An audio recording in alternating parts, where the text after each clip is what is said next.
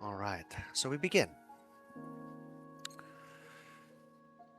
Now is a moment to take for ourselves a space between missions to breathe. We join our resistance adventurers not as adventurers, but as people. People just existing, living their lives. Resistance adventuring is much like soldiering 90% mundane activity, travel, logistics, day to day, and then 10% life or death. It is the curse of our medium, of course, that our spotlight focuses on that 10%, the time that we spend fighting for our lives with the whole world at stake. But occasionally, we want to step back to process these moments and see what it is that makes us people in the 90%. Let's join some of our resistance adventurers now in their everyday.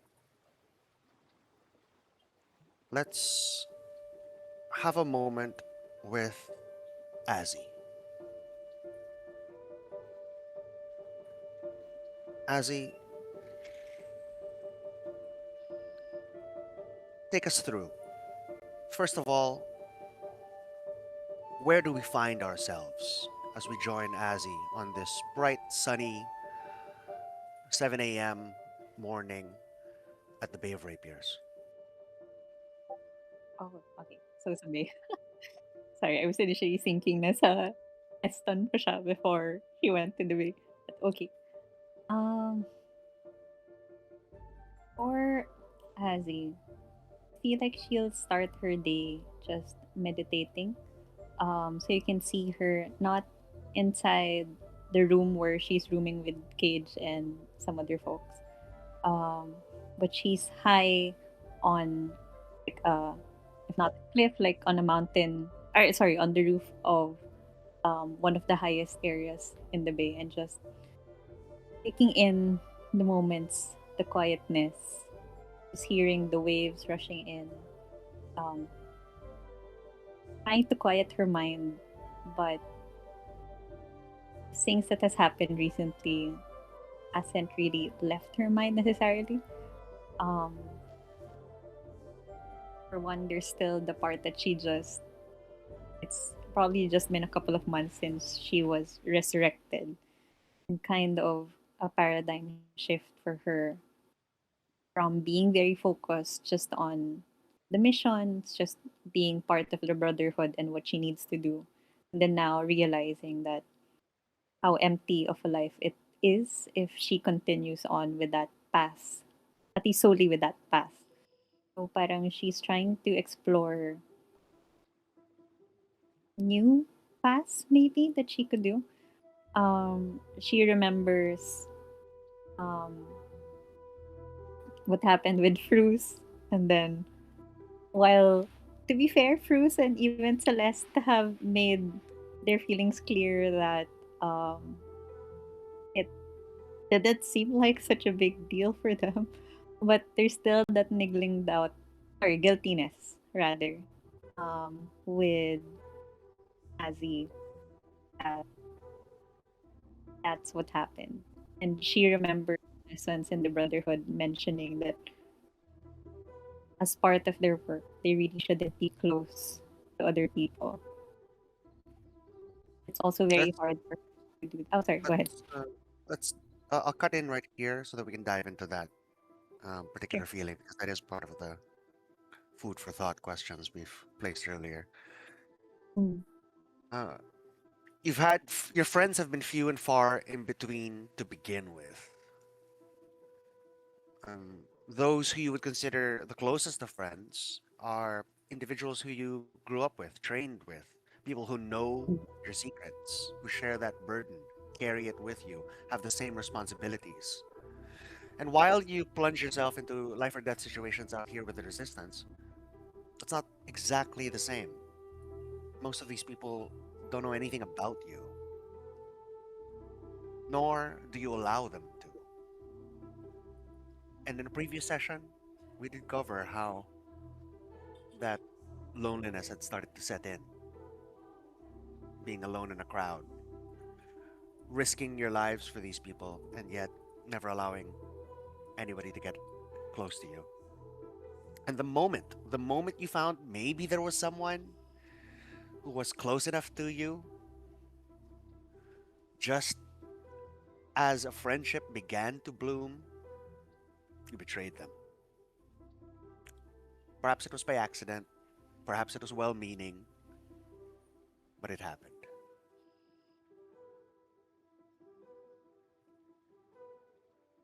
And that single act began the rumblings of war.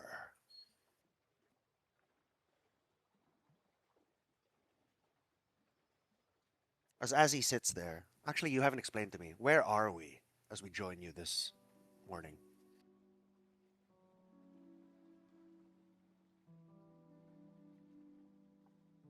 I imagine it's like she's in the rooftop of one of sorry, let's because it is the Bay of Rapiers, let's make it she's on one of the crow's nest of one of the ships there. She just wants to be high enough to not be distracted by the bustling of people down below, even if it's 7 a.m. But she also just wants to feel that sense of peace, being in the ocean necessary just because she's mostly lived her life in a landlocked area, so just having that serene moment of like being in the crow's nest and not being with anyone else and trying to meditate supposedly, but these thoughts just keep on getting back to her because it's not something has really processed. Yes, he's always. Rooftops, rooftops and crow's nests, vantage points, whether it be from the towers of Eston to the crow's nests of the Bay of Rapiers, from the rooftops of Cliff Keep, ever above it all, ever observant, ever alone. You watch as the world passes you by, as you protect it, as is your duty, but your thoughts wander to your previous episode with in an attempt for friendship. A seagull alights on the rim of the crow's nest, observing you for a moment,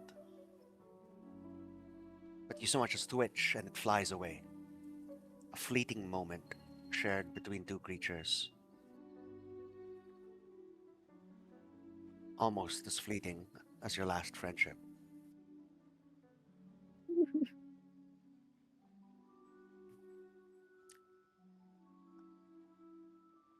How is Azzy feeling about that? I think let's as this thought rumbles by, what are the emotions coming up with Azzy? How is she feeling about this situation or opportunity with Fruce?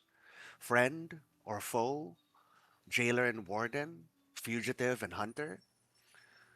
What is this relationship that you've formed with Fruce? And has it already ended before it began?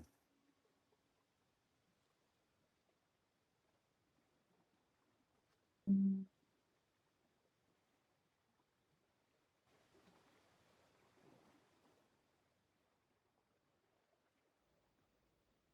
I think with everyone that she's adventured with so far, it feels like Bruce was the only one that, um, even if their situations or their backgrounds weren't exactly the same, Bruce was similar. It's probably the most similar to a certain extent that she was also like a soldier working Canis, someone from the Canis Kingdom.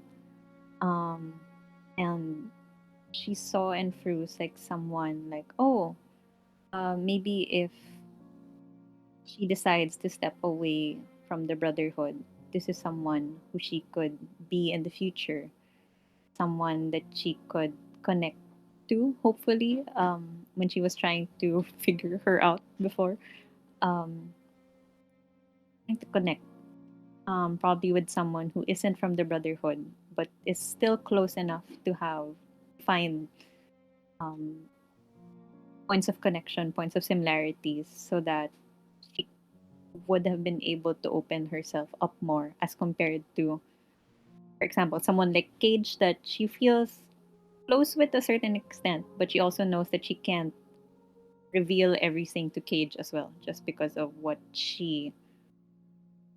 because of her job or because of what she's protecting. So, with the betrayal, which I don't think she ever expected it was gonna be like that when she was first approaching Bruce. Um,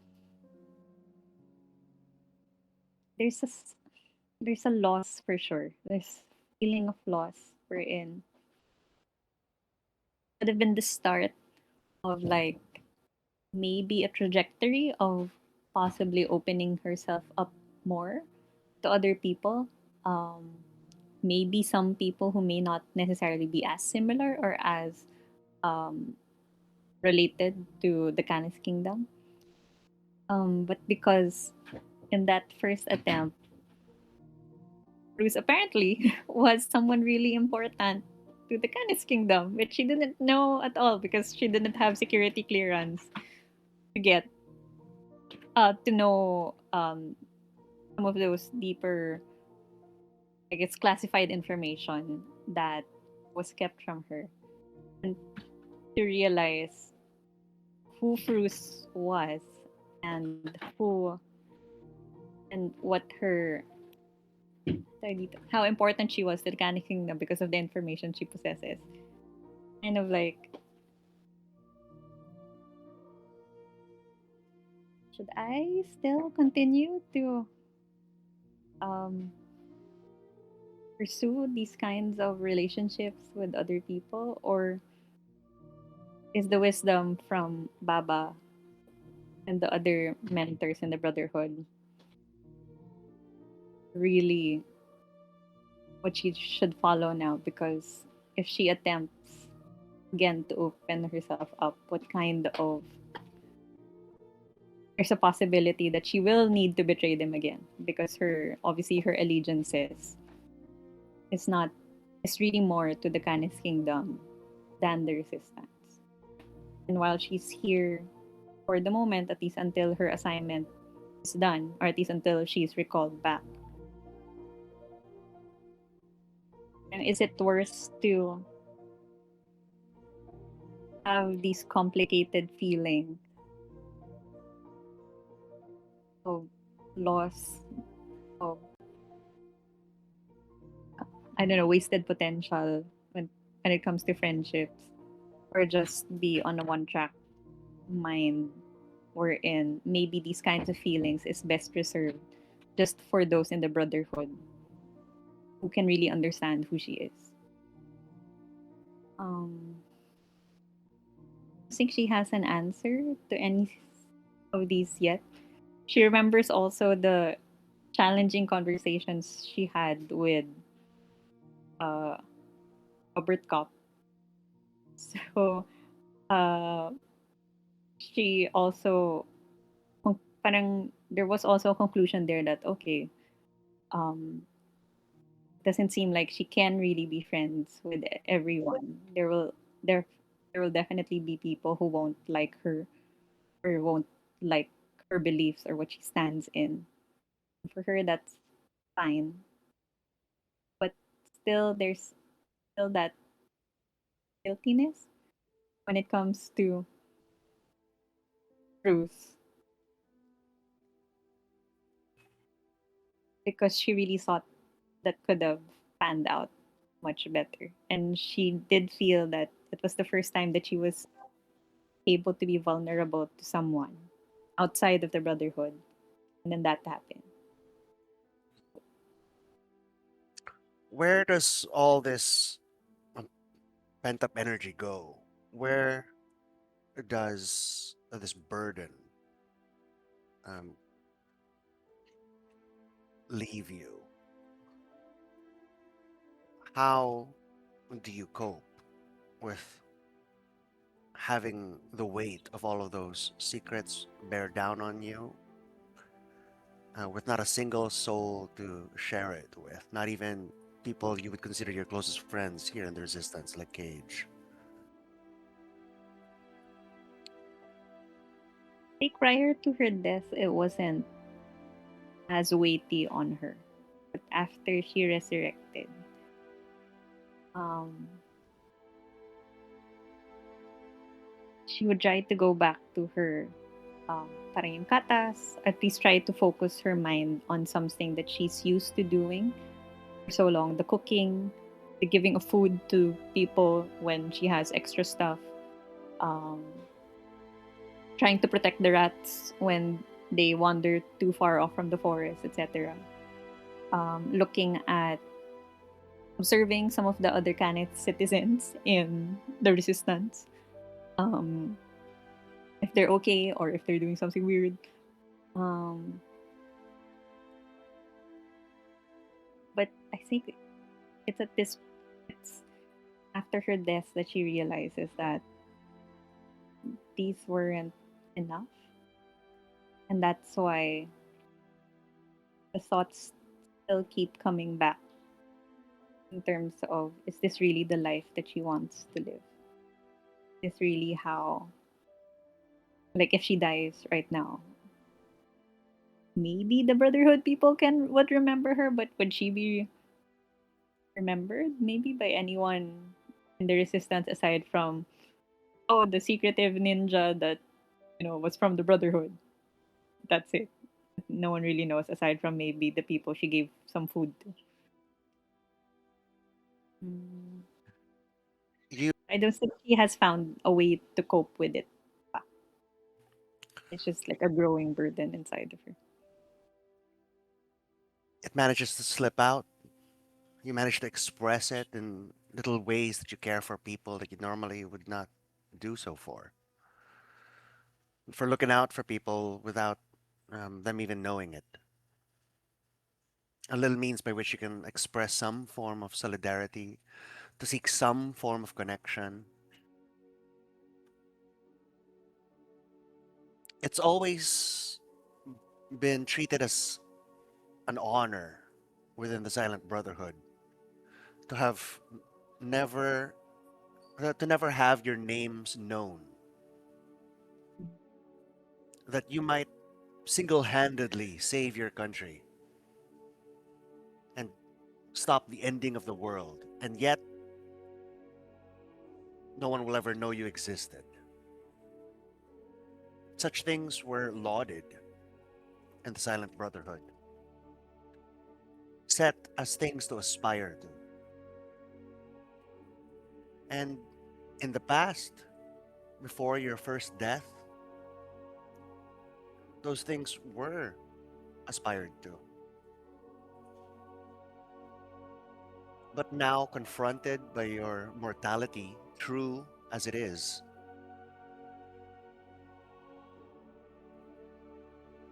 it is far too frightening an idea to be so easily forgotten.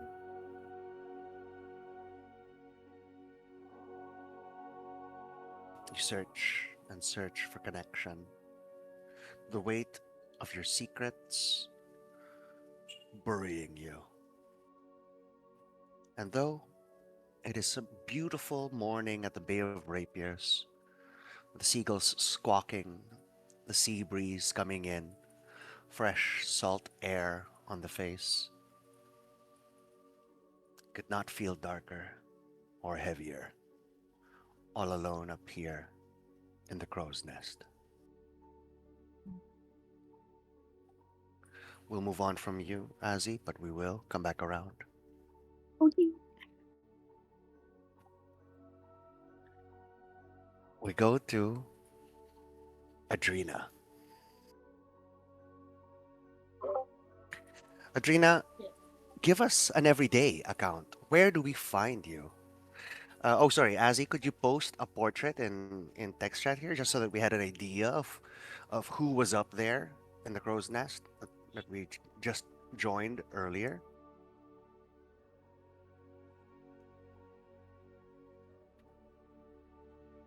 Okay, give me a moment. Just Just need to wipe tears. in fairness, hindi pa. Yeah. Oh, it did. I heard it. But wavering was true. But hindi. Wait lang. The okay, not the maangas photo, but the relaxed casual photo.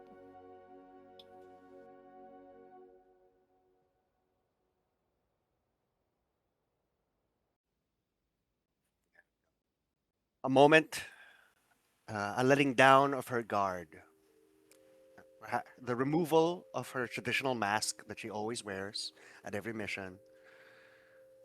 Its removal symbolic of a guard fallen away.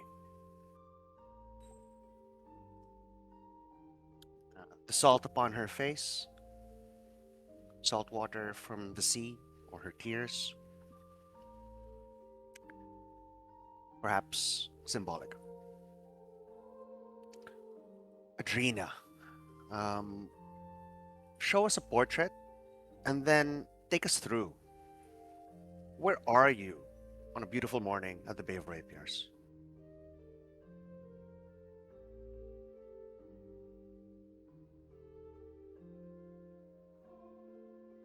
Okay, I've sent a different portrait this time around. So this is Adrena now. You've known her through many battles. You know her as a, a heavily scarred elf who's uh, who wears her scars proudly at this point. But now you find her a changed woman. Um, a woman who Adrena believes is what her father Haldron would have expected her to be many years down the line. So she hides her scars, the scar upon her face. She um, chooses to hide. The only telltale sign that is left behind from her time adventuring would be the glowing blue eye, which is easily passed off as something, as perhaps a side effect of a spell that might have gone a bit awry. So I think a day for Adrena in the Bay of Rapiers would start with her um writing letters to both her fathers, uh one to Haldron in Cragmeet, and another to Strages, wherever he may be. Maybe on in the abyss, if she could find a way to send the letter there, or maybe a coded letter to somewhere deep in the empire. Um, so the letters would perhaps contain updates, her regaling her fathers of what life has been in the Bay of Rapiers, though she might tone it down a little for Haldron, uh, since she doesn't want to worry him as much. So after perhaps writing a letter, she would go around, see her friends.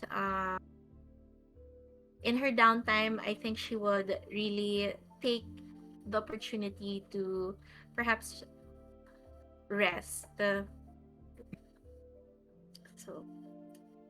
I think that's a big Where in picture. the Where Yes, do we yes. join you? Where specifically? What Um, our surroundings I look like right suppose now? we start her day in her own chambers. Right, you find her writing letters to her fathers. Her room would be quite spacious as someone who's been with the adventuring at the Bay of Rapiers for some time. There would be perhaps knickknacks, care packages from Cragmeat, magical devices that Haldron would have gifted to her once he'd gotten stronger enough to move around their house or their apartments in Cragmeat. Excellent.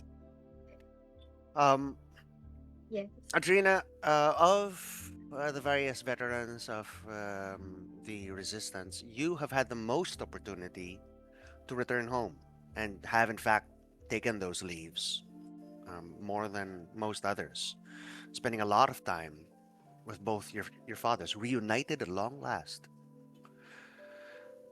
For the benefit of the party and many of those who have not joined us since Adrina's story, which took place at the very beginning almost of the West Marches. Uh, we go over it very briefly.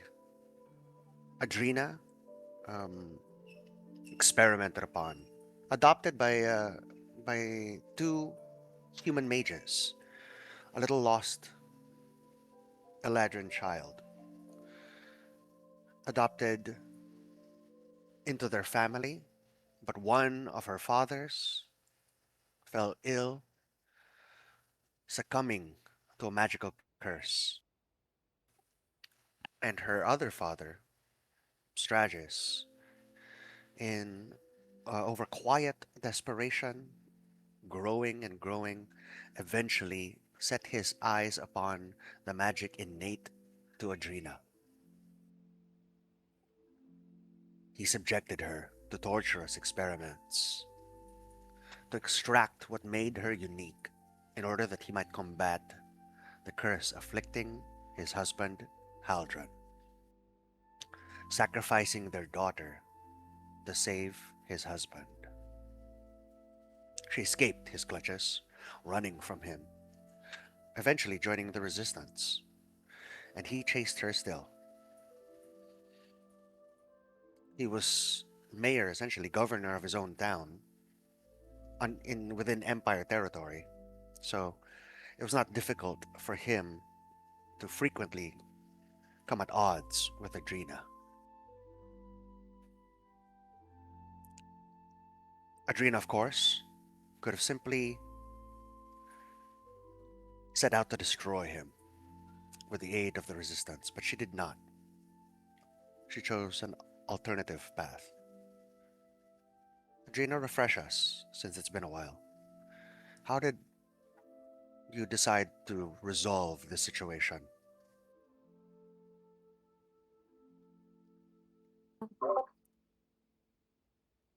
I think at this point there's um so coming from the whole period of experimentation by Strategist and Adrena um, getting a chance to escape and was eventually on the run for years before she found the resistance.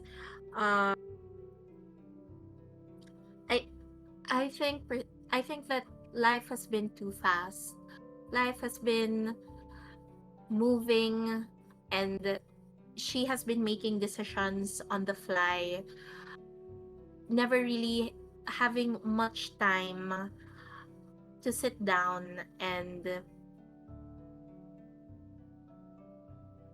think about whether or not, like, how she felt about Strategist.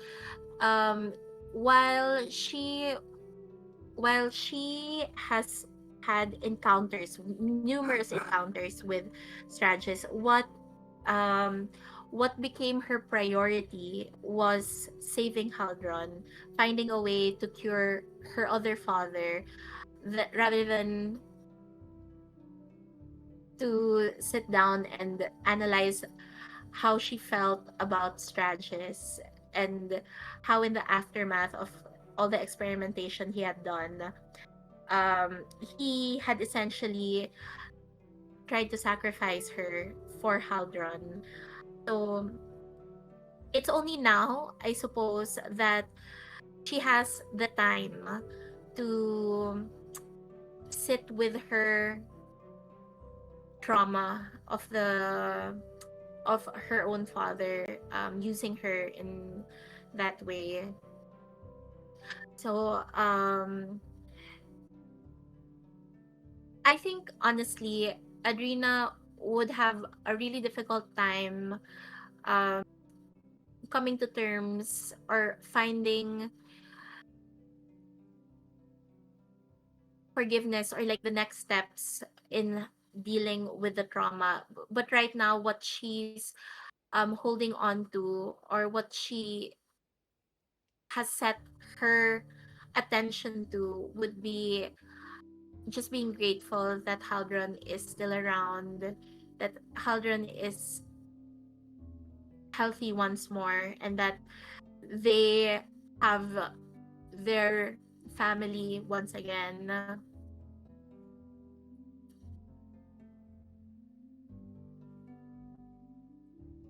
You elected to assist um, Yes, Stratus. yes. In Um, yeah, Yes, in assisting strategists, I felt like it what took precedence was finding a cure for Haldron, rather than um focusing on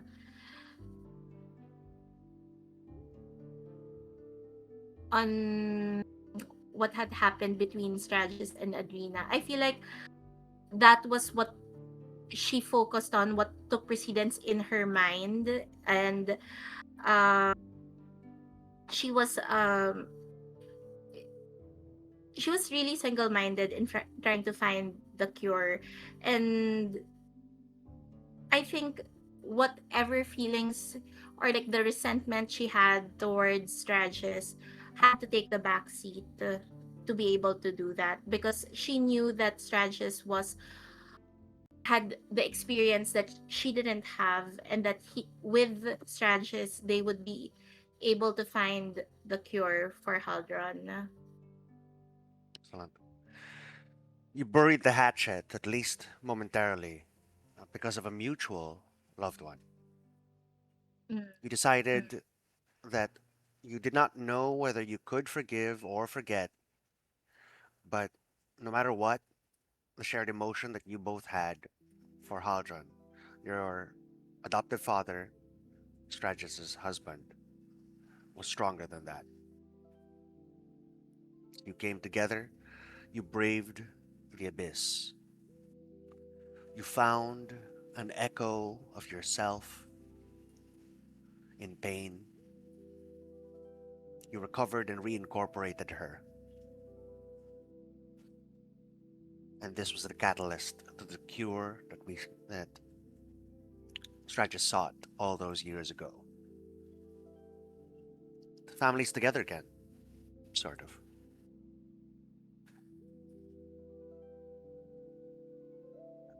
I suppose the one thing I'd like to answer before we move on is, does Haldron know what Stratus has been up to in the past 100 years?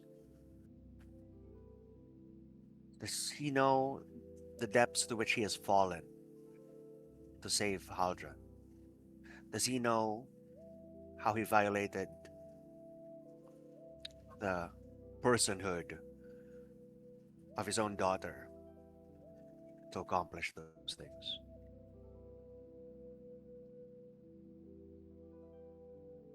No.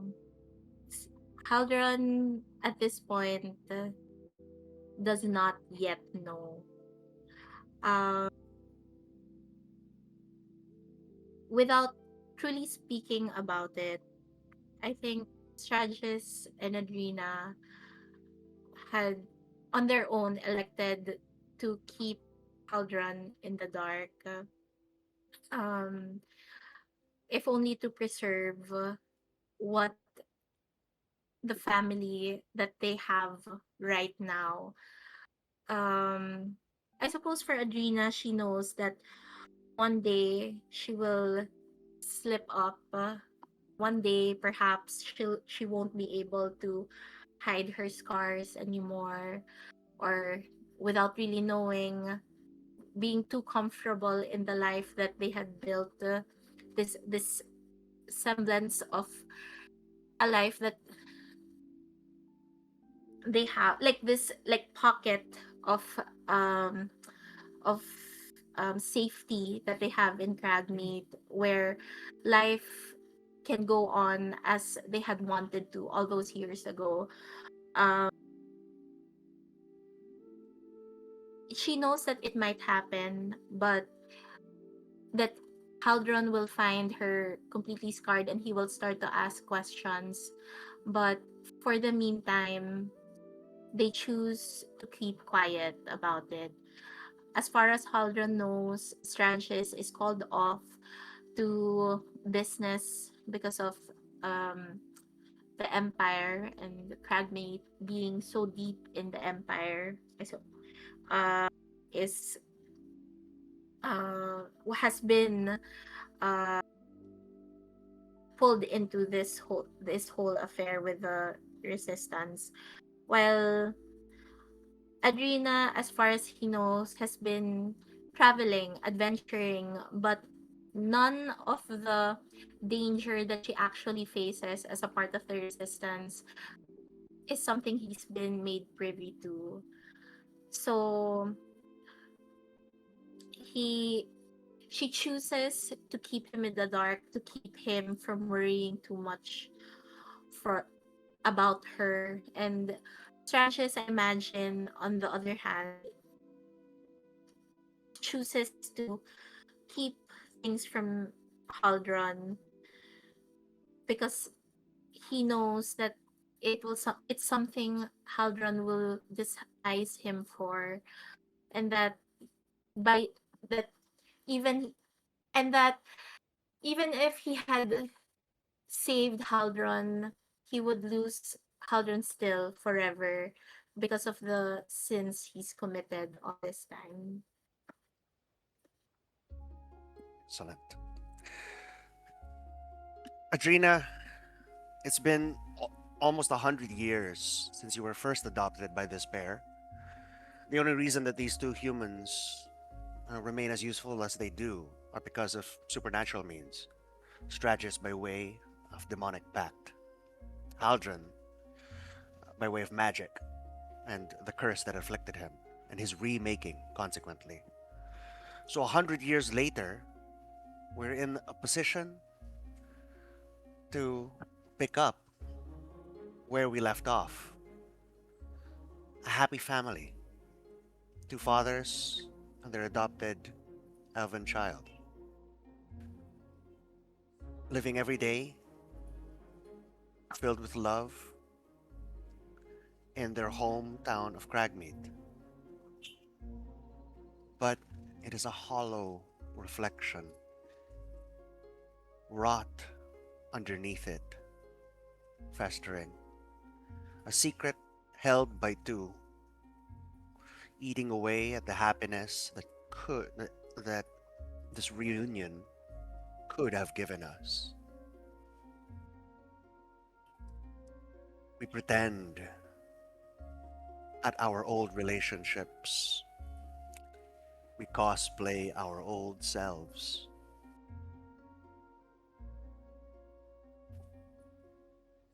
A forced laugh, a strained smile,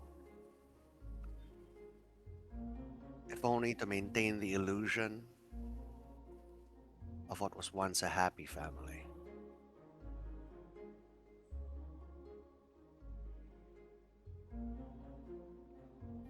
can see that Haldron shows concern. You can see that he knows that something has happened, but he doesn't want to press it. Nobody does. It becomes the family secret. Everyone knows that something's not right. Nobody wants to bring it up. They want to maintain this peace, no matter how fragile or fake it is.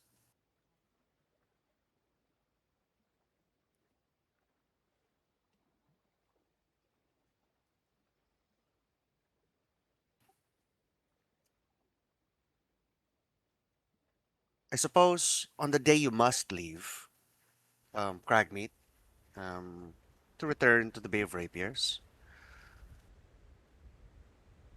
Haldron bids you goodbye. He hugs you at the door as you're about to return home. Stratus still hasn't come home. He's gone for months now. He says to you, my darling,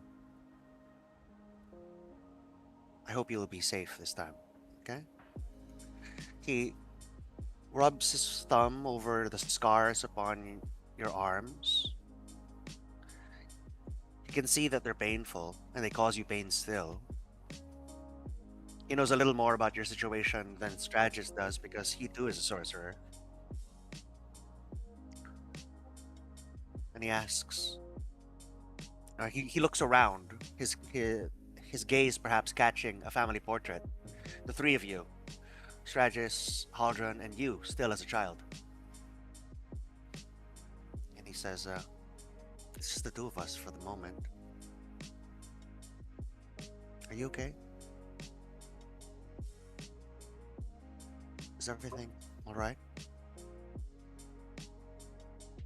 Um, she'll look up at Haldron. Um, and she'll feel like the little kid that she once was. She'll look up at him and still feel like that little girl that was lost and scared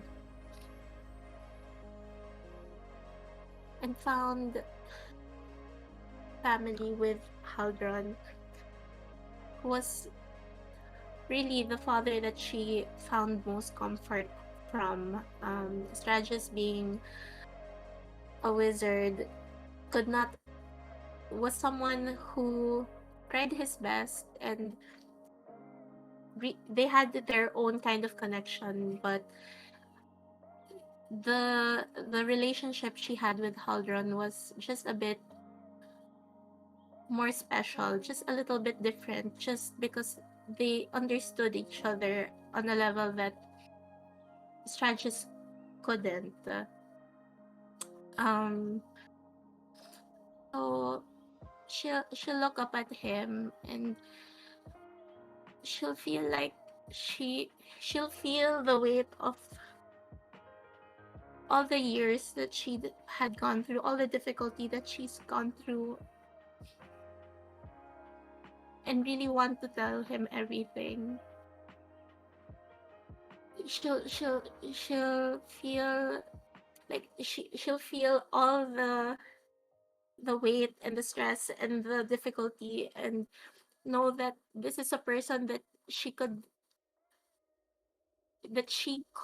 and had told everything to when she was younger. But even feeling the even feeling all that and wanting solace or comfort from Haldron, even with tears building up in her eyes, that lump of just that lump in her throat that changes her voice just a little. And Haldron, I'm sure on the other side of this, sees Adrena grown, but still the same child that she once knew, that he once knew, same, still the same face. This, she still has the same face, like that almost crying face that she used to have when she was young. And while all of this is going on internally, she'll look up at him and say, "Yeah, yeah, I'm okay. I promise to keep safe. I love you, okay?" And she'll go in for a hug, knowing that just for now, that hug is all the comfort that she'll get because of the path or the decision she's made to keep the peace, at least for now. He wipes at your eyes and he returns your hug. And he says, "In your own time, then, my dear. I don't want you to ever forget that I'm still here and that you can tell me anything. So go do your resistance thing and come home to us. And when you're ready, we can talk about things. I didn't endure 100-year curse just to see you suffer like this. Right? In your own time." He kisses you on the forehead and on the cheek, and begins preparations for the teleportation circle that will send you to the Bay of Rapiers.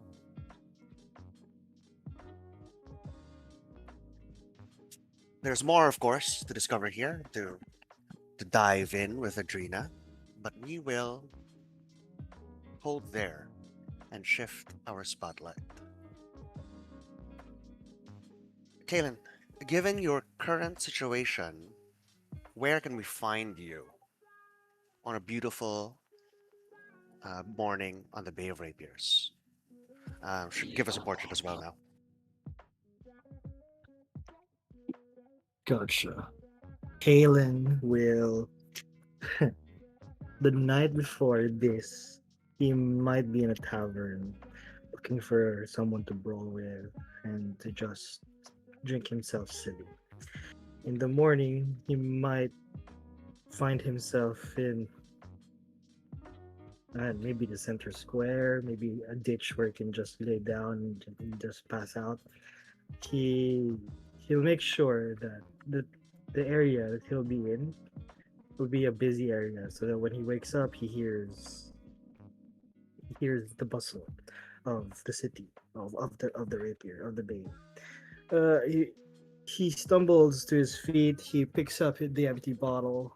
He looks at it and then just throws it off. He the first thing in his mind, he will go to Palinka's ship so that he can find like a stronger booze that he always steals from his master. And he knocks, and I think Palinka won't be if she won't be there, he'll just get like a swig. He'll take a beer, and he proceeds off to Dearden's bar as he just drinks himself. Yeah.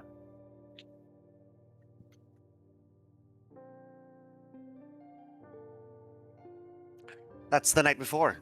You spend the night drinking. Do you drink alone?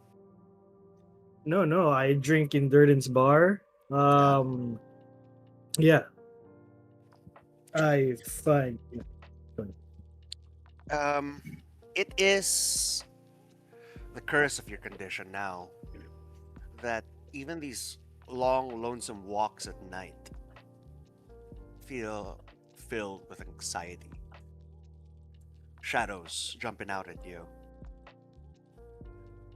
You find yourself drifting through the Bay of Rapiers proper, traveling only down well lit streets filled with people, main thoroughfares, back alleyways, abandoned areas of the port. No, no, no, no, no, no, no. Can't do that.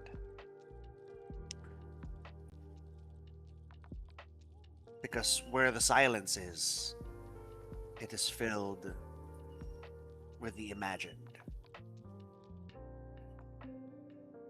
filled with your memories from Harnessy.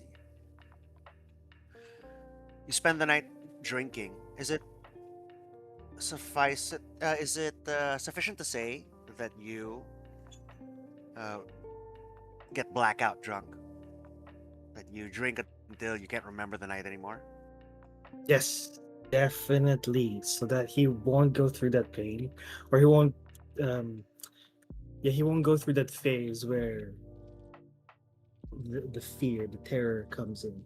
He'd rather have a hand on the wheel and to have than to have those memories just niggle at the back of his mind when when it's all just him.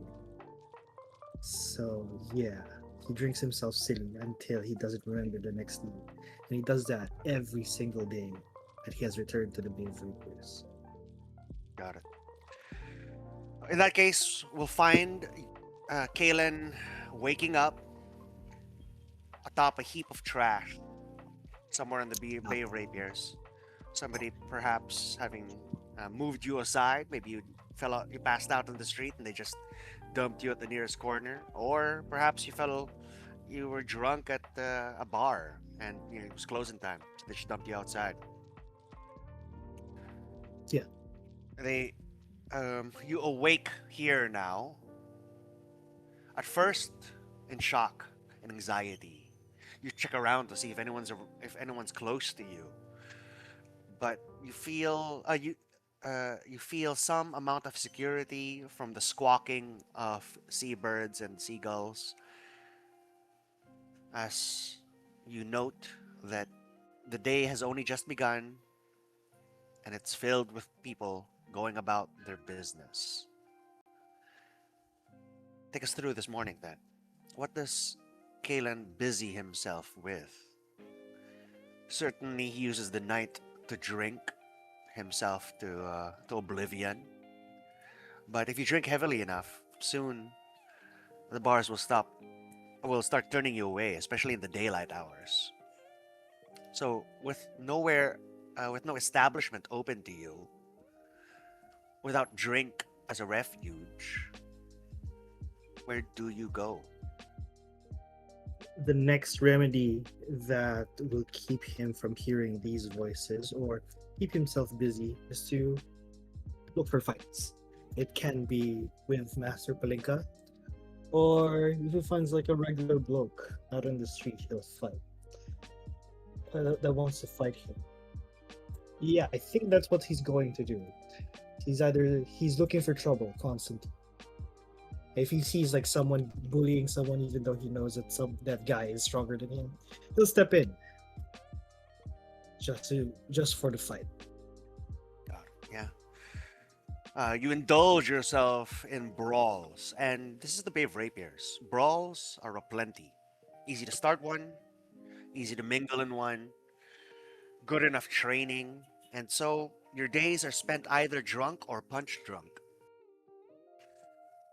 Yeah, oscillating only between those two states. Um, Palink, I'll bring you in a little earlier here because I think it's fitting. As Kalen stumbles onto Kaivak, um, Kalen has always been rough around the edges, always a drunkard, always getting in fights, but all of those qualities of his have been heightened. Like somebody turned the dial on that behavior and maxed it out. Now it's almost the only things he's capable of doing, fighting and drinking. And something's definitely wrong with your student here. Certainly, part of our training with him is to emulate the nature of being drunk to use in your fighting styles to inure yourself to pain and all of that. That's part of your fighting style. But this is far beyond that. This is well and truly vice. Um, he seems to be spiraling.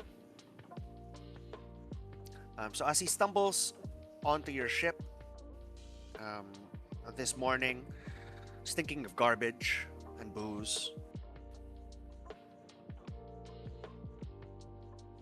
what do you say to him? Um, damn, okay, early. uh, um, when when Kalen arrives at Kaivak, um, oh, wait.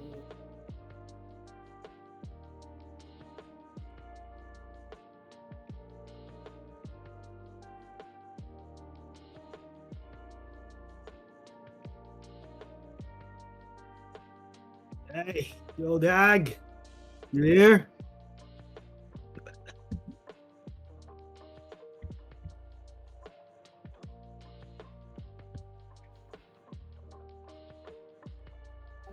Oh,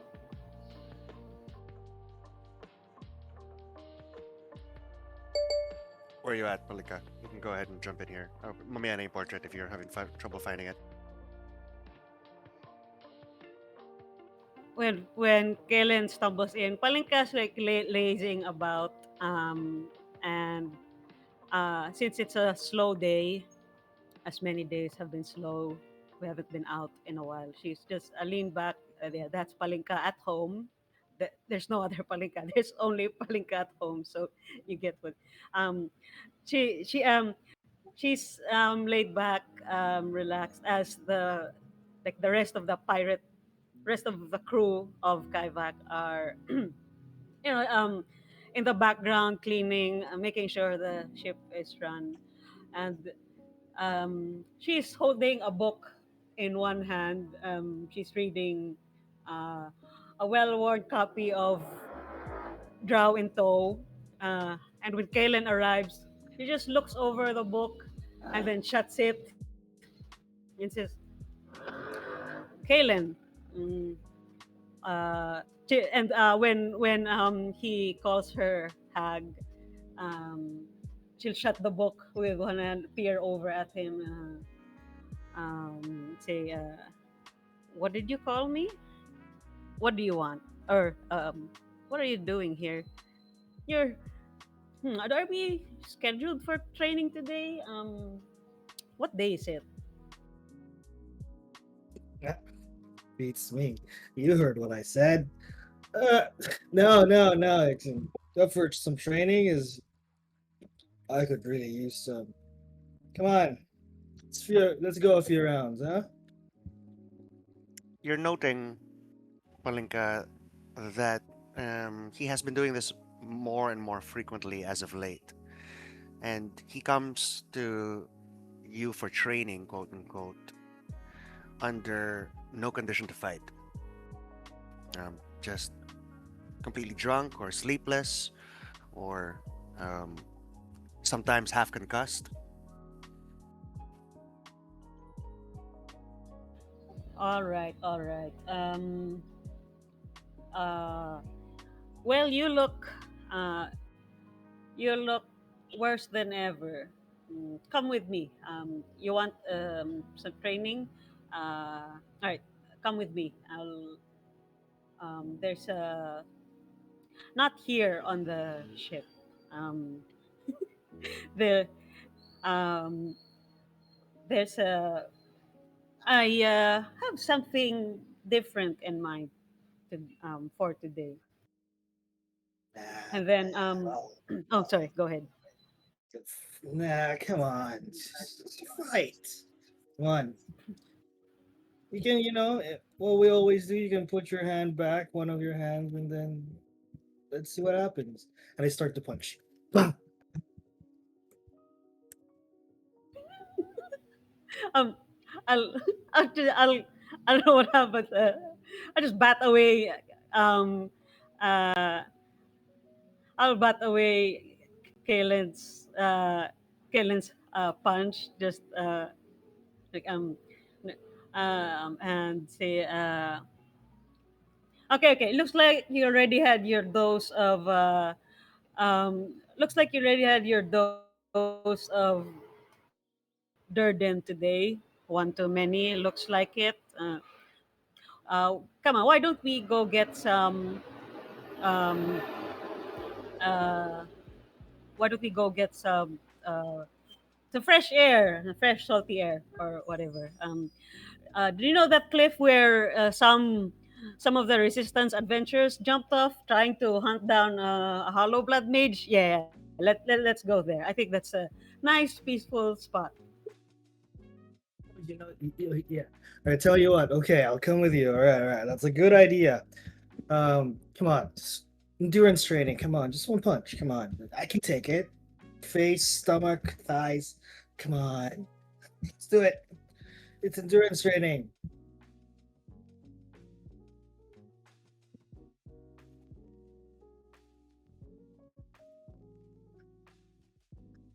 Yeah, one hit, just one hit, and then I'll come with you.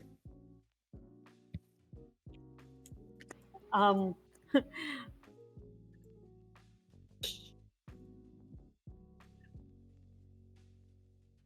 and then okay, I'll DM. I'll lead or Palika will uh, close her book, drawing toe, and tuck it on her back, like in her pants at the back, since she doesn't bring a bag. Uh, and then say, all right, brat. Let's go. And you sure you don't have anything planned today? Don't you have a mission coming up? He twitches involuntary. All right, slow down. All right, I'm drunk, yeah, but let's not talk shop, yeah. It's it's a little too early. Maybe later. You know what? Okay, fine. I don't like the hit anymore. Let's go to where you want us to go. Like, come on. Is it that way or this way? Oh, fuck it. You lead, master. Go ahead. Sorry. Go ahead, master. Yeah, and then yeah, DM. I think I kind of know. I think I have something, but maybe it could come back to me. Okay. Um, you need a little bit of time, and we shall provide it. So, um, Kalen, uh, it seems would do literally anything to avoid any form of self-reflection. For to look that deep into himself is to stare his horrors right in the face, and he does everything to drown that out, whether alcohol or violence, even to the point of attempting to antagonize his own master. If he weren't so helplessly outmatched by his master, um, it might become annoying. But Palinka, seeing that something is obviously wrong, asks Kalen to accompany her as they leave the ship to travel who knows where. We'll come back around to see where you guys have ended up. Palinka, go ahead and stew on what it is, where exactly it is you want to take him, and what exactly it is you want to teach him. While we allow for breathing room for that moment, let's come to Letty.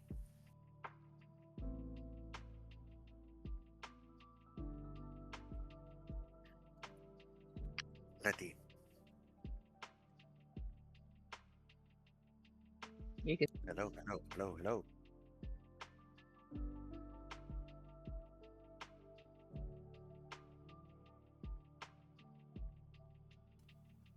Okay. Yeah, I have to on my own mic. All right. Yes.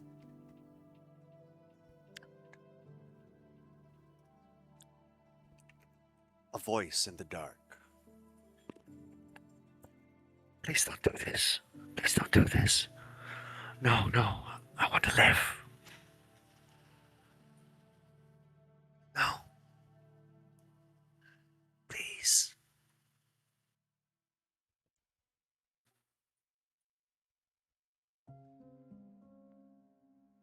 She The brush of one's fingers across the back of your eyelids, like somebody reaching out from the inside. You've never felt such sensations, alien as they might be, since the plant that was growing out of you in harnessing. But this seems different. It has voices attached. You shake awake, feeling sweat upon your brow, but you don't sweat. You reach up, you touch your brow, and it's dry. You feel cold and clammy, sensations you haven't felt before. The remnants of whispers are still ringing in your ears. You take a look around. You're still in the barracks. It's mostly half empty. Most of everyone has woken up and been on their way. A scant few are just waking up, same as you. But you feel the bed. It's slick with sweat. You do not sweat. It's cold to the touch. Your blanket is warm.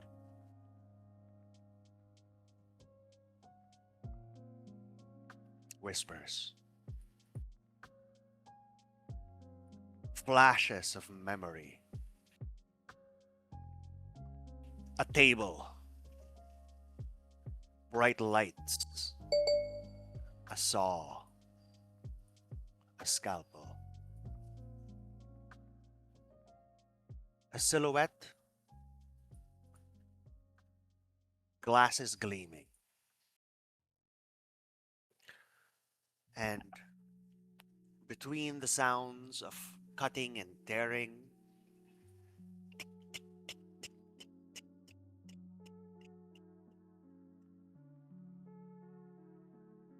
a clock.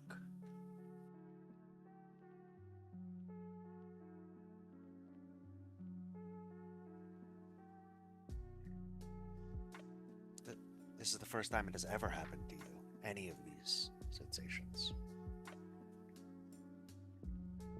What would you like to do?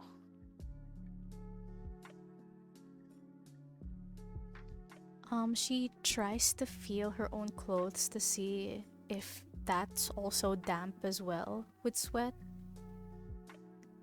It is.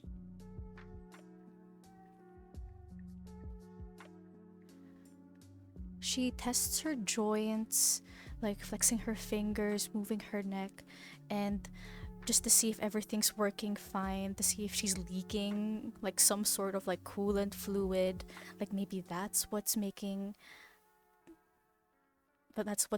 out of her right now. You Maybe she's running feel. hot as well, like Sorry. the metal is warm, maybe like things are going on overdrive inside of her and that's why it's warm, because there's no way that this should be happening.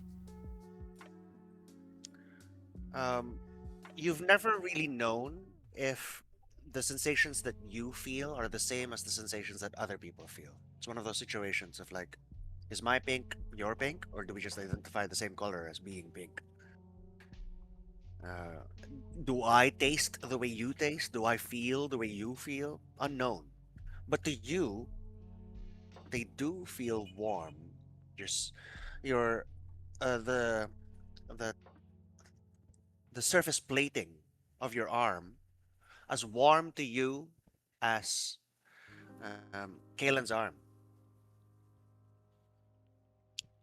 Condensation of some liquid occasionally found at some of your joints.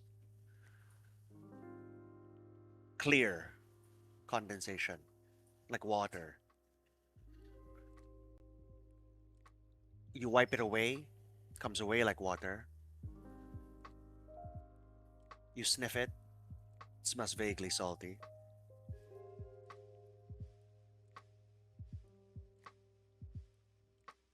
This is not coolant liquid, I think.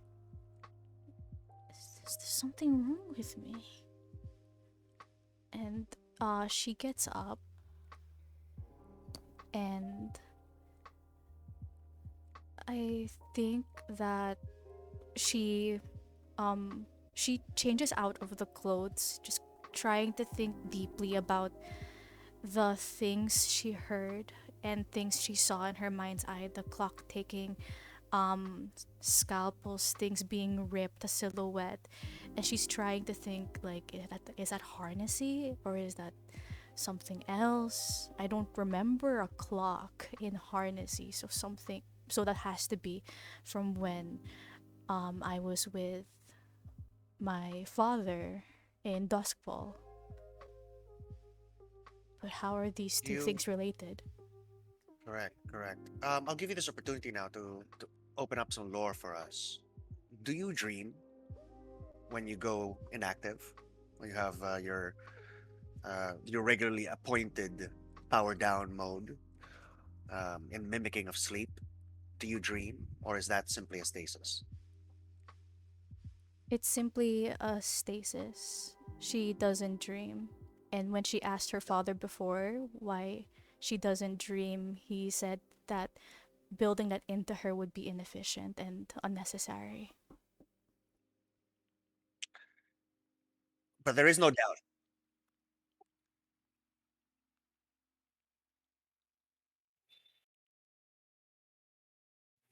Interrupted by mother. Kasi puro daddy issues kayo. Pengen naman mommy issues. Oo nga. Sino kaya may mommy issues dito? Hindi Sounds pwede like si Kayla. Edwina, wala kasing mami. Probably Kaylen. Yes. Motherless behavior to. that's that's so true. Yeah, accurate. Um, we'll. Yeah, okay. No, it's okay. It's okay. Do you need? Got it. Got it. You don't need a moment. You don't need me to move on. Nah, she From just couldn't. She didn't remember where she put her meds. Found it na. got it. Got it. Okay. In that case, when you're in your power down state, you're kind of vaguely aware of the world as it is. Kind of a sentry mode type situation where you can be kind of in a low grade perception, vaguely aware of your surroundings, but not 100% in it. But this is not one of those situations. You were definitely somewhere else. You were definitely experiencing things. Um, and it sounds somewhat reminiscent of how other people have described dreams to you. So, yet another impossibility of your experience. You cannot sweat, you don't have a temperature, you don't dream. And yet, all three you've just experienced.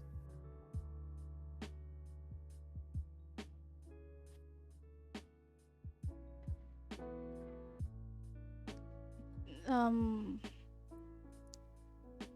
there's a there's a profession or a specialist when it comes to automatons in Warforged. She did go to Puck before. I think she would want to go there, or someone who could like try and explain things to her as soon as possible, because right now she's at a loss. It's not how she was supposed to be, and she's afraid that if she changes too much, that when her father returns, he is going to see fault in that. So first thing you do is basically a checkup. You run to the tinker shop, hoping that somebody will have a look at you and tell you what's wrong. Yeah. Okay, excellent. We don't have Puck here to join us, and he's something like 16 or something. But fortunately, we do have a couple of members of the Tinker Shop. Celeste here, perhaps most knowledgeable about your situation, though not local Canite herself. You bust into the Tinker Shop, um, and there we find two Galliamorns and a Celeste. Um, You walk up to the counter and almost in a panic. Um, what do you say? Hello. Um, m- are you knowledgeable when it comes to Warforged, automatons, and the like? Hi, welcome to the Thinker Shop. Yes. My name's Celeste. What's your name? I've never seen you before. Oh, Letty, please. Hi, Let. I don't. I haven't checked up any. I've never made an automaton, but I've seen some before. Willing to look if you're willing to uh subject yourself to it. Gilliman's also pretty good at like looking at stuff. All right. Gallimore looks. Yeah, Gallimore looks over and says, "Oh, well, I can't speak to the construction of you, but if there's any magic involved, I can have a look." Well, I'm not quite sure if there's magic involved. Never really quite uh, found out how I was constructed. But uh, it well, I guess a general question: do automatons perhaps sweat?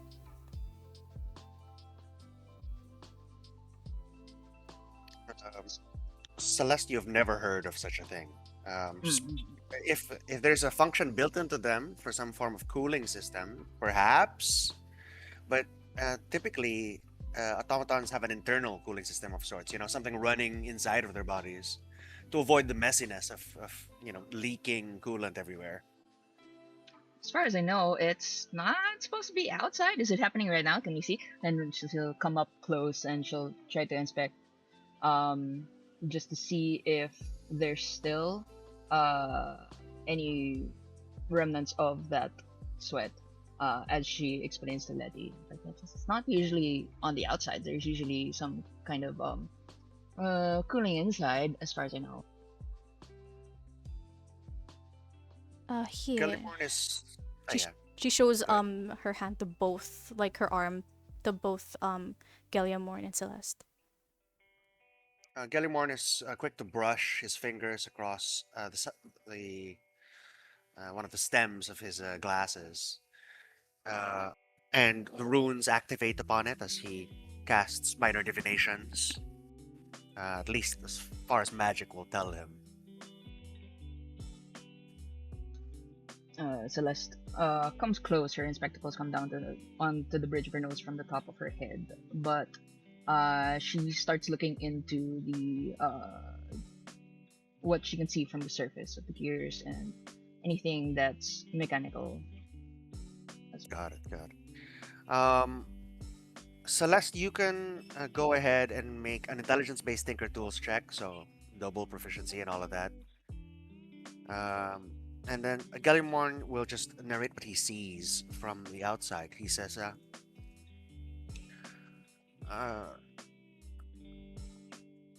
I do not know if you've been a subject of any form of magical experimentation, but there's this liquid coming off of you. It does hint quite strongly of necromancy. Mm, uh, I beg your pardon. Necromancy, the resurrection of the dead. Sometimes, in its full form, clerics can use such schools of magic to bring somebody back from the dead. In its partial form, necromancers use it to raise dead as servants and such. It can also be used to kill somebody, as it messes with life. Mostly, any life manipulating school of magic will be necromancy. Celeste, you've had an opportunity to study a couple of Warforged now, and you even went to Eston, where the source of many of the Warforged. Uh, Letty is unlike any Warforged you have ever seen. Mm. She does not have the key feature of most, if not all, Warforged. A true wood core, a living core of wood. Essentially, part of themselves, which is living, which allows potions to interact with them, cure spells to interact with them. Um, Such things are what allow those types of magics to work on Warforged, even though they're not, even though they're constructs. It's because part of them is actually alive in that wooden core. Do I know what's if there's something else there? It's just missing. Usually, the wooden cores run through through them like a nervous system, or at least at their skeletal joints, at the core of their limbs. But for Letty, you're probably going to have to open up a few plates to see, Okie dokie. Sorry. or fashion some form of inspection device that can slip in between the plates. Alright. Celeste, as she looks around, you see with her spectacles down on her face, pulls out a kind of strange, really strange looking device. Maybe sort of like a screwdriver, but none you've ever seen before.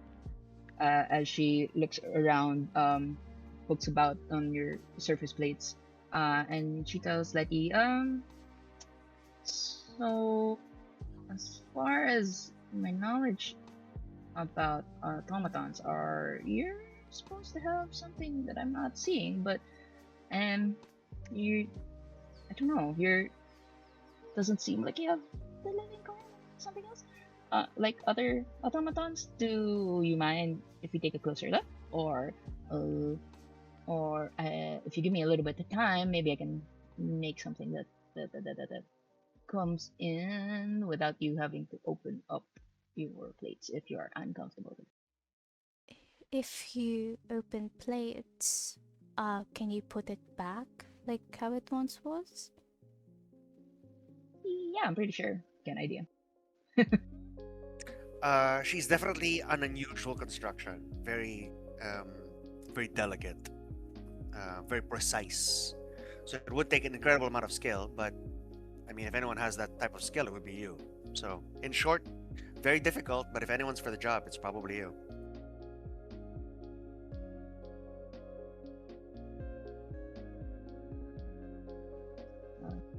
Yeah, we can definitely give it a go. Gilliman can assist, and we'll do our best to put you back exactly the way you were. Would it be fine if it was just you, Miss Celeste? I am a lady.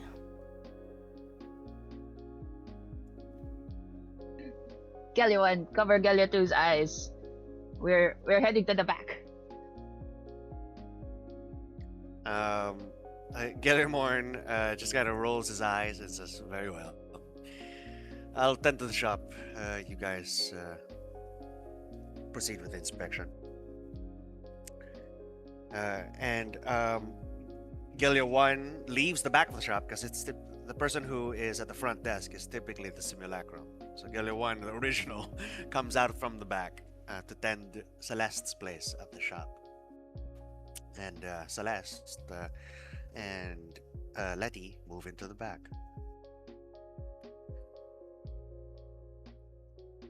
Alright. You begin, Celeste, by removing only the plates that you can, that you can easily access to, and only as far as you require to see deeper in. Could you make me a Tinker Tools check with all your proficiencies and such? And beforehand, just to, since I'm being super careful because this is somebody's body, Celeste sort of cast enhance ability on herself.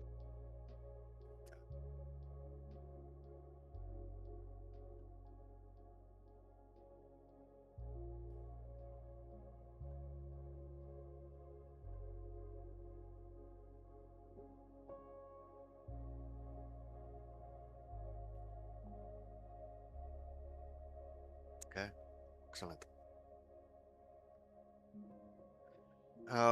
You um take her breastplate off as delicate as you can, and it is many sectioned actually.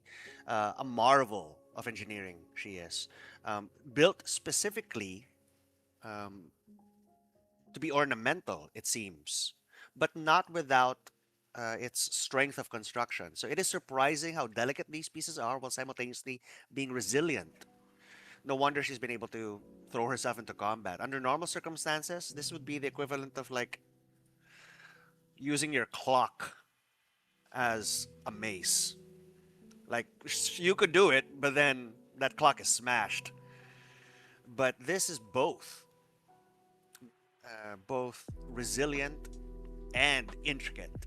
And she has far too many small working parts. It is a little frightening to remove anything because you would essentially have to tag everything as to like this part goes here, this part goes there. So many little screws and gears, and when you pull her apart, there's a lot more mechanics going on than magic actually. Whirring of little clock gears, interlaced and interlocked, moving different parts of her. Um, the whole system seems to breathe with the larger cogs moving periodically and the smaller ones constantly ticking away. Wow, this You is some delicate work. Who did you say made you? Oh, my father did. And you see that her face alights with this very innocent joy as she begins to just gush about him. And she says, he said he Come, made tell me me, tell very me. loving. She Oh, makes. oh, sorry. It's fine. It's fine. Just like Celeste is just like, come, tell me, as she Oh, letting you talk. well, he made me with a lot of love. That's what he said. Also, he's the smartest man I know. He braided my hair just so, and I haven't changed it ever since. Did you know he's a clockmaker, but he's just so intelligent, so talented and skilled that he also made me. And it's a marvel. I tried to tell him, but well, in all honesty, I don't have quite the wherewithal and also well, intellectual capacity just yet to understand how exactly I'm made. But probably you would have more of an inkling if you talk to him once he comes back. Maybe you can talk to him. Clockmaker, you said. That makes a lot of sense with your insights are built. Is he part of the resistance? Well, I'm not quite sure. He's not. You said he was coming back. Yes, he was here very briefly. So I'm not quite sure if he is part of the resistance. What's his name? Oh, his name is Mahendra Sharma. Oh, I can show him a picture. I can show a picture of him if you want. I drew it myself. Lots of trials and errors, but I think I got it. Sure. Let me see. DM would Celeste have ever heard of this person? You're not a local. Unfortunately, you did not grow up in Eston, and on top of that, she's from Duskfall, which you have personally not been to yet. So probably not. Probably not. Here. You marveling at all of this. She's talking, and it is not unusual, I suppose, with parts of herself set aside on the table and her laying on her back, and all of the gears ticking and whirring away. There's some damage. You can see that she's been roughed up, and there is some grime that has entered the system. Some plates have been bent out of shape. Not too difficult for you to correct if it's just this minor, essentially buffing out a dent or like pressing it back into place. And that's not too hard, but a couple of things of note. The first of which, there appears to be um, some form of plant life growing, specifically inside of the chest cavity. It's currently like wedged in there, entangled into some of the mechanics, threatening to pull the rest of it out with it if you try and pull at it carelessly. It doesn't seem to be part of the system. That's the first. Okay.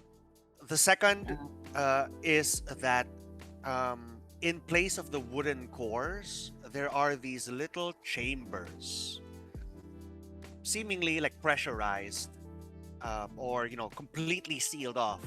Like perhaps they're toxic or they're containing something, or you suspect that it maybe is it an energy source of some sort. You're not entirely sure, but it's certainly constructed to be fueling the whole system. Now, under normal circumstances, clockwork is fueled by spring power, right? You wind up a clock, and then a spring slowly uncoils over time, powering the system, and then you turn it back again. But Letty's never had to do any of that. Um, so you suspect that whatever is powering the system comes from here, these little chambers.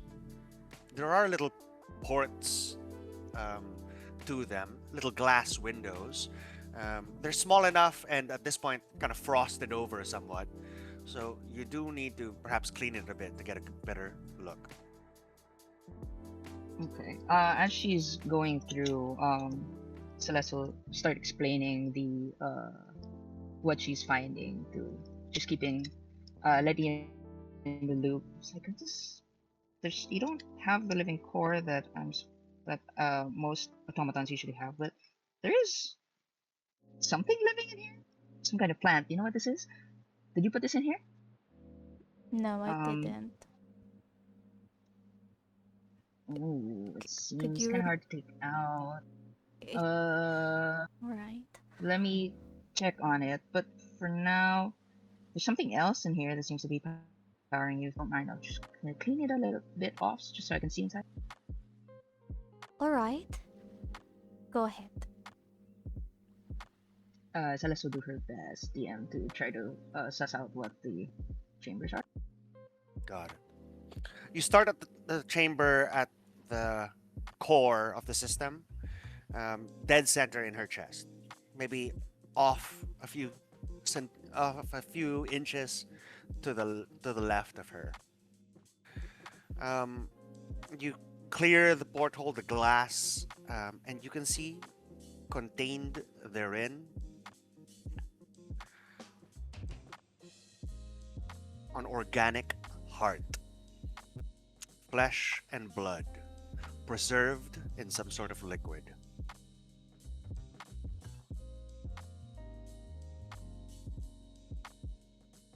Oh, huh. Well, that explains the lack of a wooden core. What does? Right here where I would expect the living core, you seem to have a Yes. humanoid heart. It does look preserved, and it does seem to be the center of the what's powering you. Uh. Uh. Celeste will create an image with just to kind of show her like basically what it looks like.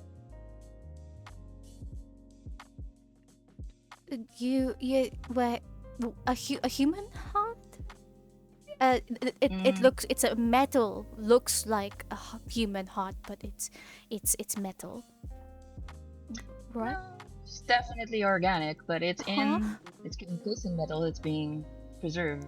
It looks like maybe if this is like an organic thing, Croker might be of aid later on.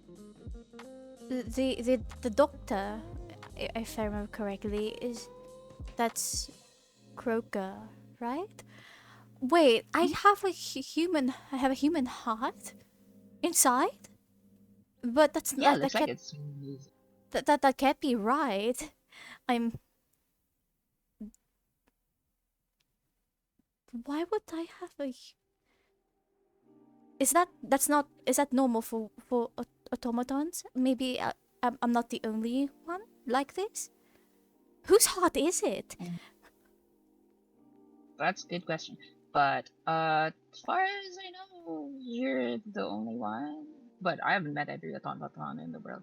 Um, uh, is there any like outward indications, DM, that this was like implanted or something? Or I wouldn't.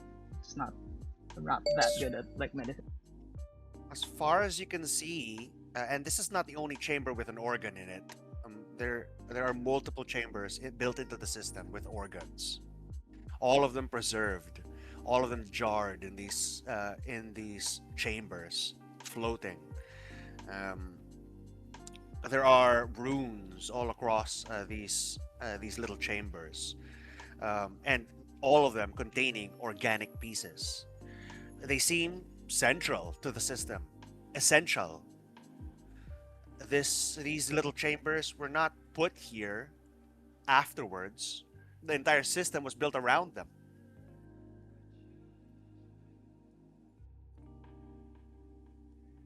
Oh, okay.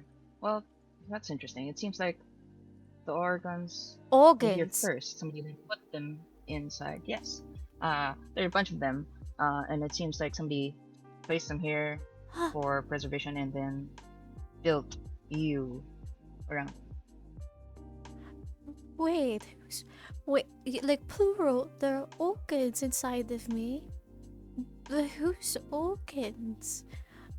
We is it? Does it look like the plants put them in there, or is it?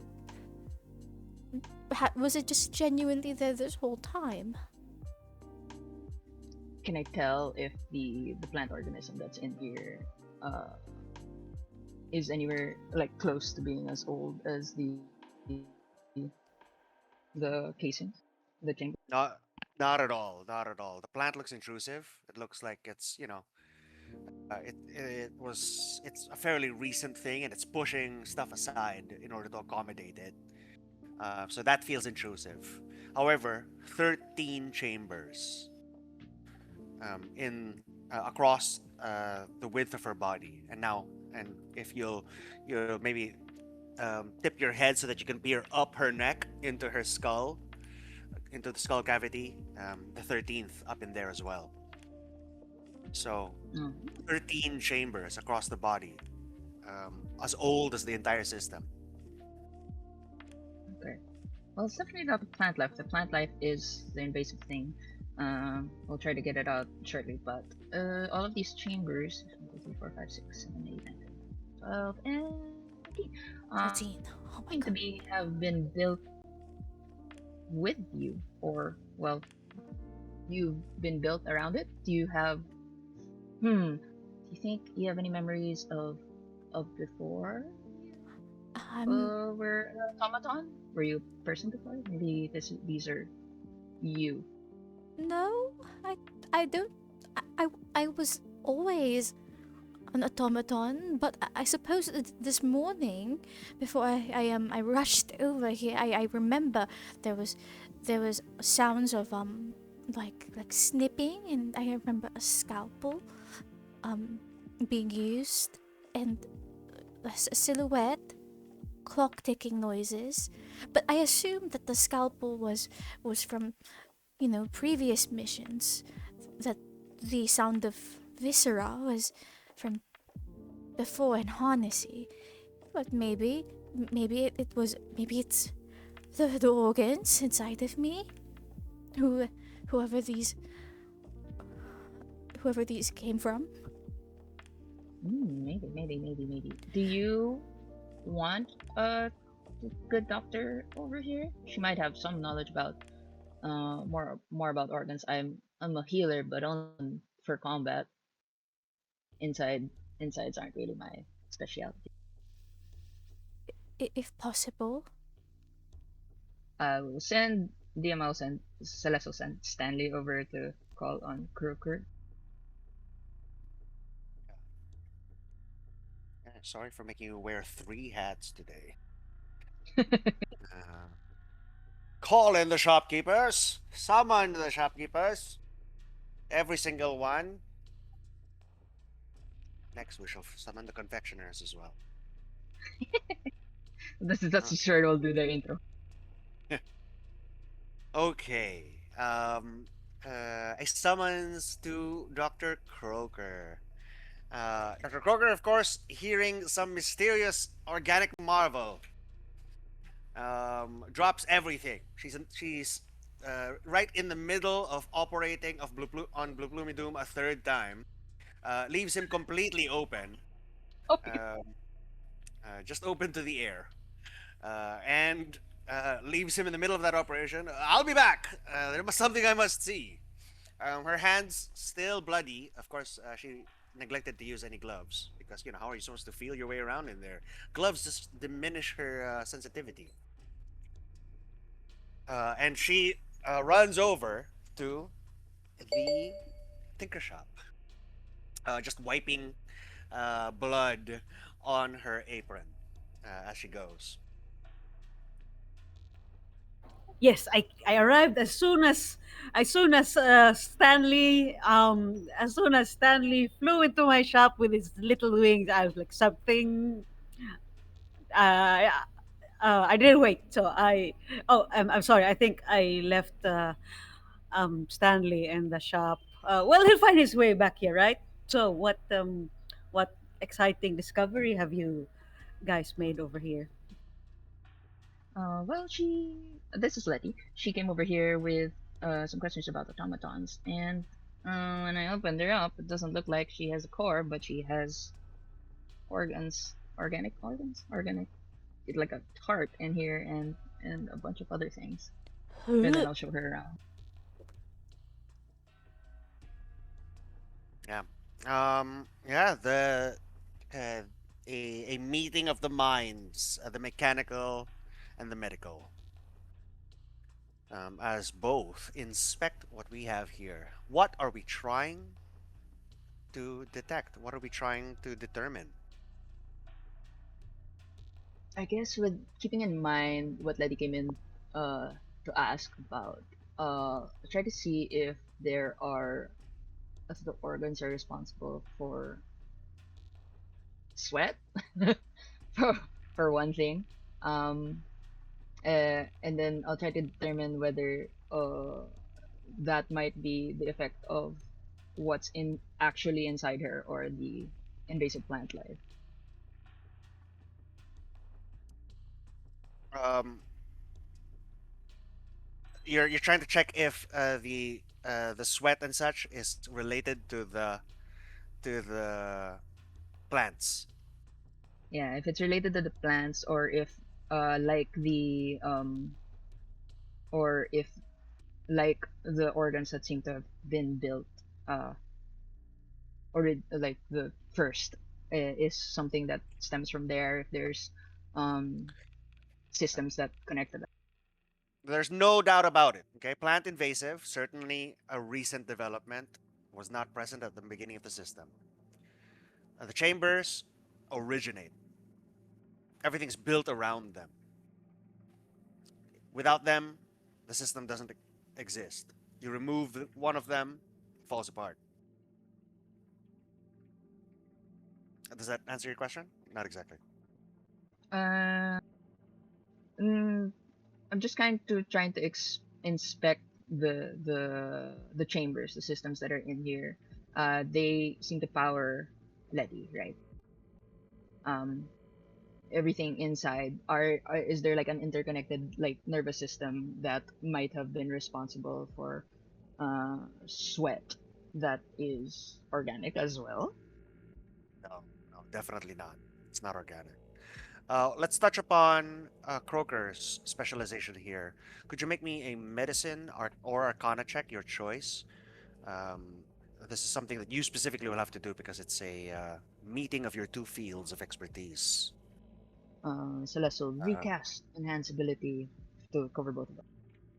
got it.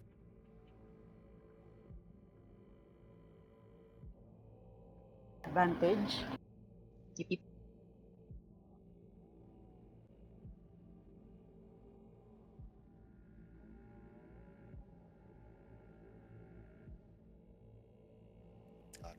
Okay. Um, inspecting all of these parts here, there is no doubt about it. Guillermo's initial findings are true. Um, the magic animating Letty is rooted in necromancy. The ability to manipulate life. And such things require necromantic foci. You cannot use necromancy to manipulate an inanimate object. And so, how can a machine be powered through necromancy if not through organic focus? You inspect each piece, chosen perhaps for their size, a specific measurement, a specific calculation. But nobody has uniform organs. There's no such thing. No. Each organ had to be specifically found, discovered, inserted here. They had to fit the size of the frame. So they had to be specifically chosen to do so.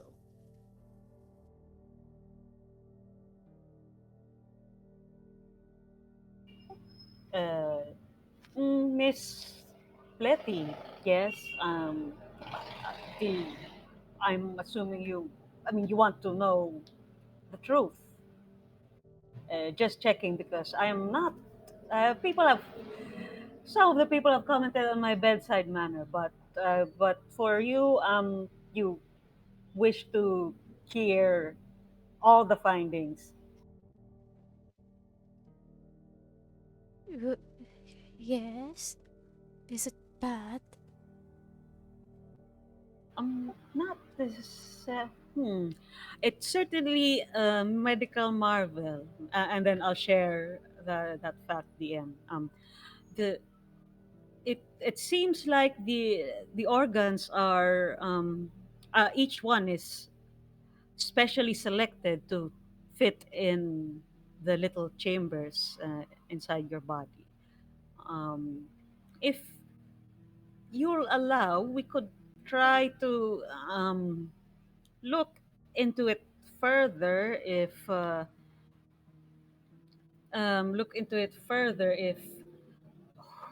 like where they might have come from or from uh, who they belong to. Meta DM, is that possible? I'm not sure if uh, there's fantasy like DNA testing or something like that. I'm not. I don't know.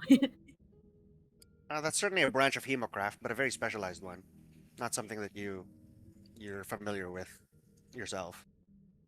But I guess what I can tell, what Croker can try to check is, so they are the organs. I guess what do you call it? What do you call it? The aging of the organs. So I mean, a 50-year-old's liver would be very different from like a 20-year-old. Or I mean, depending on like health wise, right? Sure, you're trying to determine if all of the organs, as best as you can see visually, are the same age. Okay. Is that no? I'm asking you. Yes, yes, yes. That's what that's what I'm trying to check. Sure, go ahead and make a medicine check for me.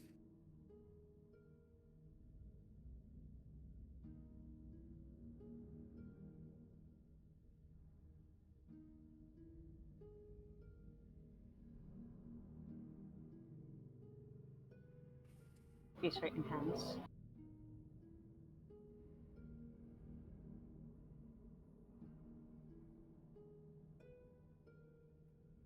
Take the 16 then. I don't know if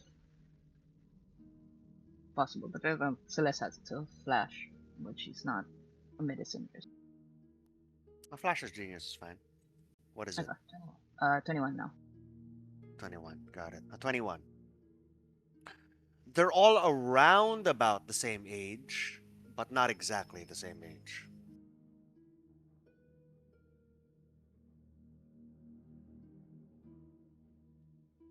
Well, Croker will say, well, they might just have come from different individuals. While I can't tell, I don't have the expertise to look closely at the microscopic level, but um, I can very much tell that they are not aged the same, so to speak. I suppose the wear and tear is a different term. Miss Letty, mentioned that, or Celeste mentioned that or I'm sorry, baka, it might be meta. I heard that you came from Duskball, yes? You might have heard many, the marvelous artifice of Duskball, though I've never seen I've never seen this setup before. Oh, well, I don't know if there are any other automatons like me. Um, so I'm, I'm not quite sure actually. You said the organs are from different people.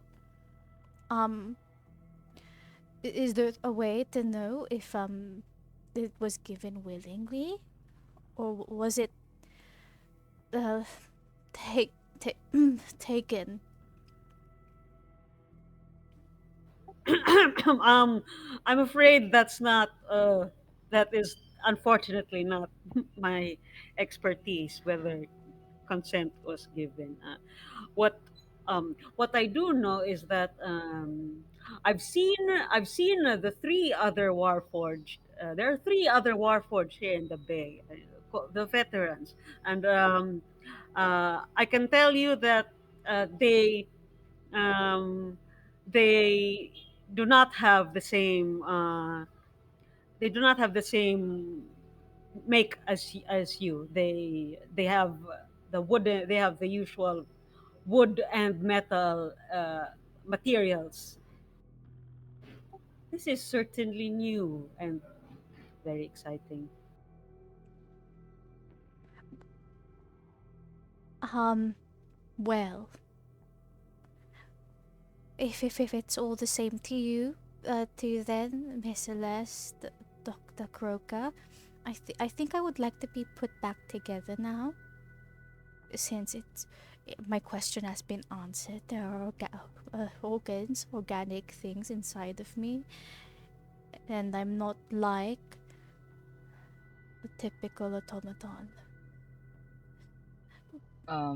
Just before that, DM, can I tell it was there sweat?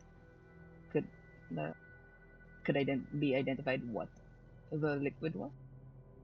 How? I guess if mm, no, like nothing remaining. I mean, if there is a bit, how would you test it? Mm. Well, I don't know. I guess if Celeste would probably have like chemicals up, but I don't know if she can test for what I guess the chemical construction of sweat and or oil, which is the two things that she would think of that it could be. But then there would probably be yes or no, and then if it's not, then it's not a mystery of what it is. It's certainly salt water of some sort, so it could be sweat, and that test's positive enough. It would pass the same tests as sweat. Okay. She'll let Letty know this. It's like it does seem, at least at its at on the chemical level to be, or the organic, like, oh well, on the chemical level to be like sweat, but I couldn't tell you what caused it. Do you have any other questions as she starts putting Letty back together? Uh, I appreciate it. Thank you both for checking. How much is this going to cost? oh, don't worry about it. The cost was paid in knowledge. This is kind of really new. I'm glad. I'm happy that you two learned, and I learned I'm sure you're something not new. super happy. It is something super new, but uh, as interesting as it is, I hope you find the answers you're looking for. But come back if you ever need anything else. Happy to help. Thank you both. She kind of. Oh, sorry. Go. You. Please come back anytime, all the time. My clinic is over there, just close. Just come back anytime. I'm free mostly. All right. If any of the organs insides begin to act up, I will be sure to give you both a visit. Thank you. Thank you. She kind of leaves, and there's this look of um, like vacant distress on her face, as she's just kind of walking, out of the shop. Excellent. You leave the shop. Crocker belatedly rushes past you, only just remembering that there's a patient still in open heart at her clinic, gasping for breath. Yeah. I'll wave to Letty, and then to oh, Celeste, thank you for calling me over. That was probably the most exciting thing that happened to me this week. And she'll wave to Celeste with the arm. Her sleeves are rolled up, so she's waving with an arm that's flesh colored and kind of slender and muscular, not a dark blue one, because Croker is a tiefling with midnight blue skin, and the flesh arm is like slender and kind of toned, wiry, maybe like a really good martial artist, maybe like a CIA agent from Canith. So and it's stitched to like the rest of her upper arm, and Celeste, just the last thing. If she is sweating, organic sweat when they are scared or nervous or excited. So if we could, maybe next time we could just do a little stress test on Miss Letty, but we probably shouldn't do that, right? Well, I have to go. Okay, yes, you're with me, right? Right. Okay. Let me know when you want to do it. Yes, she Okay. calls after you as you leave. But then Celeste will kind of peer out into the store just before Letty leaves. It's like, oh no, I forgot in the mess of what we were doing. Forgot about the. Let me know if you need me to try to figure out how to get that out.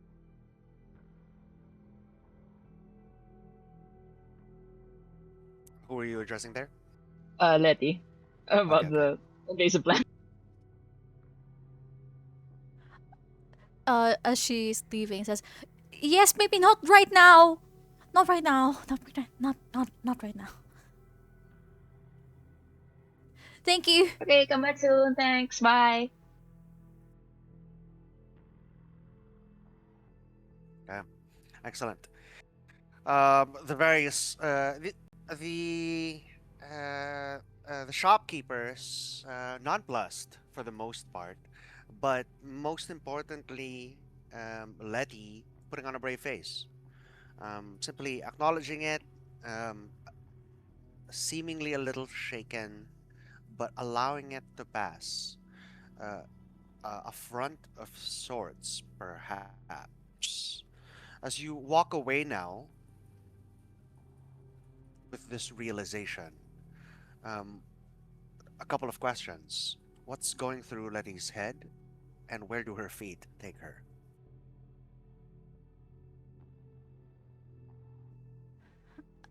Right now, she's in doubt about the steps it took to make her, and kind of realizing how much she's been kept in the dark about how she was made. Like, any and all questions about her construction would be waved away by her father with a simple, in due time I will explain it. um right now you wouldn't quite understand. um or I'm busy right now. So she would always drop the subject and always just accept that, well, I'm an automaton, so I'm probably made like how everyone else is made. And she's never gotten hurt before, to the point that her plates needed to be well and truly removed, her inner mechanisms as well. So she's never found out until now. The doubt stems from whether he truly meant to ever explain to her, or he didn't want to because of what was inside. Like, where did these preserved organs come from? Why is it necromancy? Her father, she doesn't remember him having books on necromancy in his office. She doesn't remember him being interested um in the school of magic before.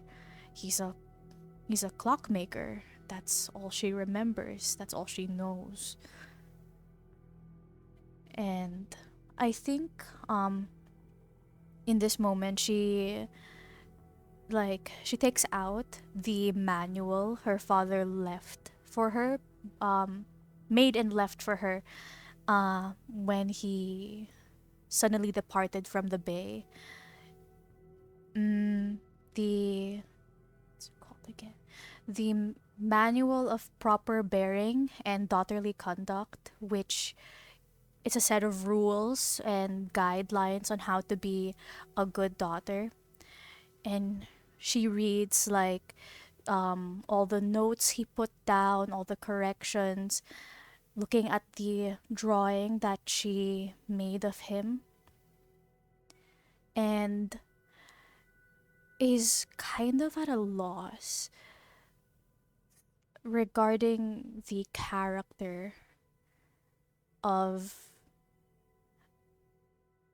this person who she's her father, who she's kind of built her existence around.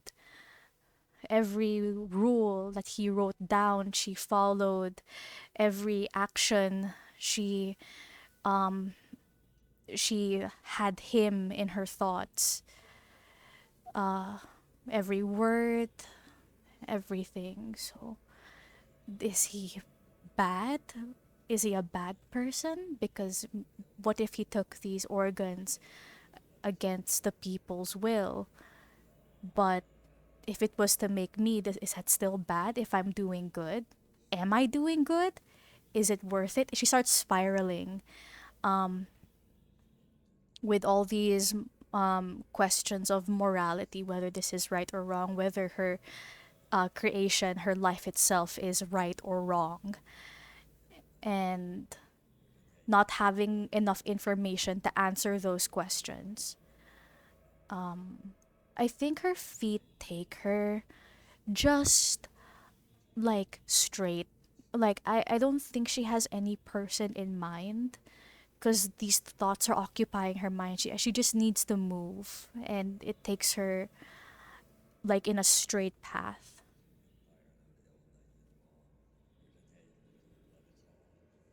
Got it. Just allowing your feet to take you wherever they take you, not really being conscious of it. Yeah. Got it.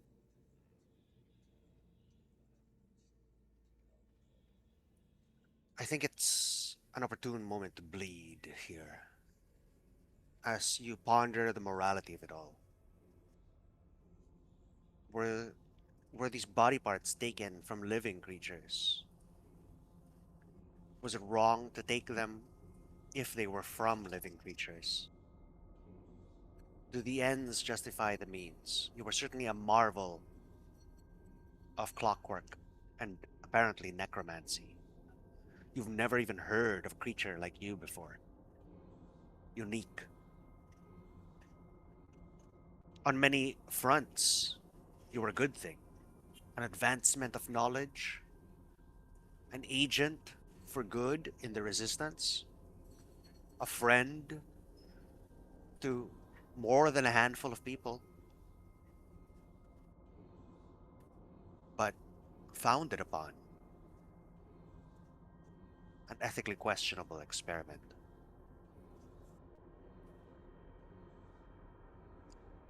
Are you good because you were good? Or are you evil because you were built from evil acts? Is your father good because he created you? Or is he evil because of what he did in order to create you? This bleeds into a swirl of thoughts already active in your mind, things that you had already been contemplating just the other day, thinking on the duality of humanoids, their ability to shine so bright and have such dark, violent depths. The idea of you attempting to emulate them, what that means. You remember how filled with hate you were at Lucas Whitley. Was that you? Is that learned behavior? Or is that a result of some necromancy gone awry?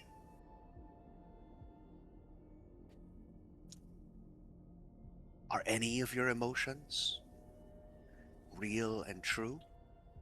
Do they represent you? Are you just organ and artifice? And are and these quote unquote emotions that you display merely an expression of the machine?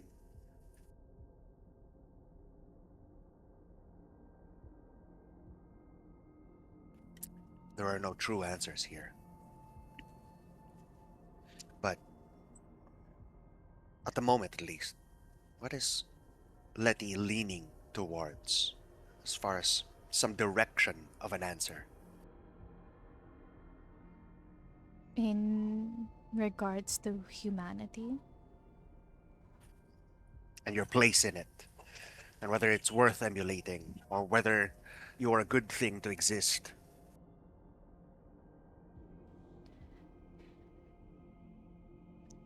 Don't need to answer it head on, but you can suggest where your thought process is going.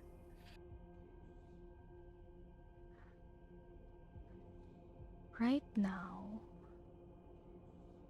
um, given this new revelation, it's it's hard for her to process things, especially something as new as this and how humans go about things. Because yeah, on one hand, she's learned unconditional kindness from Edie. Um, like selfless bravery from Kaylin, and like like patience and understanding from Brand. But on the other, she's learned betrayal from Lucas and the people in Harnessy. She's learned the cruelty of simply having a different point of view, at least in her mind, within Rasmaran. It's right now she's leaning that most of humanity is tainted, while there are a few good people, and she's trying to parse out whether it is those few good people that should define the humanity at large for her, or it's for her, in her point of view, the vast majority, that most humans are bad and do not deserve the understanding, kindness, bravery that she's learned, because they do not have it themselves. Judge humanoids on their exemptions or on the majority. Difficult to tell. Deep questions swirling in your mind. Voices at the barest edge of perception. The knowledge that they exist now, allowing them to grow in strength until they are just a murmur that exists underneath your reality.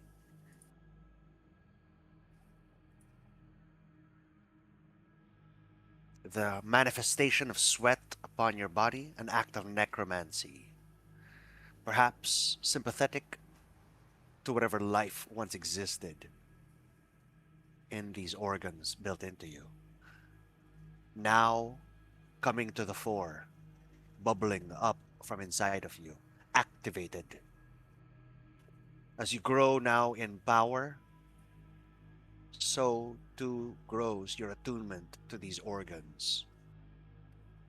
And now you begin to hear the whispers, memories that do not belong to you, knowledge, expertise drawn from elsewhere, not programmed into you, no, learned by someone else, borrowed.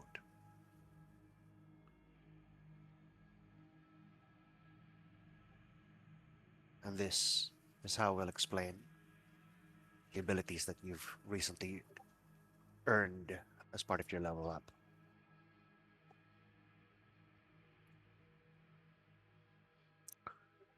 We'll see where Letty's feet take her. But in the meantime, we switch over. Kalen and Palinka. Palinka, where do you guys end up? On the cliff where or actually is there forget sorry I said cliff earlier, but is there a is there a waterfall somewhere? Probably not. It's probably in the jungle. I don't know. There are waterfalls aplenty on the Bay of Rapier, so you doesn't take too long to go find one, but you will have to travel a little bit into the wilderness.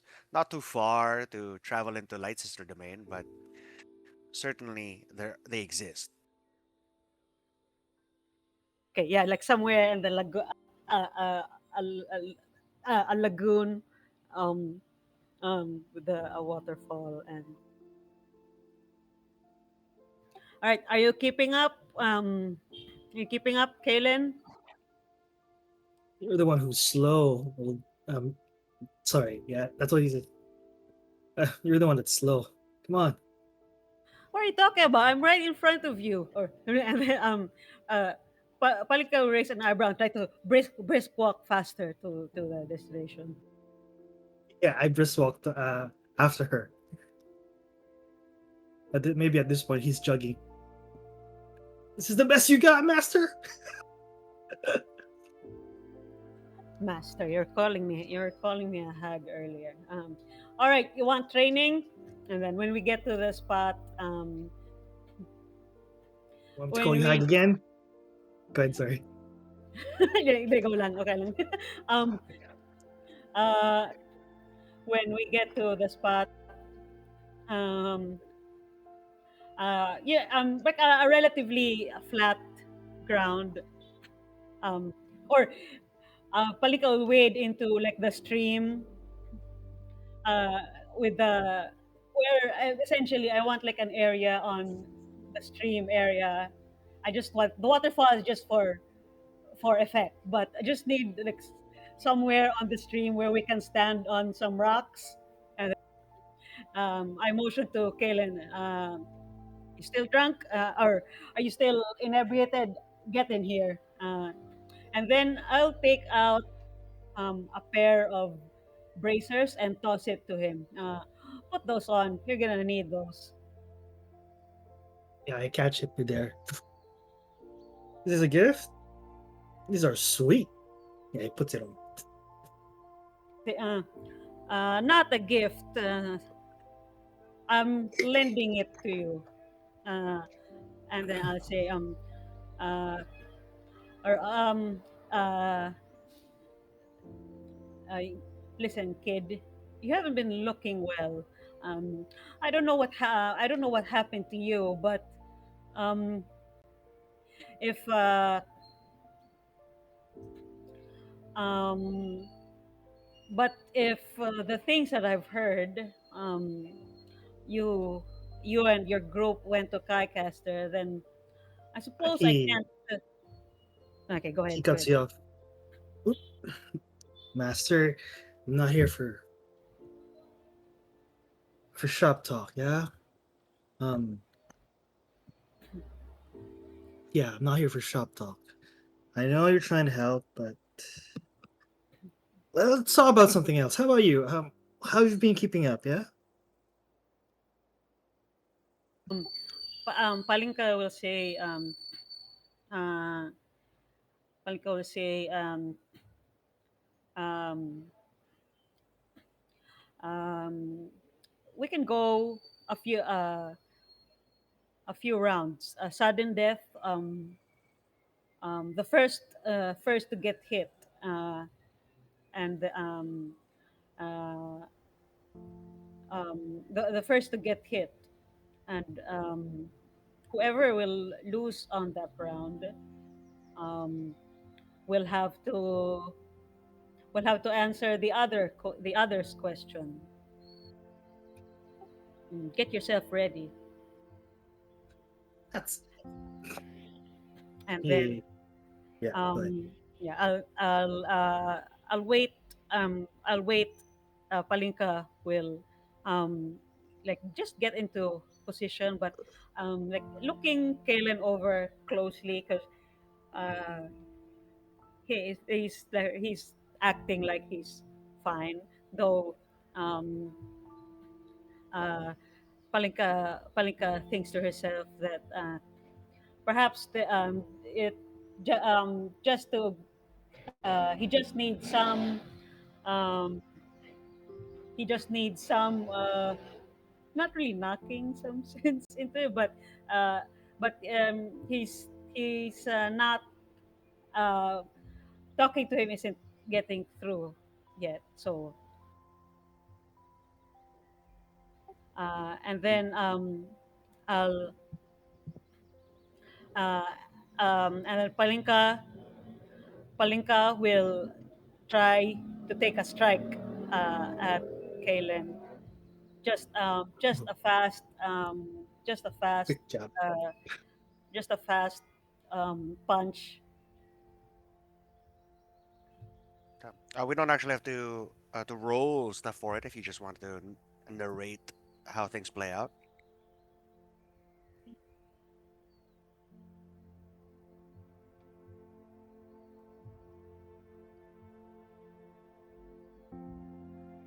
Well, yeah, um Oh, that's my first move, and I don't know if Kaylin gotcha. would. Um, yeah, as he sees Palinka stands up, he puts on the bracers. These are sweet. And then yeah, he readies up as he goes, as he will say, ready for a beatdown, master? Hmm? Yeah, Palinka lunges forward with a straight jab or a straight, or yeah, the straight cross. Pa! He ducks to the right, waiting for a haymaker. He uses the duck, and then you see Palinka that he's focusing on an uppercut. Do you dodge it? Palika will I guess she'll like try to block it with one hand, and um, this is just for flavor, and then try to redirect it back to himself. Yeah, as that happens, he has seen you fight, and he has seen your tricks. Uh, the As the punch is redirected back to him, he kind of um twirls back. Seen that trick before. Come on, make it serious. He kind of backs away a little bit. Now he takes the initiative. He rushes towards Palinka, and then you see Palinka that he fakes a jump. He ducks underneath you, and then he's about to punch you on the gut.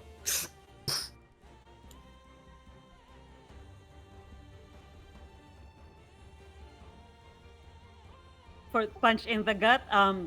Yeah. All right. Palika will I have no idea what the judo move is called. Like catch like him like full body, and I guess shit. I don't know the judo term. Sorry, but something like an arm lock.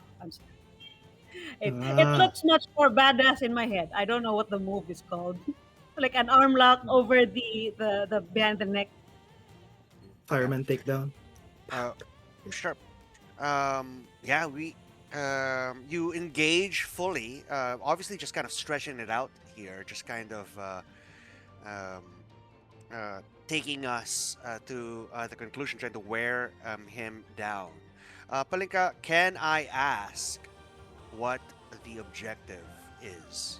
Because if it's just a fight straight up, then we can take it to its obvious conclusion. Yeah, because uh, because Palinka thinks that Kalen isn't looking so good, and like she thinks that the only way to get through to like what's happening with Kalen, with what's happening with Kalen right now is to get this out of his system first, and then um, uh, and Okay. then like, try to pry open the shell and just see what's going on. Okay. All right. Um. Um. We the recalcitrant young pup that is Kalen, at least the way he acts, obviously needs a bit of humbling. I suspect this won't take very long, so go ahead and roll initiative.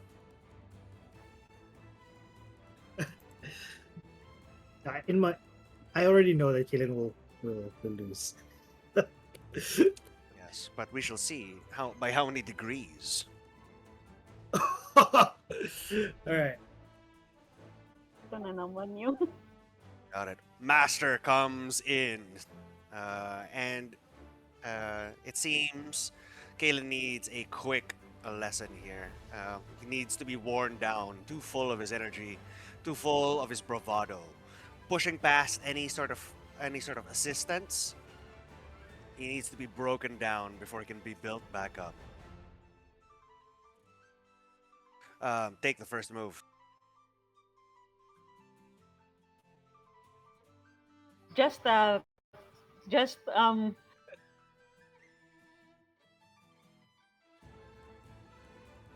just full action. Try to catch Kalen wherever with a few attacks. Knowing that you have nothing planned for the day, feel free to activate every single thing you've got. Or what do we do first? Okay. Well, you're gonna long rest later.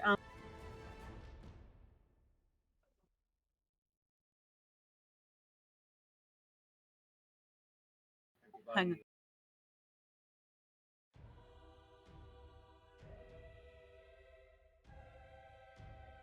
Kaylin will see. Okay, I don't know why I'm shaking. I don't know why I'm nervous. Palinka. Kaylin will see Palinka like inhale, eh, ex, inhale, and when she does so, um, she'll like vibrate, like her whole, like she's like a mirage as she vibrates, like really really fast, and as she spend the key points for spend the key points for empty body and turn invisible as an action. And I say and I say give it your best shot. Got it. And that Kaylin, you look across from you as your master takes one deep breath, and she's been kidding around, kind of joking with you, and seeing that there's nothing that you are not giving whatsoever. She says, "Well, I suppose if it's an asking you want, then you'll have it." She takes, she inhales once, and as she exhales, she just fades from view. She's completely invisible. Still hear her shuffling and moving around you, but she's currently no longer there. Um, that's the action, the bonus action. yeah, holy shit. That I didn't I so I that's the action. So I could use the bonus action to attack as per Tasha's rules. Yeah, I'll spend like a key point for flurry for two more attacks. Try to just get Kalen. Got it. And while we're there, might as well stunning strike. Yes. How about it? All attacks at advantage.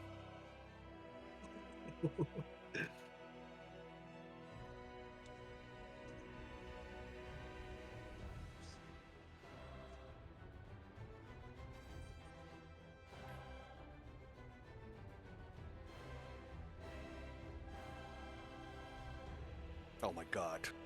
It's non-lethal. Yeah. Holy Uh, crap. could you spend the three key points? The 29. first one to activate the flurry, the second two for the stunning strikes. Could you make two Constitution saving throws, Kaylin? Yeah, yeah. I'll take the damage first.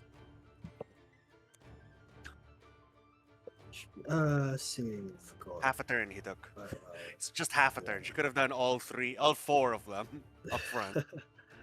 oh, yeah. Stun. From this position of invisibility, a crack across the face, a second one discombobulating as it comes up into the gut. As this particular, as we know that Palinka's form of stunning strike alters body chemistry. As she goes into the gut and it activates certain chemicals in your body, causing you to not only be punch drunk, it's an inebriating fist, but actually drunk as you fall over on hands and knees, vomiting until it hurts. And we go to your turn, Kaylin. You're stunned. We go back to to Palinka. Finish him. Fatality.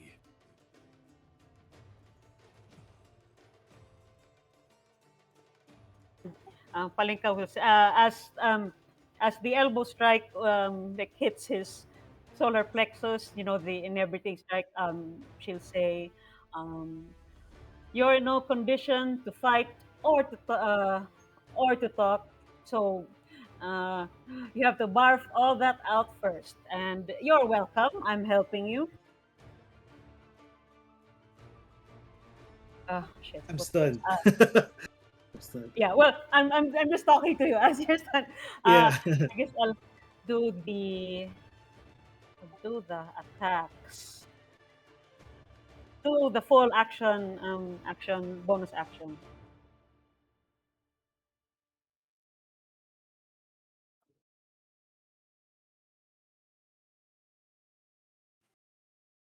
To the death, tama ba?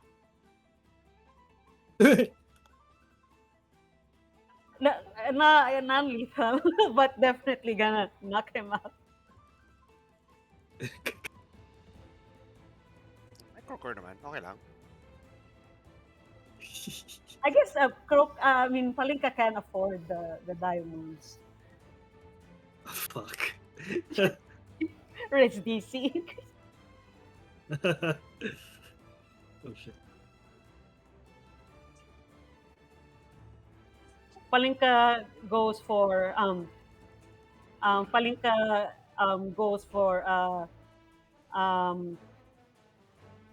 she'll first as she steps back a bit after that strike, she'll lunge forward again, and kind of sort of football tackle Kalen, like Hercules using his head against the centaur and just full on body slam against him, uh, and and then do like um like a strike to his temple. Got it. Non-lethal. Oh, I'm down. Got Of course. it. I'll kill him several times over. Yeah. Okay. Just as your vision is about to clear, her words kind of slurring and swimming, you look up and no mercy.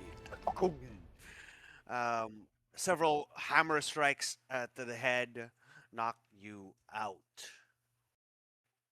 Um, Kellen, go ahead and roll 1d4 for us. Yes. Sure.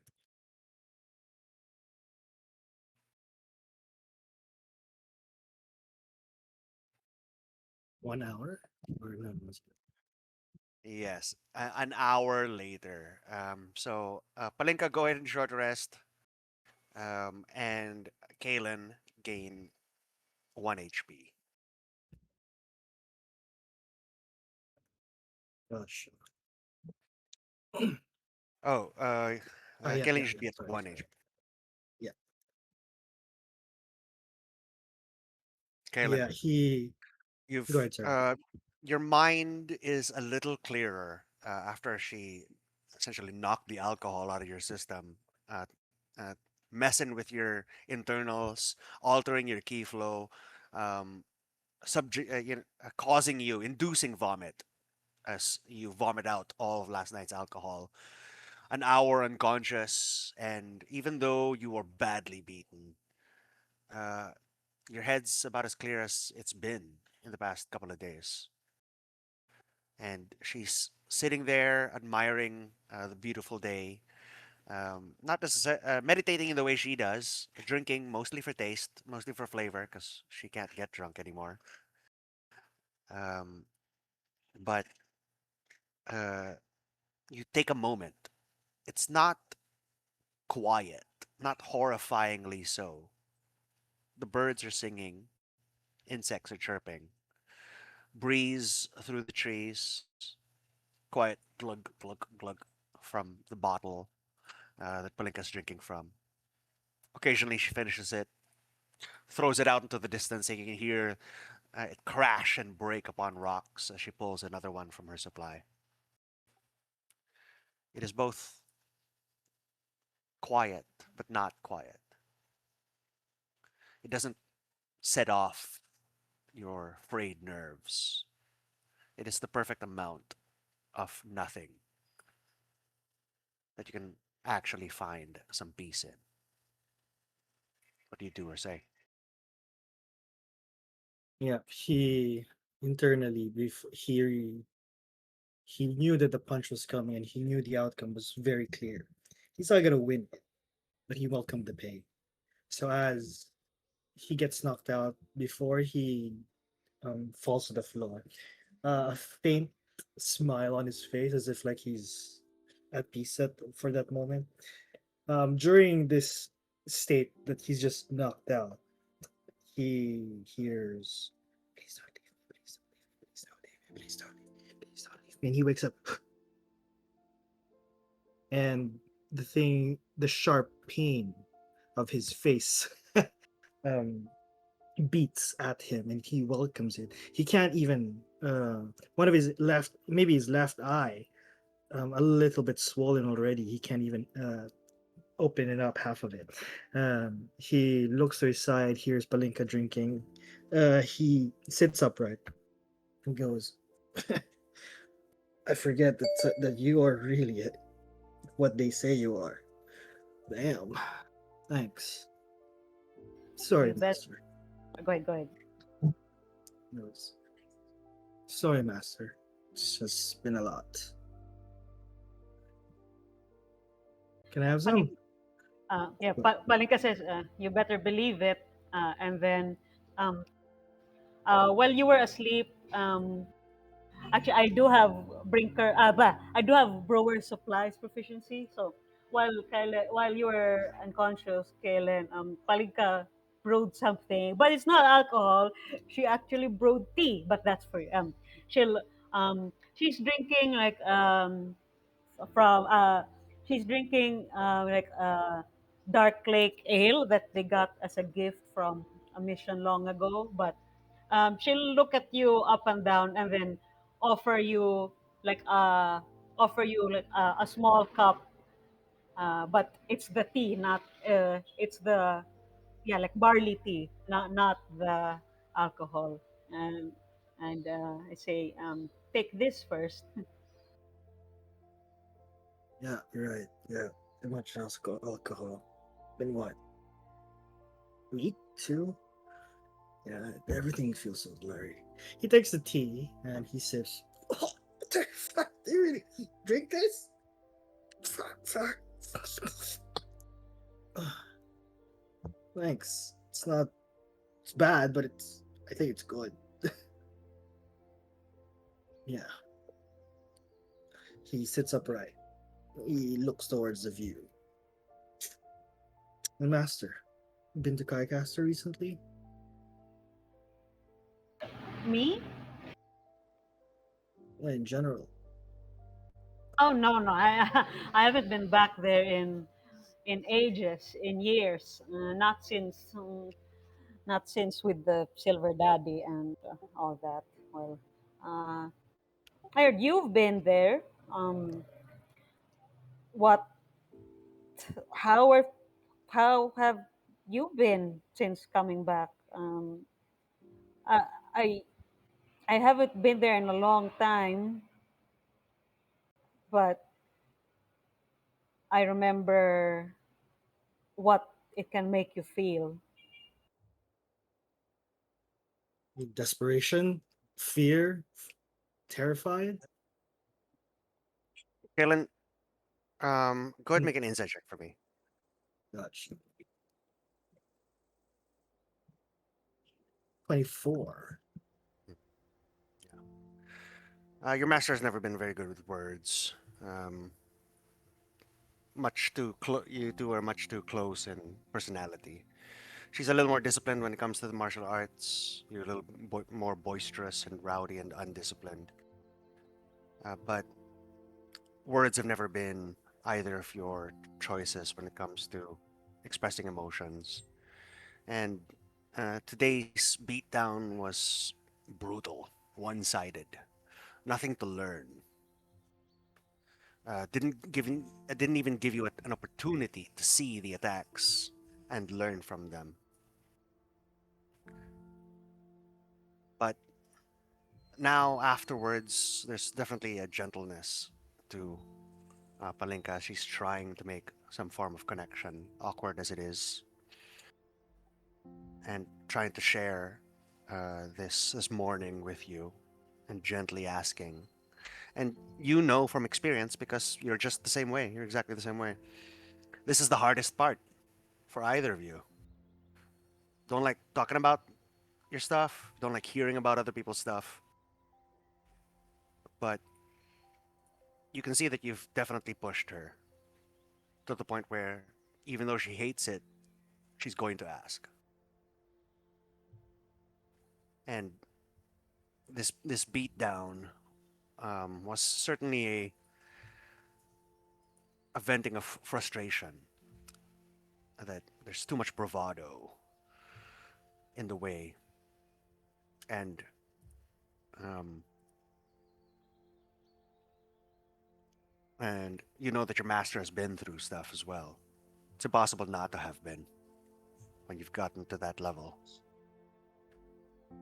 and it seems like it might be an opportunity to open up, but Yeah. it's always Got in it. your court. Yeah. Maybe in that in that moment of just them being silent, and he, yeah, with more context that yeah, both of them are the same. He takes a swig of the tea again. This time he doesn't react at all. He says,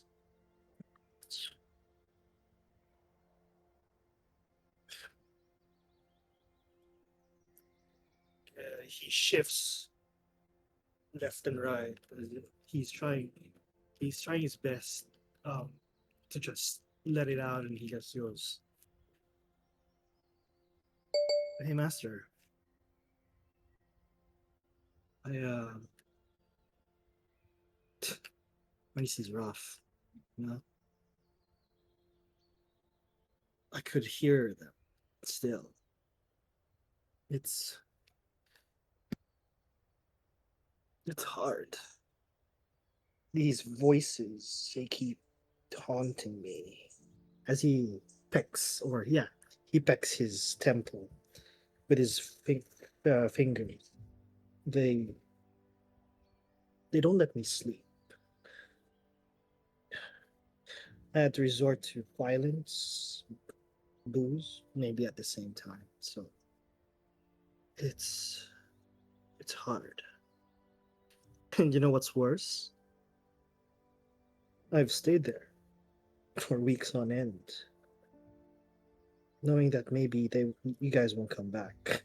Why would you come back from yet? No one. But they did. And you know what's biting me? Is that everything we've done there, everything we've been through, it doesn't mean anything yet. Because we haven't really done anything. We haven't, we fucking don't know or why, what, what's happening there. We're just straws and everything. And what's worse, we fucking let go of that guy who was causing the thing.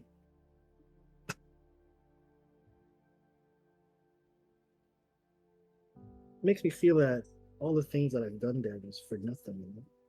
It's it's fucking insane.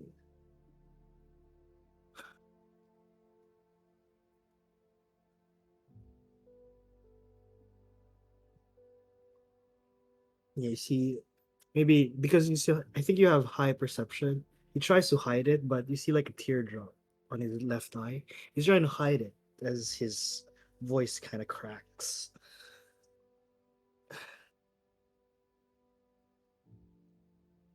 So sometimes I wake up, I feel like I'm still there, you know, but they're still here.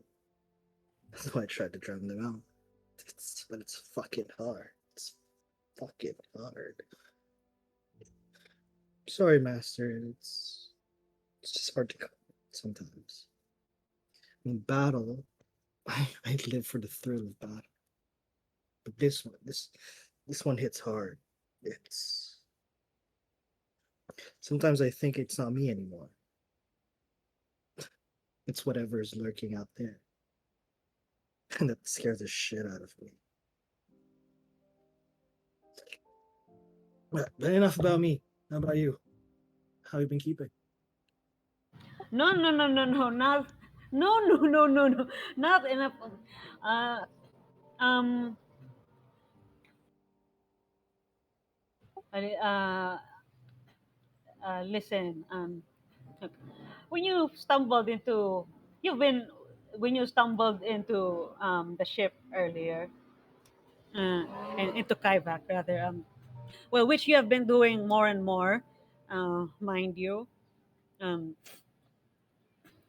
feel I could, it seems like I couldn't get through to you, but I was going to tell you that,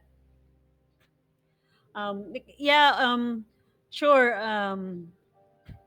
the drinking and the vice is part of, um, part of you, part of how you fight, part of how you become strong. But what I've had to learn is that, well, I drink, I used to drink or get drunk because it's fun and it makes me feel good. You have been drinking to, you've been drinking to escape, and hate to break it to you, but that ain't gonna help you, and that's not going to save you. Um, uh, I thought you were going through just some sort of uh, quarter life crisis, maybe. But when I heard that, you were, that you did come from Kaikasser, I considered that maybe it's not just, it's not just you. Um, when you, go to Kaikasser, sometimes it never really leaves you.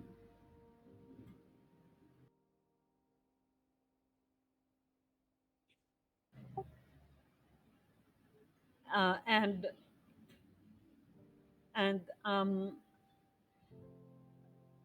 when you said that you, it doesn't, the things you do there don't matter, but but uh, I mean, why did you join the resistance? I know where you come from.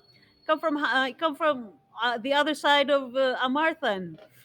I don't know if Amarthan is flat or a sphere, but you come from very, very far away. We come from very, very far away. What are you doing here? What are you?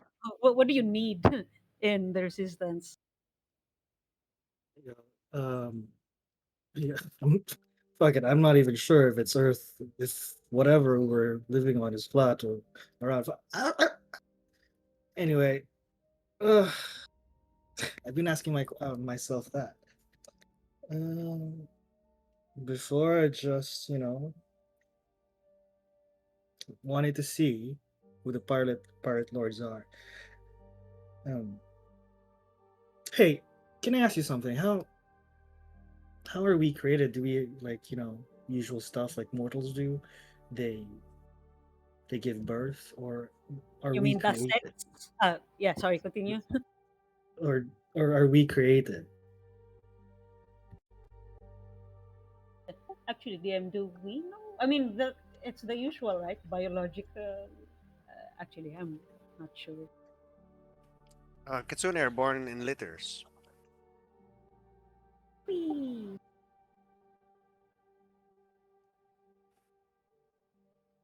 Yeah, I'll say. Well, me and my sisters were born. Were the three of us in a litter. Well, we don't remember who who had us, but as far back as I can remember, it's Caldea and Raiha who's been with me for our entire short lives.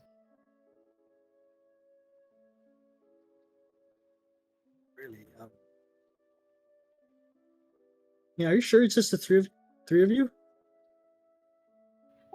Sorry, that's a meta laugh, but I'm pretty fucking sure. I could tell you it's not it's not a very long life story, but I'm pretty fucking sure it's just been the three of us. Damn. He goes, I don't want to be sappy, but when I was back in Ostium, for the rest of my life, I only knew how to fend off for myself. I didn't even know my mom nor dad. I should say, I think it's fine. I'm fighting care. But there was one granny. Her name's Granny Jinzo.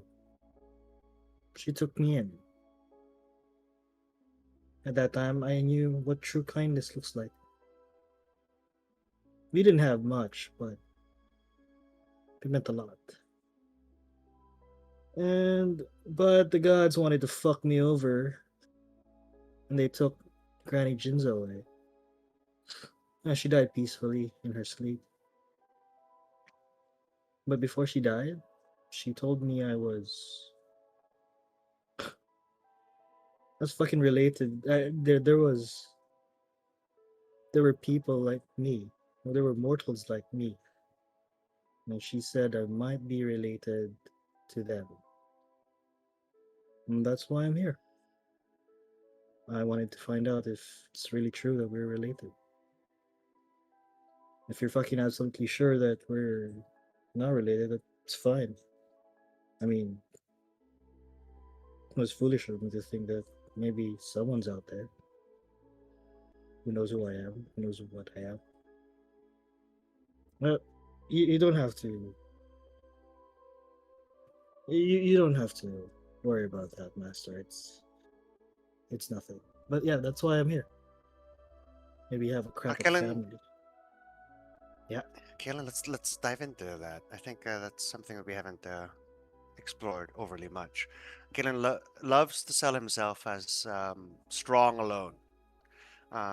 Camaraderie and friendship, that's all well and good, but never really one to have too many ties. Moving from city to city ever since uh, Granny died, right? The human who raised you, is that correct? Yes. Yeah, yeah. Ever since Granny died, just moving from city to city, never putting down roots, never being attached to anyone. And yet, and yet, he traveled an ocean, spent a fortune, angered a host of gangs and gang lords um, halfway across the world, seeking family.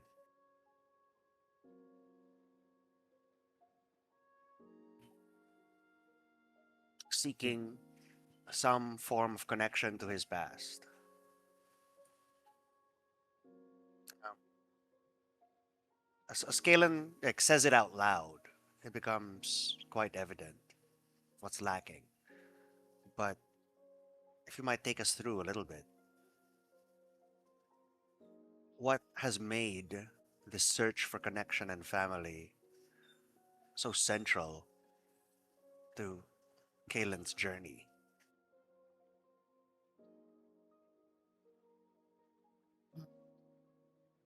Give more context. When he's out in Ostium, he had this hope that maybe someday someone out there, uh, yeah, that someone is out there looking for him, or someone's out there trying to find him as well. And he hoped that if he had the chance to meet up with these pirate lords, with the people that with the mortals that he considers like family, he might not feel alone. He might not feel that it's the world against him, and the only thing that will drive him is himself. Essentially, he's looking for any sort of connection, any sort of like familial Take me love. through that one more time.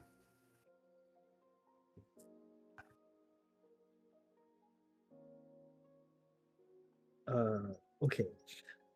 He he's hoping that maybe somewhere out there, he someone is looking out for him. Someone is looking for him. Someone that even though he's far away, and these pirate sisters, they might be, uh, they might be related. There's hope that essentially what I'm trying to say is that he's just hoping that if he is able to that he is hoping that maybe these cousins of hers of his is looking for him as well, or he's hoping that maybe somewhere out there someone knows him more, someone is uh, yeah, something like that. He's looking for like a familial connection so that he won't be alone, so that he will know that it's not just him who's like this. There's a lot of us, and maybe he can connect with him in some sort of way. Mm. Excellent. Kaylin asks tentatively, like, are we made or are we born? Are they? You're born in litters, so there's always more than one of you. And though the questions are about how kitsune spawn and how are they birthed, the underlying questions are evident, laid out for you. The underlying question is why. Why was Kalen born alone? Why did he grow up alone? Why did he have no one else? Can he have other people? Can you be related? And whether or not the question is valid, and whether or not the answer is true about whether or not you're actually physically related, perhaps it doesn't matter as much as what he takes out of this conversation. And so, knowing you understanding both the surface level question and the underlying questions, Palenka, you answer. I say, Palinka says, oh, that's why you've been so weird about the whole origins kitsune thing. I mean, I think the other week I think the other week I saw you. You're looking at my two tails. I was like, what the hell is this kid doing? So I don't know if you're looking for like a resemblance or but um well I guess well I Palinka will think and shrug and say, uh, I'm sorry, but I don't know why you were born alone, much less why, much less that, I mean, I can't remember when or where it became just the three of us, me and Caldea and Raiha. I, uh, the Shomori Feywilds has always been a funky place. I haven't, and we haven't been back there in a long time. Who knows? Who knows if we're really related, or uh, I mean, not all elves are related. Not all humans are related. There could be plenty other like us here in the West Marches and there in Kalen. Heck, there are two more kitsunes here. There's like that girl who brings a giant paintbrush and I think she's some sort of swordswoman from also from Chamori. Um, and Those um, I remember there were it's Toki and Izayoi. I remember because there's not a lot of us here, so I took note of them. Um, but he goes, okay, go. they don't fucking look like us. Look at this tail. We're kind of like the same. The color, everything. The way you act, the way you fight. Jesus. I mean, I'm not pushing it, but fuck. Who's Jesus? Well, anyway. Sorry, sorry. uh, Um, ano ba? Ano ba? Ano bang Jesus. ano? Pelor. I don't know. God, God damn it! Yeah, that's what I say.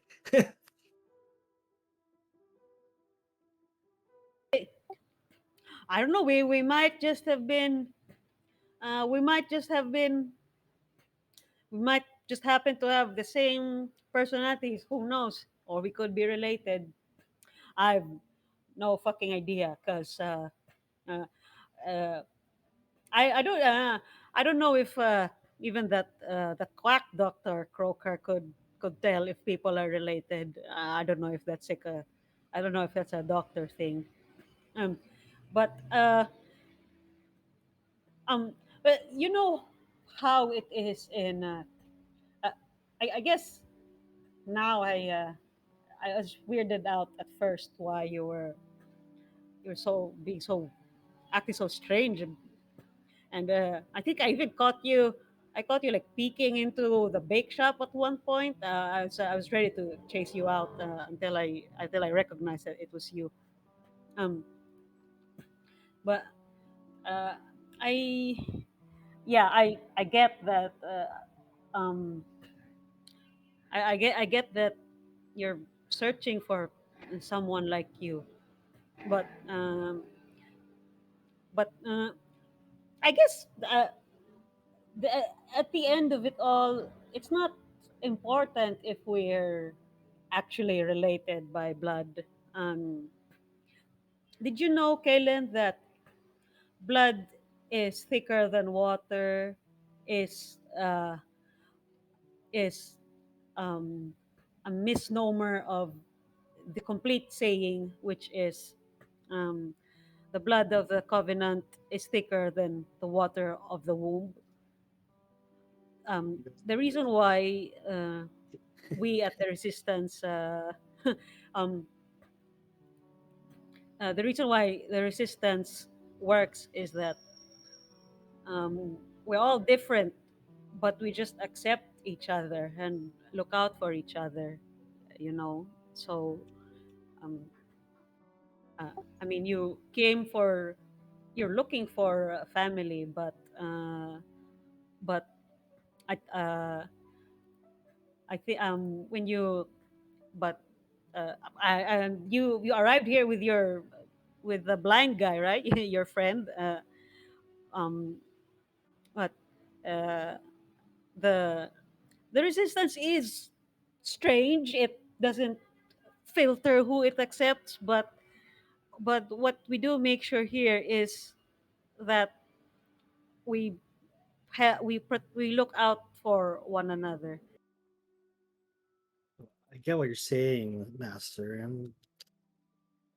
Um, uh, yeah, I went here with Zuka because well, he's the only guy I can trust. When we were back in Nostium, even though we were fucking wanted criminals, we kind of busted a lot of heads.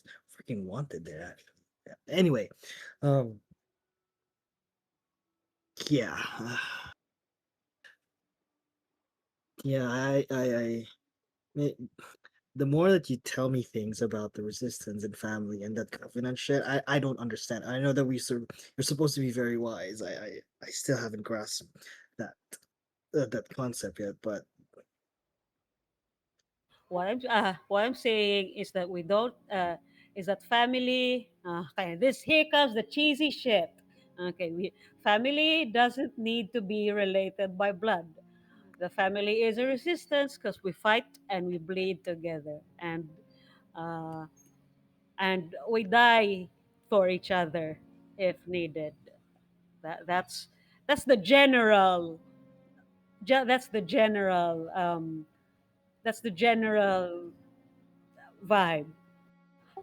Others may, be cowardly and leave their companions to die on the rock to be shot at with cannons. Um, uh, but generally, the resistance appreciates those who look out for each other. So, um, I, I know you're not pushing for the related part, but mm, um, perhaps I mean, don't I guess don't expect too much. I don't even I who what do how will we really know if we're related unless we find um uh unless we find like whoever gave birth to us, right? Or Yeah, and I heard that. I don't know. I don't have any clue whatsoever. I just know I was born. That's it. But yeah, maybe you guys are more inclined to know more about this. Anyway, I think I understand now why I went here, like for family. It's because if Grandma Jinza was very kind to me, and I consider her as family. But Kalen, if the hmm, oh sorry, like yeah, you want to finish that thought? Go ahead.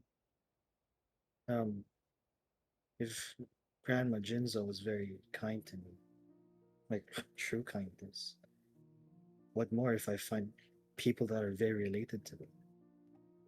You know, maybe by then I would know what happiness would be, like, what true kindness is. Yeah, it's you don't have to worry about that much. That's fine. Go.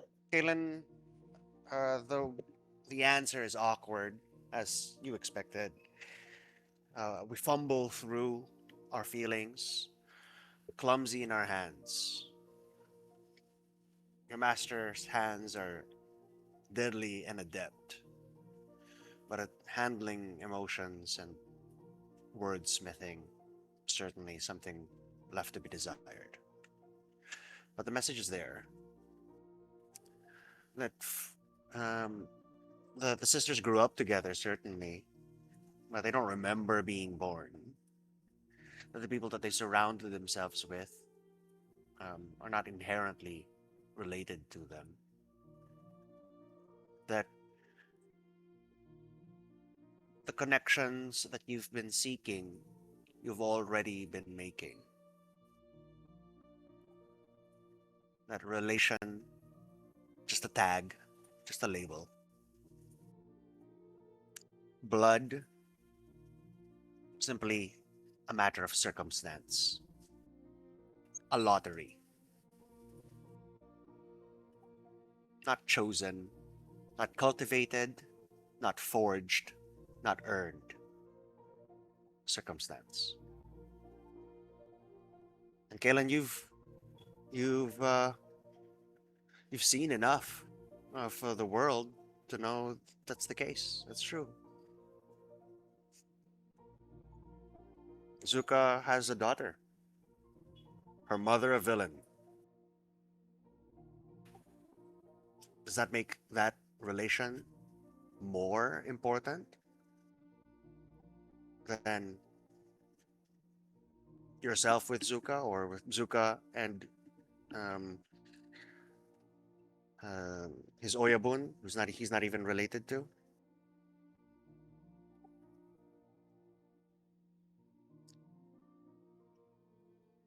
A few things to stew upon. Perhaps not easy to absorb. Perhaps too large for too large a concept to swallow in one go. But therein lies the idea that and as your master says, it's cheesy, but perhaps such connections as you're looking for were the friends you made along the way. It's stereotypical, but it's there. And perhaps you're seeking a deeper connection, a deeper truth and kindness. But when you really think about it, is there anything that those who are here for you now cannot offer you that a simple blood relation could? Two of you take a moment, let the sun rise high into the sky, break for a little bit of a meal, get hungry again, and eventually try to make your way back to the city proper to maybe get something A little greasier, a little meatier on the table. Yeah. Um, Um, bef- with go. before we go, he kind of puts like a no. He just walks up to the guy and would say, "Master, thanks. Truly, yeah. I'm not gonna say it it helped or alleviated whatever I'm experiencing, but it helped clear my head. Oh, and I get what you're saying. Yeah, the family that I might be thinking are already here. And it's just me trying to build them, foster, cultivate. Speaking of which, hey, I have a favor. You know that I know that you are very close friends with that wizard guy, the powerful guy, the one that everyone just lauds and that guy. I forgot his name. Ah. Oh, you mean little elf boy? I call him Leb. But yes, you're referring to the Archmage of the Resistance, Yeah, him. the shop. Yeah, Yes, Gilliamorn. yeah. Uh, people fawn over him. But anyway, um, hey, can you give me any introductions? I have a friend. Well, she called me a friend. I'm not entirely sure if that was true, Oh, is but she like a she. lover? No, fuck that. No. Wait. That was the protest was. No, fuck that. No, I'm not into that kind of stuff. But I mean, fuck it. I'm dying. Shit. Okay, I'm just gonna say it straight. Yeah, she went back for me in harness. She left, but she went back for me, and then I want to do her solid. Oh, that's a meta reaction, but okay, keep your secrets then. But okay, so Okay, you want fine. If you want to know her name, well, I don't know if it's her, it, or she's a fucking warforge, yeah, or like a machine, bolts weary. She fucking snores in her sleep with all that bolts and whatever thingamajig. But there were anyway. I kind of needed a spell from Galliamorn if there is any way that we can, assimilate any kind of sensation, feeling, or touch. Yeah, because a lot of people are giving her food, and it pisses me off because she can't fucking eat.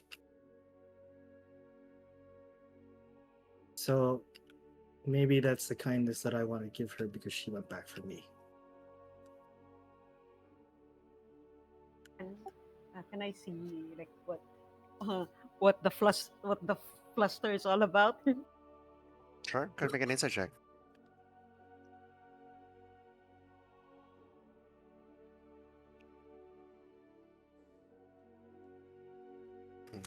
Alrighty. Correct me if I'm wrong na lang, Kalen. Yeah. Um, but the awkwardness is definitely more about Kalen is just not able to articulate smoothly any sort of touchy feely stuff, right? The fluster is about having to acknowledge that he's vulnerable and indebted to people, and he doesn't have too many friends who he has that connection with, and Letty happens to be one of those few. Is that right? Yes, Is there correct. any inclination or leaning to the romantic that she should be picking No. up? Or not at all? Okay. Not at all. All right. Yeah. So Yeah. just that is the analysis there. Okay. That it's just awkward kitsune monks being awkward kitsune monks.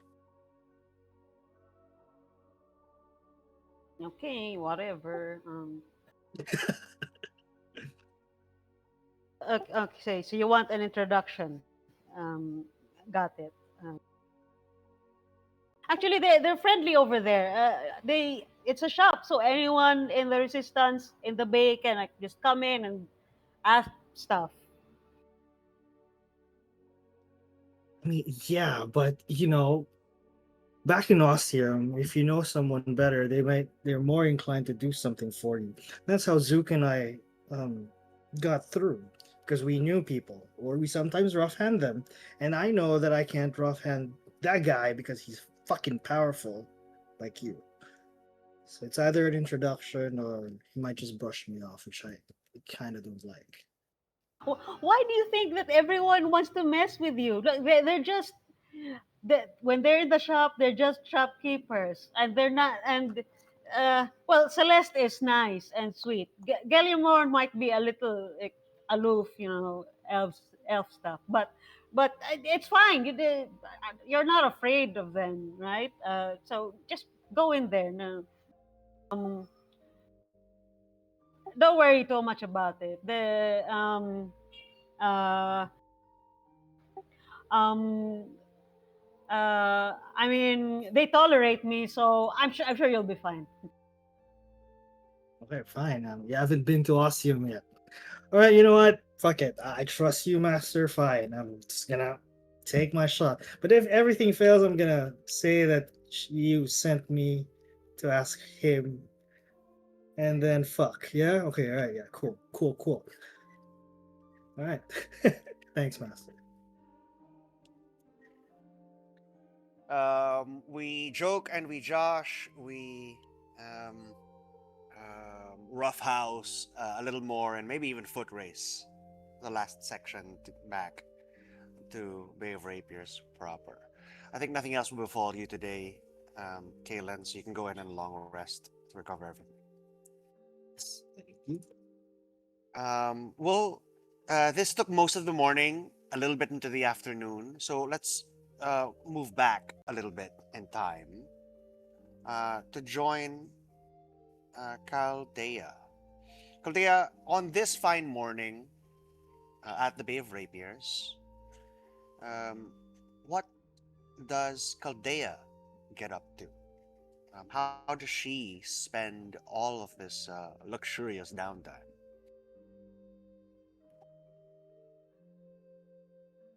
Hi, DM. Hello. Hello. Okay. Um. So in the morning, I guess, for Caldea, um, for her regular or normal days, on downtime, she's probably up by around maybe 6 or 7 a.m. In the morning. She joins her sisters, especially Palinka, for breakfast, which is rum, by the way. So they drink that for breakfast. Um, um, Guided by her older sister Palinka, saying that it keeps maintains their constitution up, seeing that her younger sisters Caldia and Raya are one of the more weaker in the endurance side.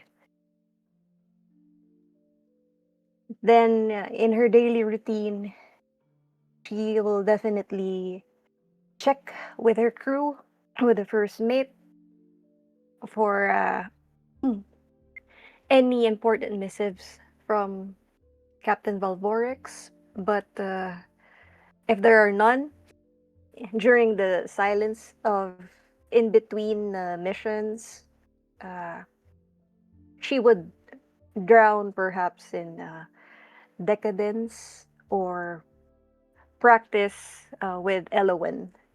Um, since Elowen is the sort of like the master ranger of the resistance, one of the old guards, and has fought by side with her.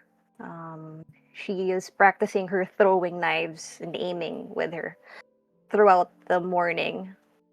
Um, for a cool down, perhaps she will return to the deck of their ship, um, along with enjoying perhaps the company of her favorite slaves, downing luxurious confectionaries, meals, or um,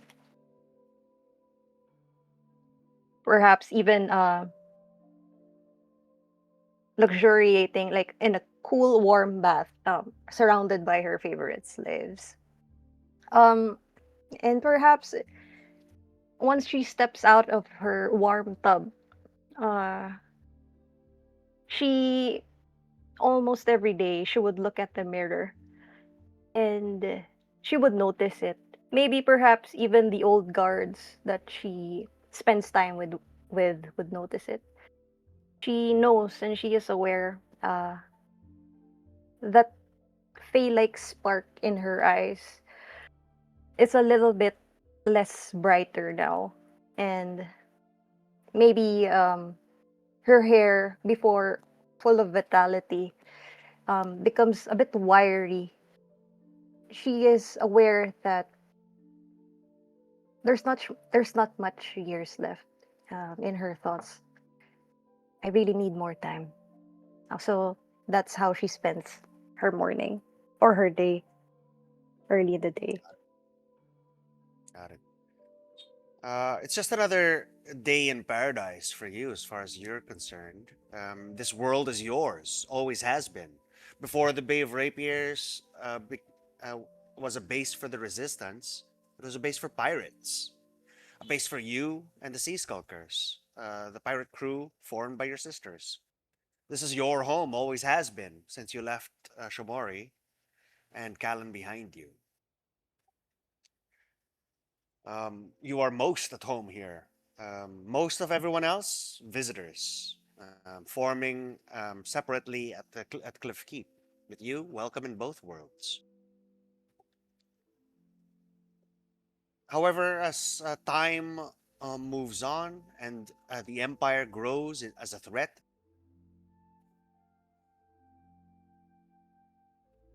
it becomes evident that these areas are no longer the sanctuaries that they once were.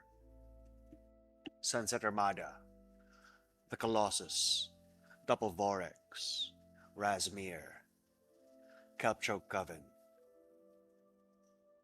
the Fire Newts, the Earth Dragons, the Devourer.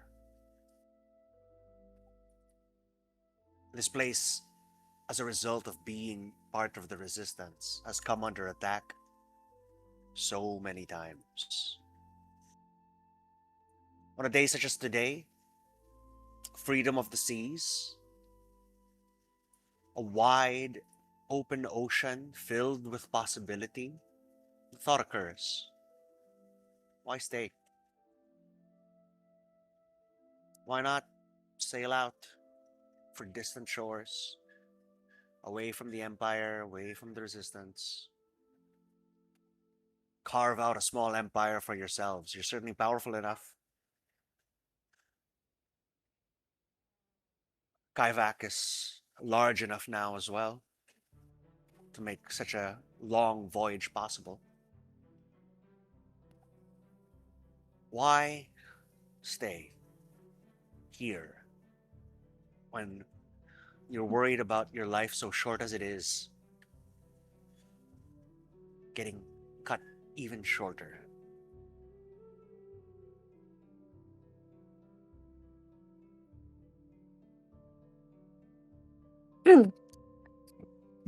She sort of daydreams about everything is within her capabilities. Talk to her sisters, Raiha, Palinka, let's just leave.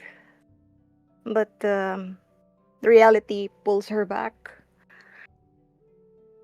and she just thinks to herself. They ask why the old guard still bleeds, why I haven't left to some sun-drenched coast to play at being a pirate lord. I know I have the wealth, the power, and even the influence now, the greener pastures. But no, they don't understand. A cage of gold is still a cage. To me, freedom isn't a destination. It's the salt and the gale, and the choice to go anywhere, not just somewhere safe.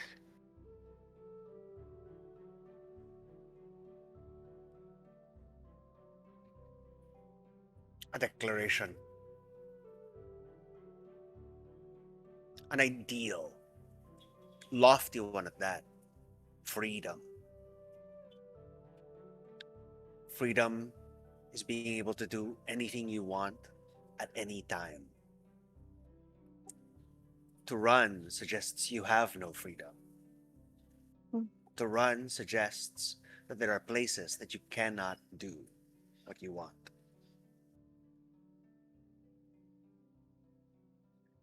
Is it an ideal worth dying for? Chaldea, you've already died once in enforcement of this idea. So was Palinka. We're Katsune, not cats. You don't know how many lives you've got. Is the idea of freedom worth dying for?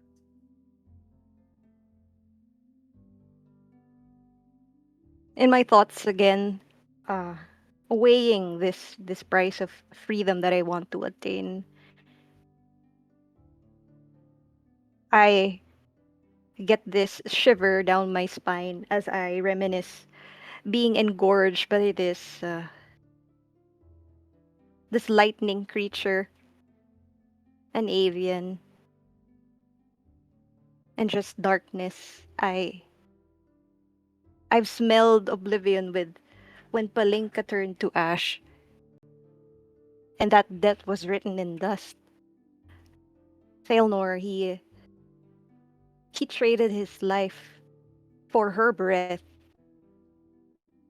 and even Kaivak groans with the weight of the lost souls when we retreated from the warden.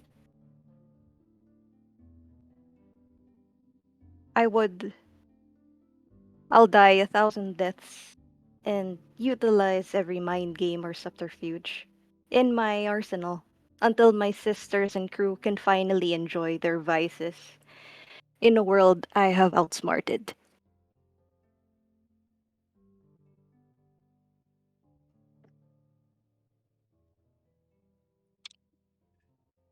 Defiance. They a a philosophy of hedonism ascended. That freedom and vice, so intertwined, are intended to be enjoyed. And the denial of such is an affront to your lifestyle and to your philosophy. That the people that you love, that vice is to be enjoyed by the people that you love, and they cannot enjoy it beneath the yoke of the empire or under the shadow of the innumerable dooms that haunt the edges of our plane. We raise a sword and our flags in defiance to such things that would restrict us.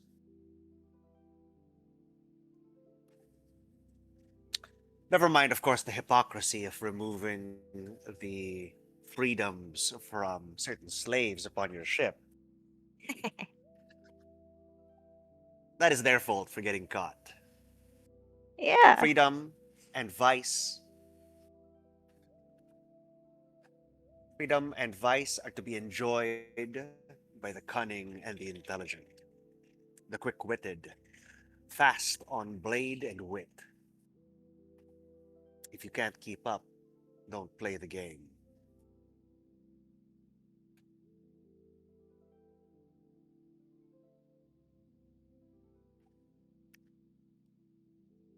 Excellent. We've come to understand our cast of characters a little better, and we'll do one last one, picking up with Elowen, before we bring everyone together. We've explored just the barest tippy top of what emotional depths there exist here with us, and now we'll allow ourselves to bounce off of each other in a similar fashion as Kalen and Palinka. But before that, Eloin, where, in light of the current situation, where have you been spending your downtime? I feel like as soon as the threat of the Ikatanar started to come up, everyone would have uh, actually headed back to the Lethian. Unlike the last time we had uh, some time like this, she'll actually think fondly of being in Svelford, trying to hunt down animals for Gellimarn's summons, um, but now I think she's actually a little bit more busy, and every moment she's not needed at the resistance, she'll have been going back to the Lethian, bringing everything that she could learn about the Endless Host to North Lethian, and um, trying to get the defenses in order uh, against the Endless Host now, as every other season of war opens to endless host and endless host on different planes and different demon lords domains. She'll also have been scouring North Lithian. I imagine if Gillimarn had gone back with him as well, to find any scrap of information that the Lethiani in their lengthy existence on guarding the Ashgate would have been able to gather, if any.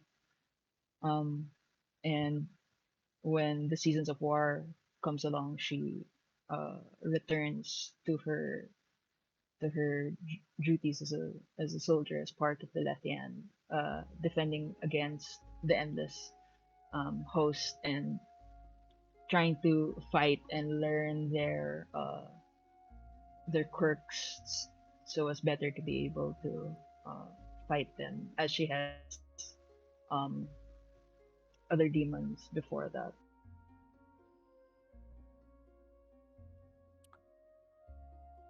Your moments.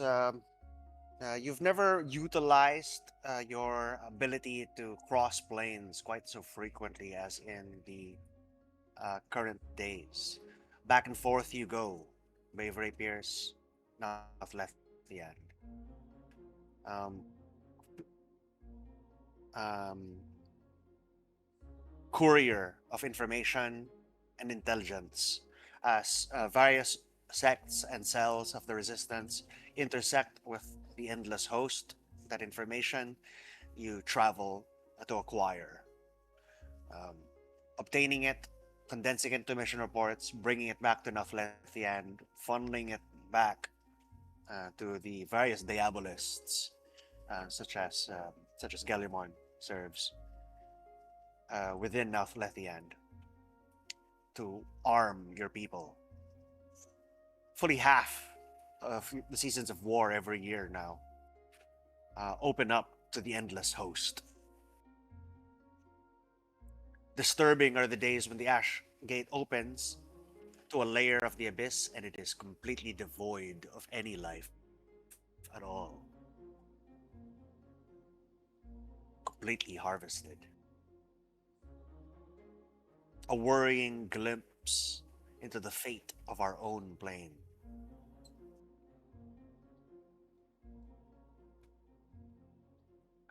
Your days are terse. They're professional. They're a soldier's work, as it always has been. But there have been no new missions since the one at the Proving, and you find yourself with a moment to breathe. You return to the Bay of Rapiers, not entirely sure whether it's more comfortable. The sunshine and sea breeze of the Bay of Rapiers is more or less comfortable to you than the chilling, brisk cold of the peaks of Mount Lethian.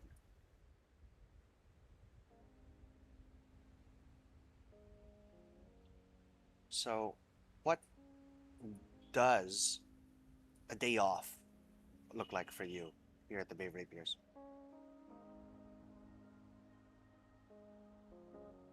I think as she returns this time, it'll probably start as most of her days do.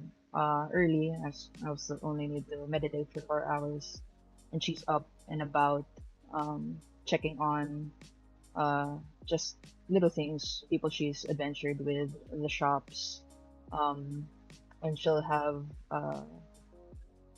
gone to do her regular maintenance training with and as Caldea passes by, um, she'll probably try to pass along any kind of information that she can about uh, how they've recently been fighting the Endless Host. Um, and then I think in after she gets all of uh, her usual daily um, practices done, she'll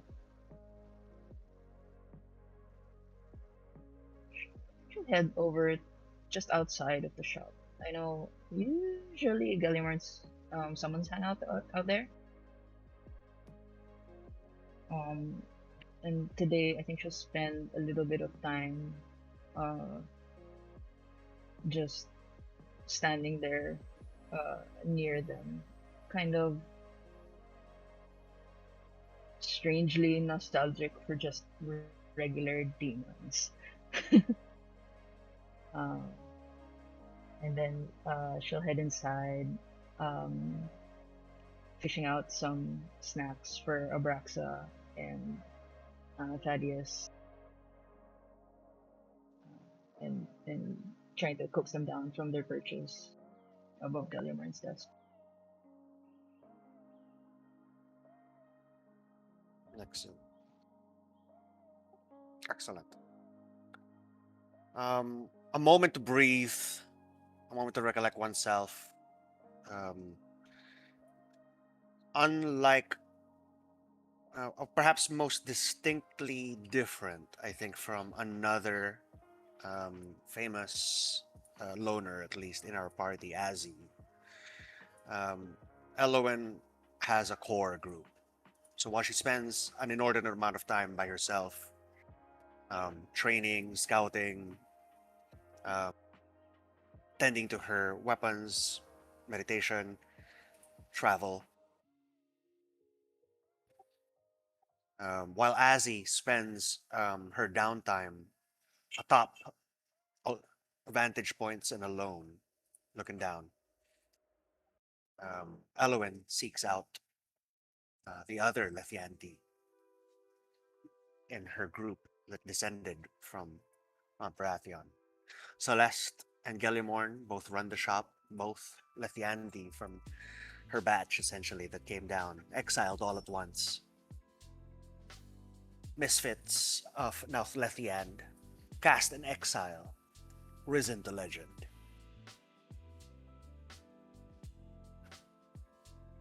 Comfort.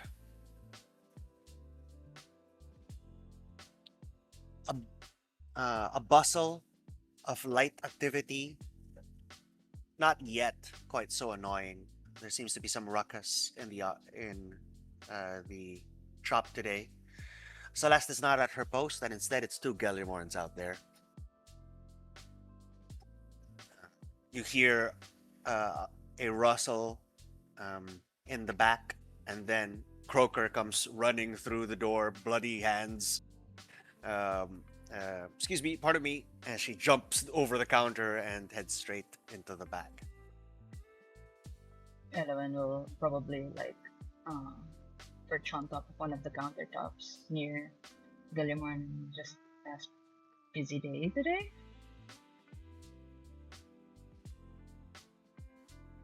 Um, he says, "Ah, yes, a Warforged came through.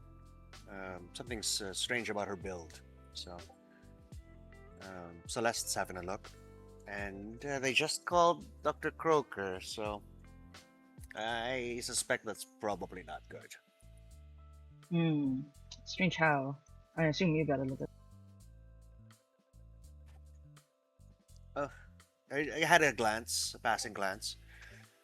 Necromancy, all over. That's.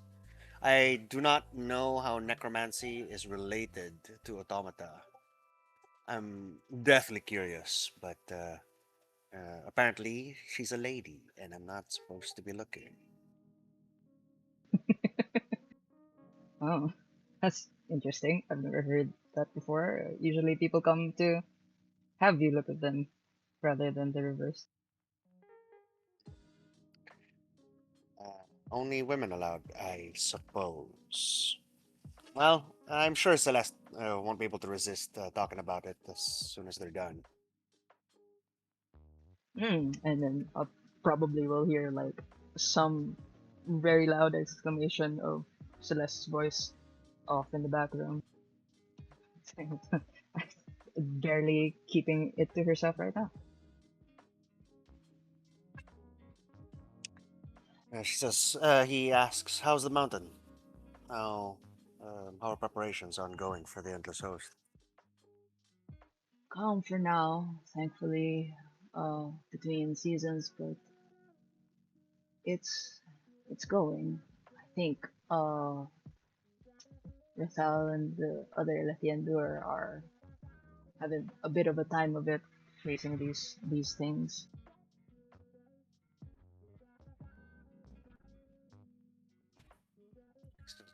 Well, I suppose I've heard worse news. There are people that are being caught unprepared all over the place. I heard, actually, fairly recently that Razmaran had suffered an incursion. I didn't even know Razmaran was on the border of any place. Oh, that's new. I just got back. When did the reports come in?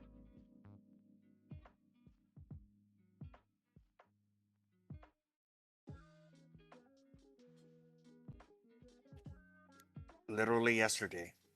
I heard that Razmaran had some sort of incursion with the Endless Host. Of course, the Resistance had something to do with it, or was present at the moment. I suppose we'll hear about it soon enough, but the world's getting awfully small. Um, Surrounded on all sides. Enemies are trapped in here with us. Definitely getting smaller. Miss the days where you're trying to get away from the demons and not parlay with them.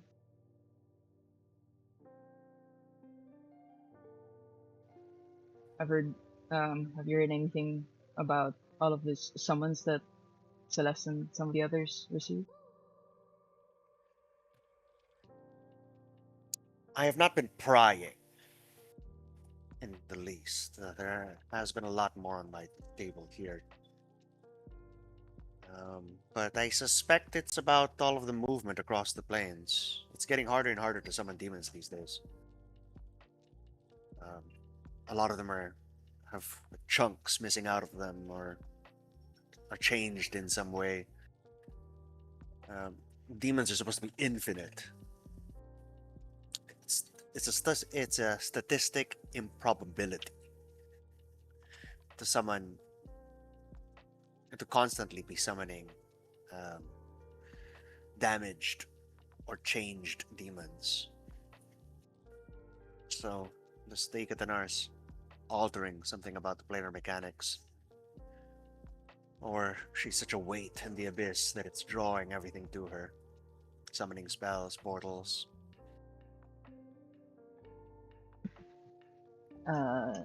Elowen leans back on her hands and says, "Is it bad that the old times seem like good old days? That I miss just normal seasons of war, even getting abducted as it were. There were times that demon incursions were the end of the world. And now, such things. And now we're being invaded by demons because they're running from something. And that is a terrifying thought. I don't really want to think about it. There's too many. I've got something like 2 demon lords with eyes on me already. So, Doesn't count Dagon, right? Oh, it's my uh, fault. Dagon is you, I think. Yeah. Demogorgon and Abraxas on me. Pretty sure Genti has his eyes on Celeste. How did we go from guarding the Ash Gate to having demon lords know our names? There's a certain perspective that comes from my profession, I think. The farther you can travel, the longer you reach, the greater your perspective. Once upon a time I could only travel on the physical plane, and then suddenly I became capable of interplanar travel. Now I can reach any place that that I have any sort of connection to. And as that connection grew, as the worlds became smaller, the threats became bigger. And there comes a point that an ancient dragon is barely any different to me now than a plain consuming conqueror. Because one way or another, we just end. They just kill us all, right? So, I don't know. Is it just being tired? I'm just starting not to care anymore. Feels like it's just all pointless, that it's either this end of the world or it's that end of the world. It's Mashak or it's Dendar. Daikatanar, it's Demogorgon. It's Everywhere we definitely, turn, it's just another end. it was definitely felt like there were less ends of the world before we left the mountain. And maybe there's something else we could do. Certainly before all of these other ends of the worlds came along, I was thinking about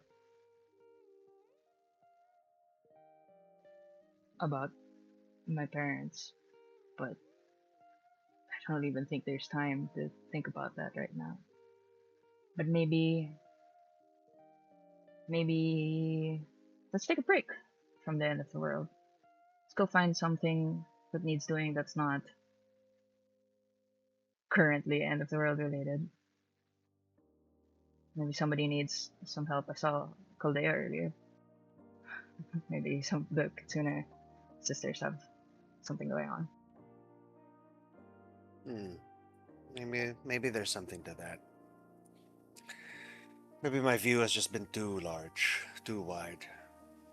As the threats grow, the people shrink, and then they disappear into statistics. It's not. When they're just numbers. Maybe that's why I don't feel as much for them anymore. I'd hate to imagine my father being endangered again, but I suppose it is the thing that does rouse me out of any sort of retirement I consider at any point in time. So, and then there's my sister. I barely even know her, and now I discover she's from a different plane of existence. To be fair, she barely even knows you too. Well, maybe, yeah, let's get back in it. Hopefully it won't be like the last time I think you were out with Ruther. But maybe we need to get back to ground. Know the people we're protecting rather than just the things we're protecting them from. True. suppose it's better than slowly falling away from falling out of touch of what people are actually worrying about, the dangers that they live here. All right, Galimon, have you got this? Well underhand, Galimon. Excellent. I suppose let's back up and see what needs doing. Galimon, don't forget that we owe 3 scrolls and to put away the new stock of inks. Already listed, Galimon. Fear not. It shall be well in hand as soon as you arrive. As Gilliman starts squaring the shop away, Elowen will disappear into a hidden door. Just come out with a different pack. It's maybe packing for other possibilities, since I don't think we're seeing Laurent and the others today.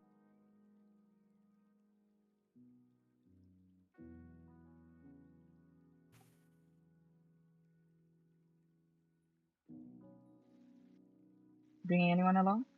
As we exit the shop, I shall ask Gillimorn, looking around at the demons and other summons.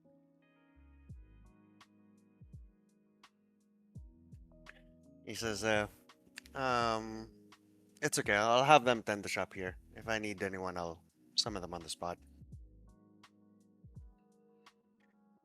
Yeah, sure. He, with a quick gesture, his pack, his pack is delivered to him by Abraxas. Abraxas perches upon his shoulder, and Thaddeus trots up to join us. And we leave the shop just a few minutes before eventually Letty comes out with the rest of them. Excellent.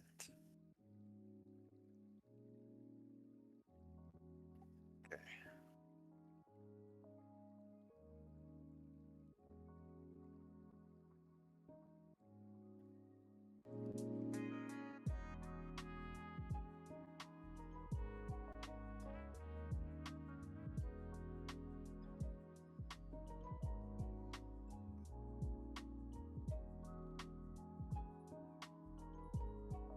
All right. The Gallimons don't make distinctions between each other because they always know who's talking. Obviously, if Galio 1 is talking, it's not Galio 2, so they don't need to name each other differently. So they always refer to each other as just Galio 1.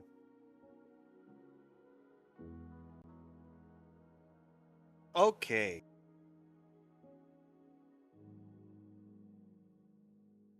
All right. So, let's bring this odd little group together. The sisters obviously will be called in by Valvorex. A little favor to ask, a just picking up a package of sorts, but from distant lands. And Kalen already in hand, or rather, Kalen already accompanying Palinka during the summons, pops up here as well. So Caldea, Kalen, Palinka, already present. Galimorn, Elowen, looking for something to do. Eventually joined by Adrena, who just arrived and packed up again. Joins her friends, long time no see.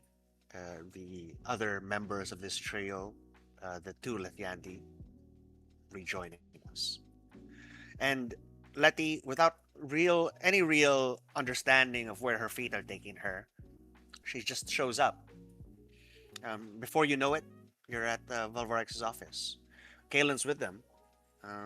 Kalen was literally just thinking about you, and when everyone's just kind of invited in, and Valvorex doesn't really care, she's just, whatever, just come in, everyone. I don't.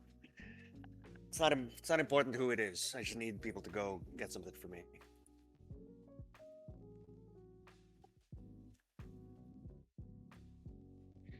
Uh, come in now. As Valvorex, of course, in Valvorex casual.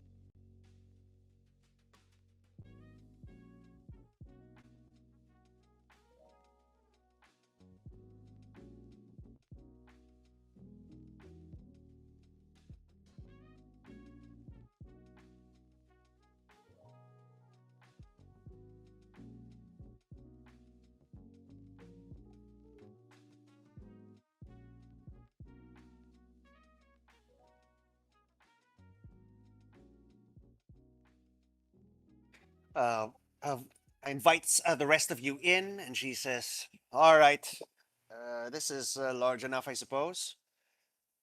Listen here, it's not a mission or anything like that. Don't get your panties in a twist. It's I just need you to go across the sea, across the ocean, and come back. Okay, we have a delivery. Uh, it seems I've received a message from Shomori, the Shomori Strait, it seems. Um, they have some sort of oracle over there. Samantha the Storyteller from Arrowhead. I don't know where that place is really, but anyway, she seems to have received some sort of oracular prophecy about us being in dire danger. So I was like, thanks. Uh, We didn't know. I already knew that. Thank you very much. But seems that she's some sort of important person over there, like a pope or something. And she said followers they need some assistance or whatnot, so they got geared together, ready for us. So they're essentially helping to supply us, and I'm a pirate and I'm running this thing, so I'm not gonna say no to free goods. Okay, now unfortunately they're not funding the delivery, so that's where you guys come in. Okay, you're gonna go get it for me. They're sending us weapons material, war material, weapons, other logistical concerns, I'm sure. But a whole care package essentially for the war effort. Shimori is And- sending us? yeah, I think they're coordinating with some sort of temple. Heiwan no Guardian. I can't read this shit. Of Rokuro Temple.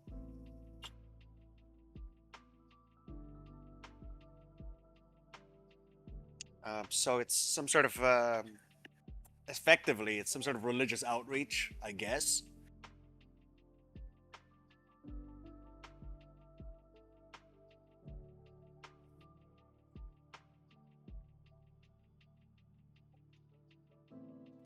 Yeah, that's the point of it. It's free stuff. It's free shit, and we're in need, so you're gonna go get our free shit.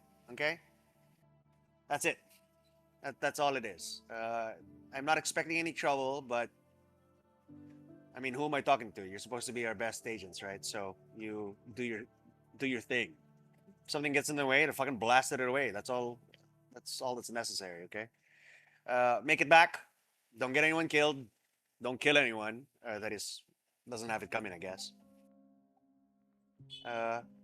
Bring it back to us. That's all it is. Questions?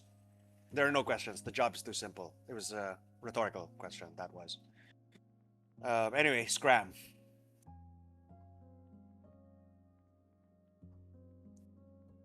Okay. Yay! A reunion mission. Kalika claps gleefully like London in Sweet Life.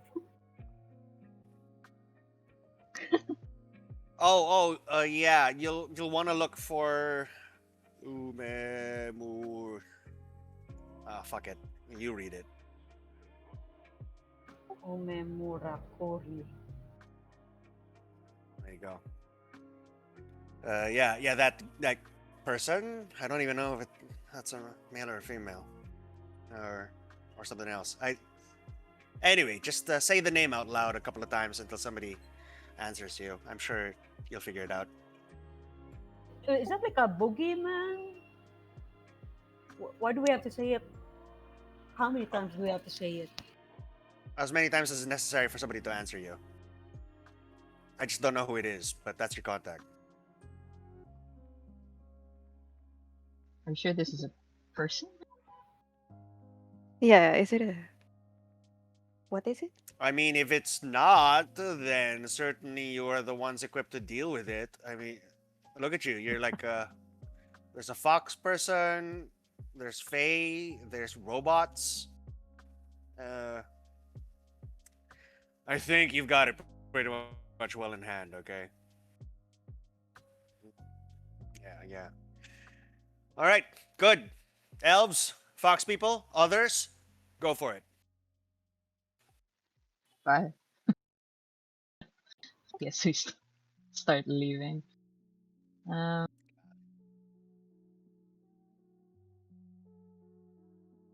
Palinka looks around and, oh, I don't think I've met. Oh, so excited to be with Adrena and Eloen and LEB, I guess.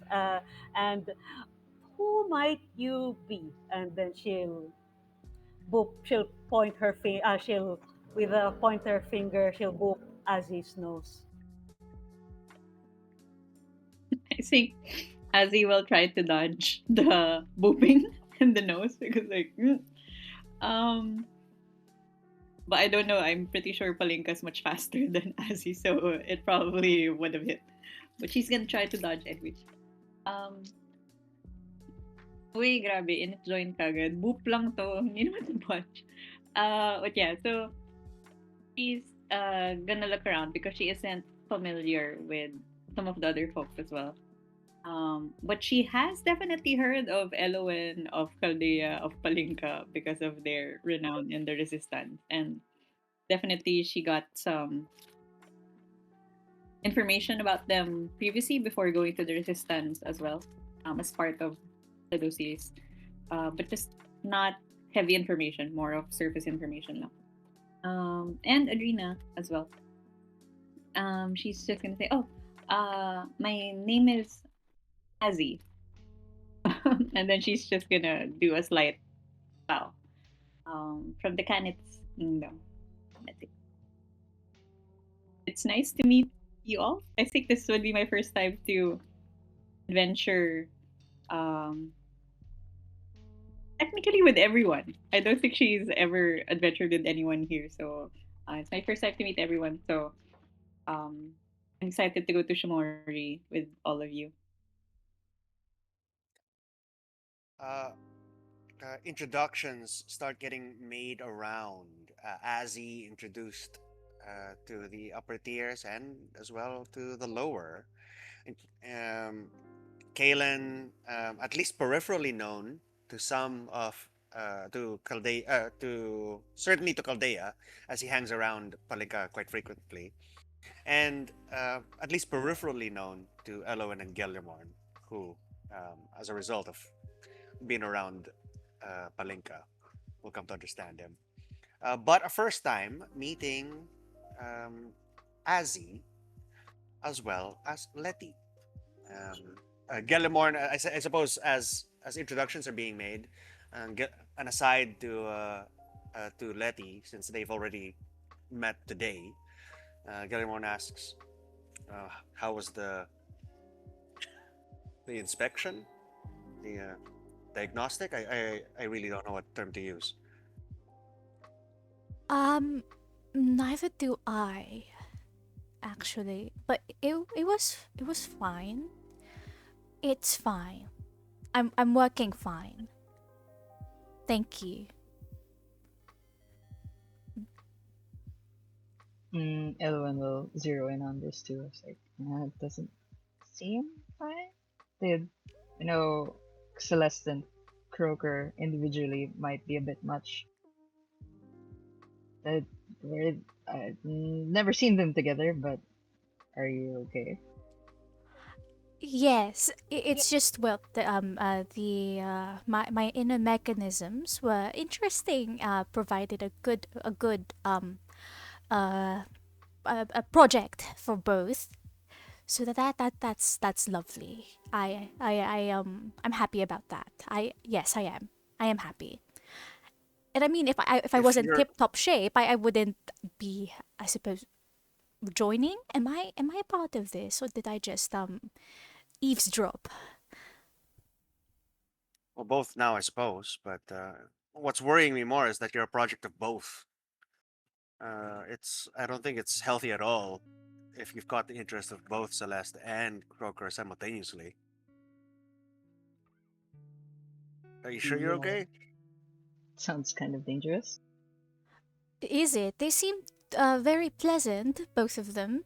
Um, is it bad when they're both together? No, they're just both very enthusiastic, I would say. Oh yes, yes they are very enthusiastic, but I take it as a positive thing, very positive.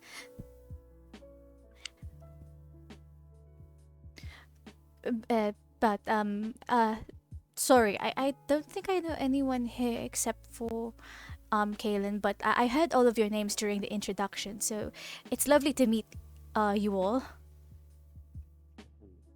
We met this morning. I'm Geldermorn of the Lethiand. I run the spell scroll section of the Tinker Shop. And this is. And I'm Elowen. She'll wave a hand. Speaking of, I forgot the. It's lovely to meet you both, and twins. Goodness, what a blessing. She refers to both Galliamorns. Oh, at the shop. One of us is a magical construct. An Oh. identical copy of the original. Oh no, I feel rather silly. Well, good show on the magic, then. No need to be nervous. There's nothing. At least my understanding of this mission is just kind of a milk run. This is not the first time Volvorix has asked her strongest agents to essentially go out for an errand, but take the opportunity for an easy win. I say. Yeah, certainly might be something if you need to get your mind off things. That would be lovely. I would like that. It seemed rather simple, sailing. That's nice. As you'll see, it's even easier with the Sea Skulkers, the Kitsune sisters. Oh yes, Uh, Kaylin's sisters. Are they? That's Kaylin. used.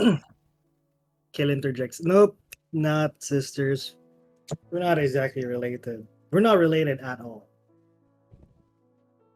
Oh, but then you referred to them as your sisters in an earlier mission. Yeah, I did, but Master here said that we're not related, so kind of like sorry about that. Yeah. Hey, Letty, how are you? Good. Absolutely perfect. It's a good day today. I'm feeling rather chipper.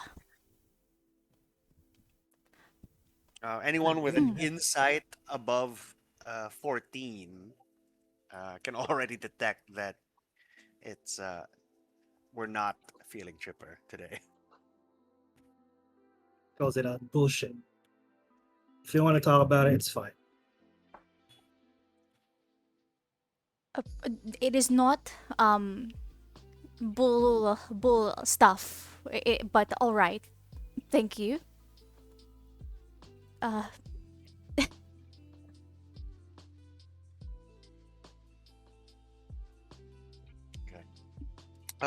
We We chit chat and catch up, and introductions get made all across the board as we walk over to the Sea Skulker's own ship, Kaivak.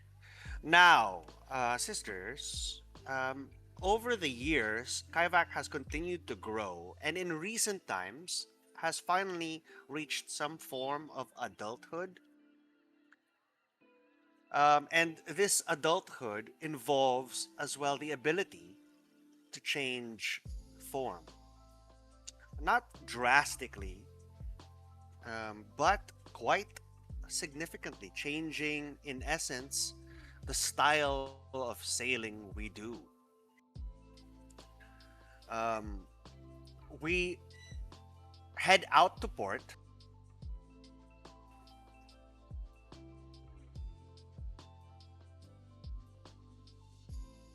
And we find in the harbor, um, um, out in the distance, roaming the seas, um, with no one but perhaps Raiha on deck. A swift form, um, built light, strong sails, um, a more hydrodynamic shape as Kaivak cuts through the waters, disturbing the sharks below, causing some of them to flee uh, into the surface as Kaivak catches each one, chomping them and eating them. As Kaivak, the mimic ship, is hunting.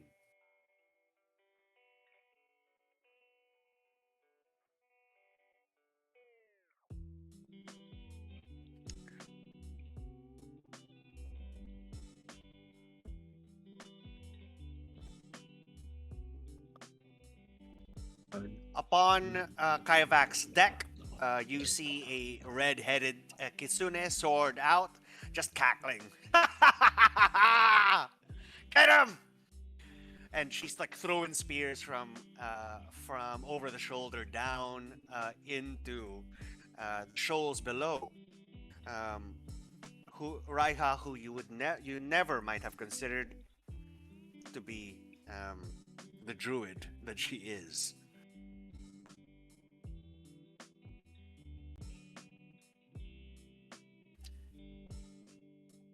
You wave out to them, and Kaivak calls off the hunt. Its sails kind of visibly vibrating in excitement as you have returned, and unmanned, uncrewed, Kaivak makes a sharp turn to swim all the way back to you. This is now is Kaivak's recent development, as Kaivak has reached adulthood. Like many mimics, has become able to change depending on the situation. Most mimics are just able to turn into different inanimate objects, such as chest, but then chest not common in this place because I'm now inside of an office. Desk now, shelf now, chair now. As many mimics shift between those types, instead Kaivak shifts between ship styles.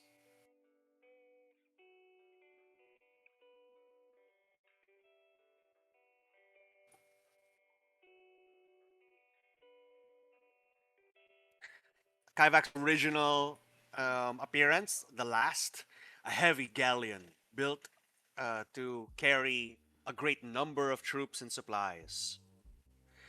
The first one that we've seen, a light ship intended to cut across waters, to chase, to hunt. And the second, um, somewhere in between, both some faster than the galleon, but stronger, and heavier, and weightier than the cutter.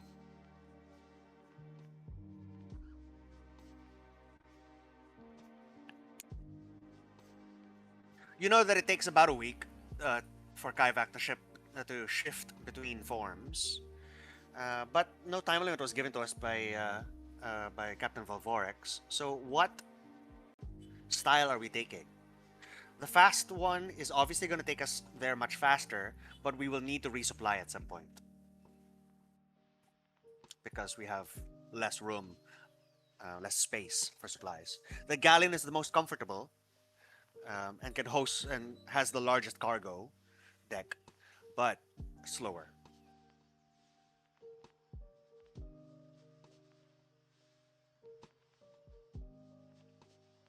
And Palinka consults with Aldea and Raiha and says, "So, do we want big and comfy, chunk, or fast? I guess fast is fine. Comfy, Or comfy. No, no, fine, fine. That's just me. But do you have the expertise on where are we, the the distance, or how far is the travel there, so we know what oh kind yeah, of ship we need. that's true. It's been so long. Consult the navigational tools that apparently I have. I guess no, the galleon's fine. We're not in a hurry, right? Also, and then Palinka whispers to Caldeia. Also, also, we gotta show off that they haven't been on Kaivat in so long, so we can we can bust out the nice stuff. I think. Fair, fair.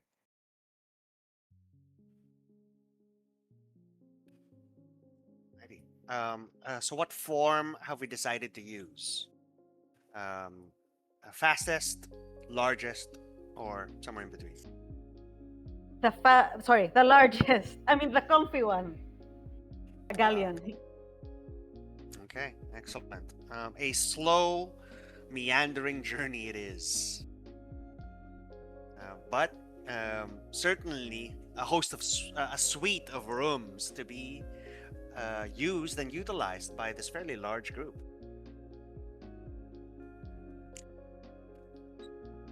Um, the Caldea, take me through it. When we say the Sea Skulker pirates, we of course are referring to the three characters who lead the group, Raiha, Caldea, and Palinka.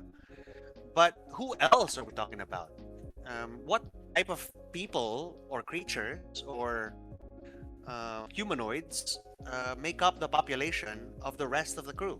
You know, deckhands, laborers, um, everyone who helps feed, clean, maintain Kaivak, everyone who helps unload and load the ship, man the cannons. What are those people made up of? Okay. Palinka, feel free to chime in, but perhaps when the resistance boards the ship, they will see it is of a variety of races. It's not just kitsune. They will most likely see, of course, it is a slave trading ship first. So it is most of the what composes of the slaves are the captured enemies of the resistance. Um, and but aside from that, the Sea Skulkers crew, you could see maybe some notable ones. You could see one of the privateers being a strapping young satyr. You could see Yes. one. You could even see a one of the crews who is most of the time sits on top of one of the barrels, reciting one of its her sonatas with the lute. It is a mix as well of their favorite slaves, and yes, you will see that they are the good-looking ones. But the way that their relationship are with the kitsunes, it's a sort of like a doting type, as if they look treated well. These favorite servants or slaves, and but I guess one of the that stands out the most among the crew of the Sea Skulkers would be right on top of the crow's nest, you could even see a black figure there, a small black figure there, which is Ikenku. Got it, yeah. At the crow's nest, a crow, or perhaps not, as uh, a young Kenku pops her head over and just in Raiha's voice says, "Ahoy!" Carry the Kingsune.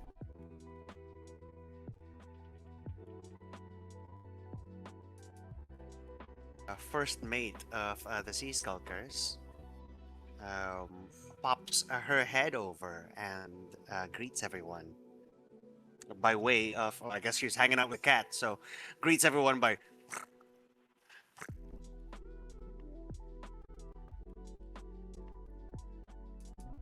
Carrie, meet everyone. I'll introduce everyone. And then Palinka will click her arm, this time around Eluwen and Adrina, and also point at LEB, Gallimore. Carrie, I don't think they've been on the ship, but these are the main homies that we've been adventuring for a while. So this is Eluwen, this is Adrina, and that's LEB, Gallimore. So say hello. Oh, and this is Kalen. Well, a long story, but so like teaching him stuff. So, and I'll So introduce everyone. Got Carrie it. is our sister. That's right. She is the fourth sister. Hello there. Uh, Carrie waves about to you, and you can hear kind of a mismatch as the words are kind of out of order, but they exist, that they've just been spoken.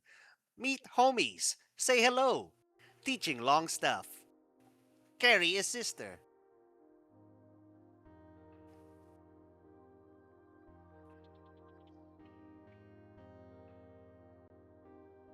And then she looks up and then she closes her eyes and she just goes.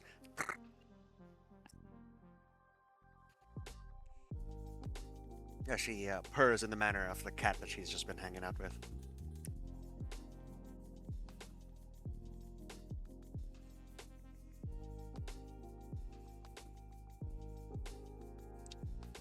Hi, Uh, Carrie. She meets everyone, and I suppose just as a just kind of a means to get to know you, as you say the first words that come out of your mouth, she mimics them exactly, and that seems to be her just trying to like get a handle of that's you, and to perhaps when she meets uh, Galen for the first time, it goes. The intonation changes somewhat. It's a she's a sister, and then a frowny face.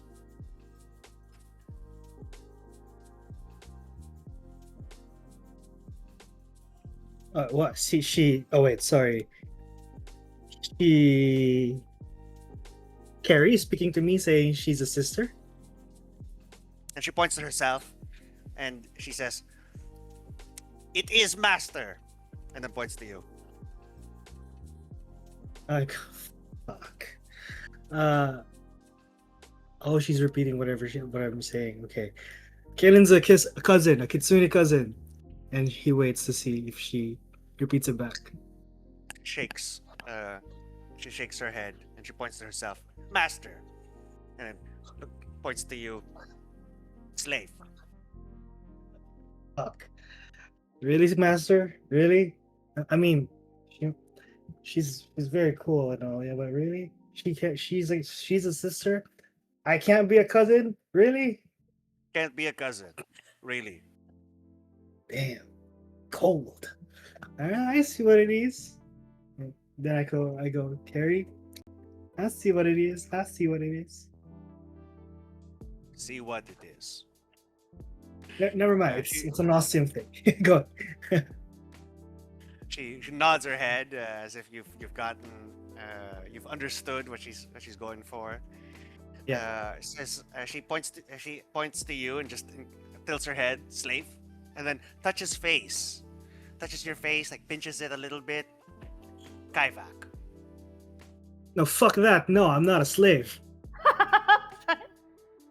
Linka laughs out loud. And, no, it's okay, Carrie. He's I guess student friend.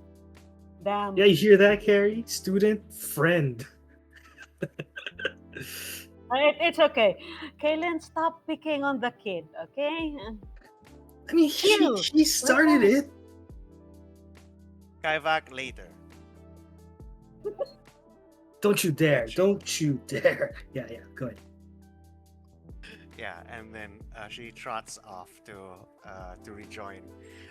Eventually, Raiha picking her up and putting her on her shoulders, and her little crow feet dangling off of Raiha's shoulders. Okay. Excellent.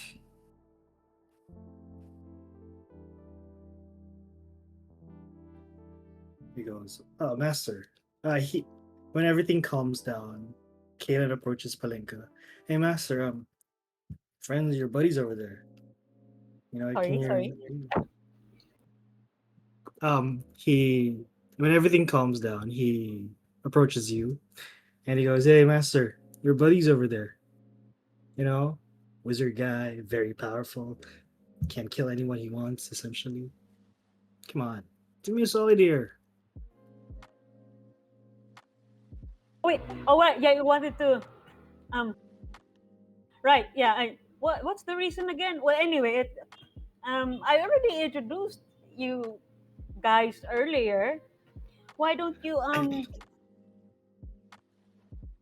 mean, all right, okay, all right. Fine. But you know what? Just come with, yeah. Just come with. Okay. Yeah. Palinka will call out. Gallimorn. Kellen wants to speak to you. I think he wants to ask something. I don't know. He's quite being jumpy about it. No introductions whatsoever. I'll grab his wrist and drag him to where Elowen and Gallimorn are, and LEB, Kalen, LB, you can get along now. I'll be at. I have to like attend to some stuff. Ah, Uh, greetings, Galen. Wow, you're so formal. Everybody tells me that you. That's why people fawn over you. Okay, fine, yeah. Hey, yeah. Name's Kalen. And then he looks at Elowen. Hey, I know you too. You're cool. You're great. Yeah, you're Elowen. Cool, Kalen. Yeah. He goes, hey, you're very. Both of you are very powerful, right? You know about spell magic, because I don't have any. Okay. Are you looking for spell magic? I can't. Yeah, I am. All right. You know what? Fuck it. Hey, I need a spell. Is there any way that you guys can, help me give another person, let's say, an inanimate object, or like maybe with sentience, some form of sensation, feeling, taste?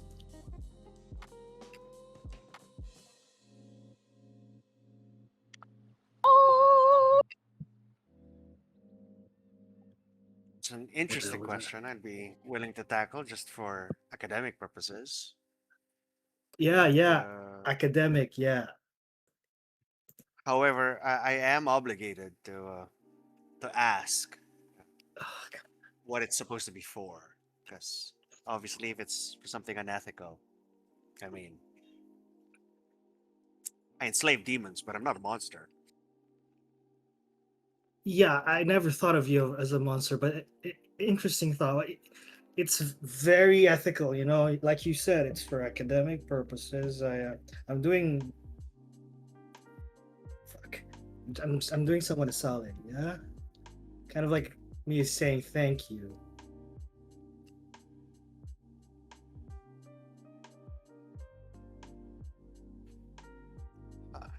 Think I can stew on it. I mean, the journey's going to be long. My understanding is that we're headed to to Kallen on what seems to be the slowest version of Kaivak, so the journey's going to take a while. I think I could maybe try something.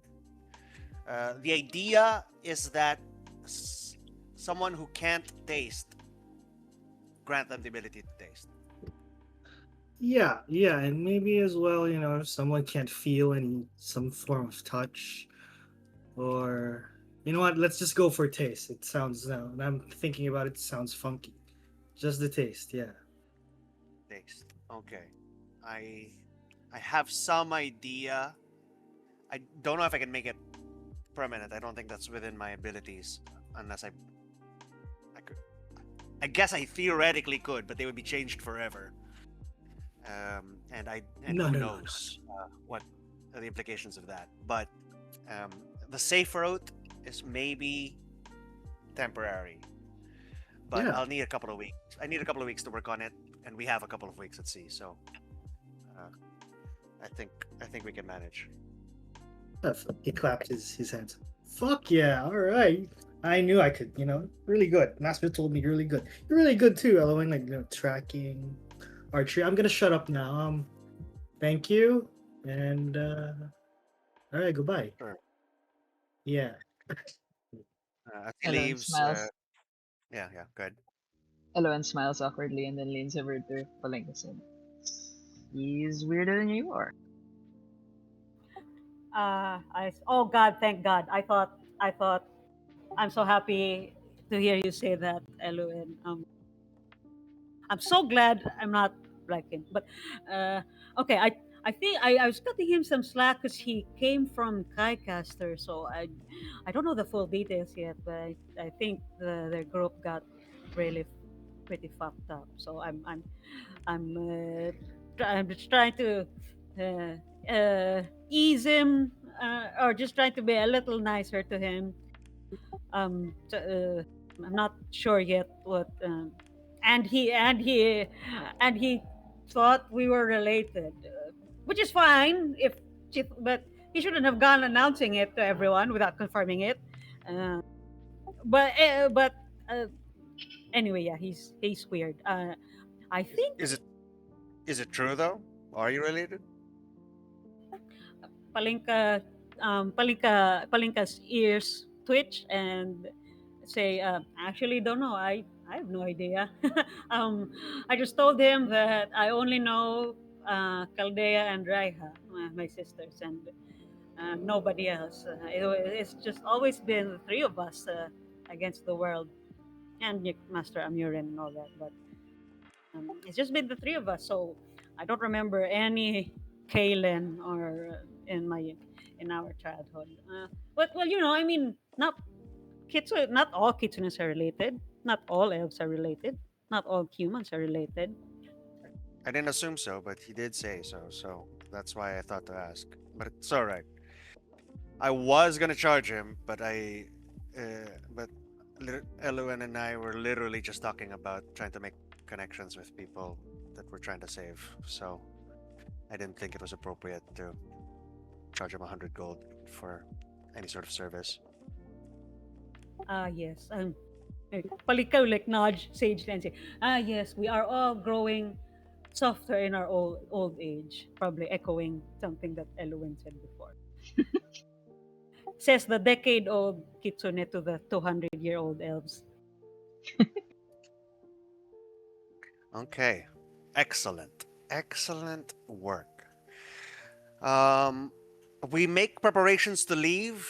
We pack our bags for what essentially is probably the easiest mission of your lives. Everyone guaranteed. Letty and Kalen, you've been drafted onto this mission, and since Valvorix doesn't appear to care what the seniority or experience of the adventures that go on, it must mean that she's confident that it's super easy, or that she's expecting you to allow the other adventurers to protect you. So one way or another, it's kind of out of your hands. Um, you pack your bags. We set out on to this journey. Set off onto sea. Um, we're going to shift now. We're going to shift our phase of interaction. So far, I've been very hand on the steering wheel, guiding RP encounters one after the other. But we are going to shift our mode of roleplay now, and I'd like you guys to decide the manner. Depending on how much time we have today, we could go through all three of these, or we could just hit one or two, depending on how much time we have to play with. I'd like you guys to decide where we'd like to begin.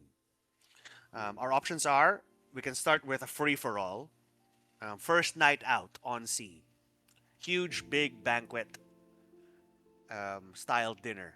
Everyone at the table, free for all. Whoever wants to talk, talks with whom.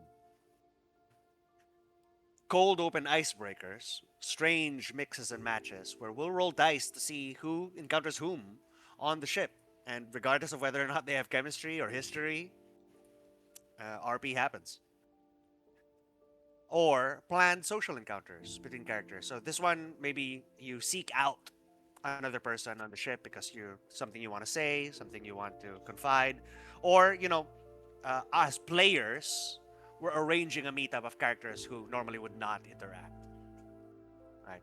Azzy maybe has nothing to do with Adrena, but we want to see them interact, so we write that in, and we just allow it to happen.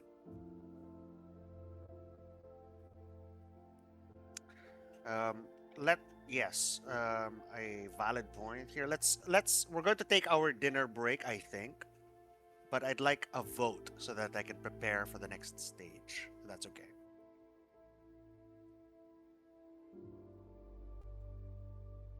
Six votes. Eight. No, I don't know what to choose.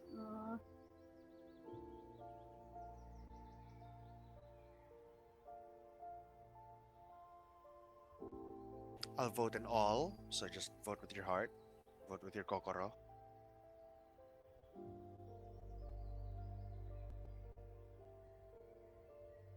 I mean, feel free to vote as many times as you want. If you're game for everything, whatever has the highest votes, that's where we'll start.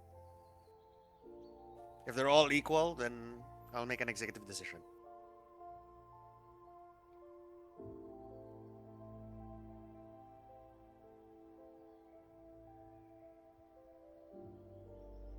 Wow, everyone's excited by the idea of random.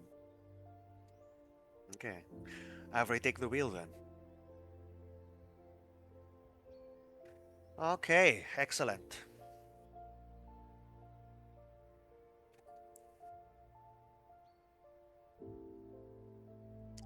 In that case, dinner break will give me an opportunity to plan awkward meetups across the ship and during our day's travel.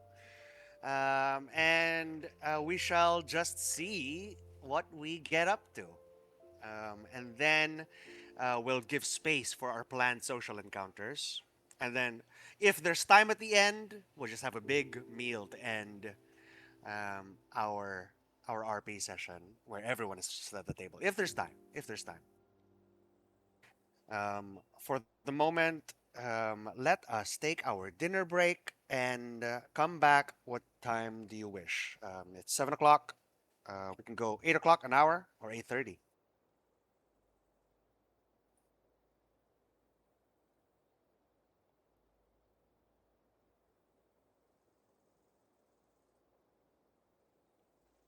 I'm okay with 8, unless people need longer. If anyone votes 8:30, we're 8:30. We'll accommodate our friends who need the most time. 8:30. 8:30. Okay, got it. Letty needs 8:30, so we shall go 8:30. Everyone, enjoy your dinner, and tonight we shall feast on emotions, on awkward social interaction. Let's group a bunch of real life introverts in a room and force them to interact with one another while playing pretend. Okay, see you in a bit.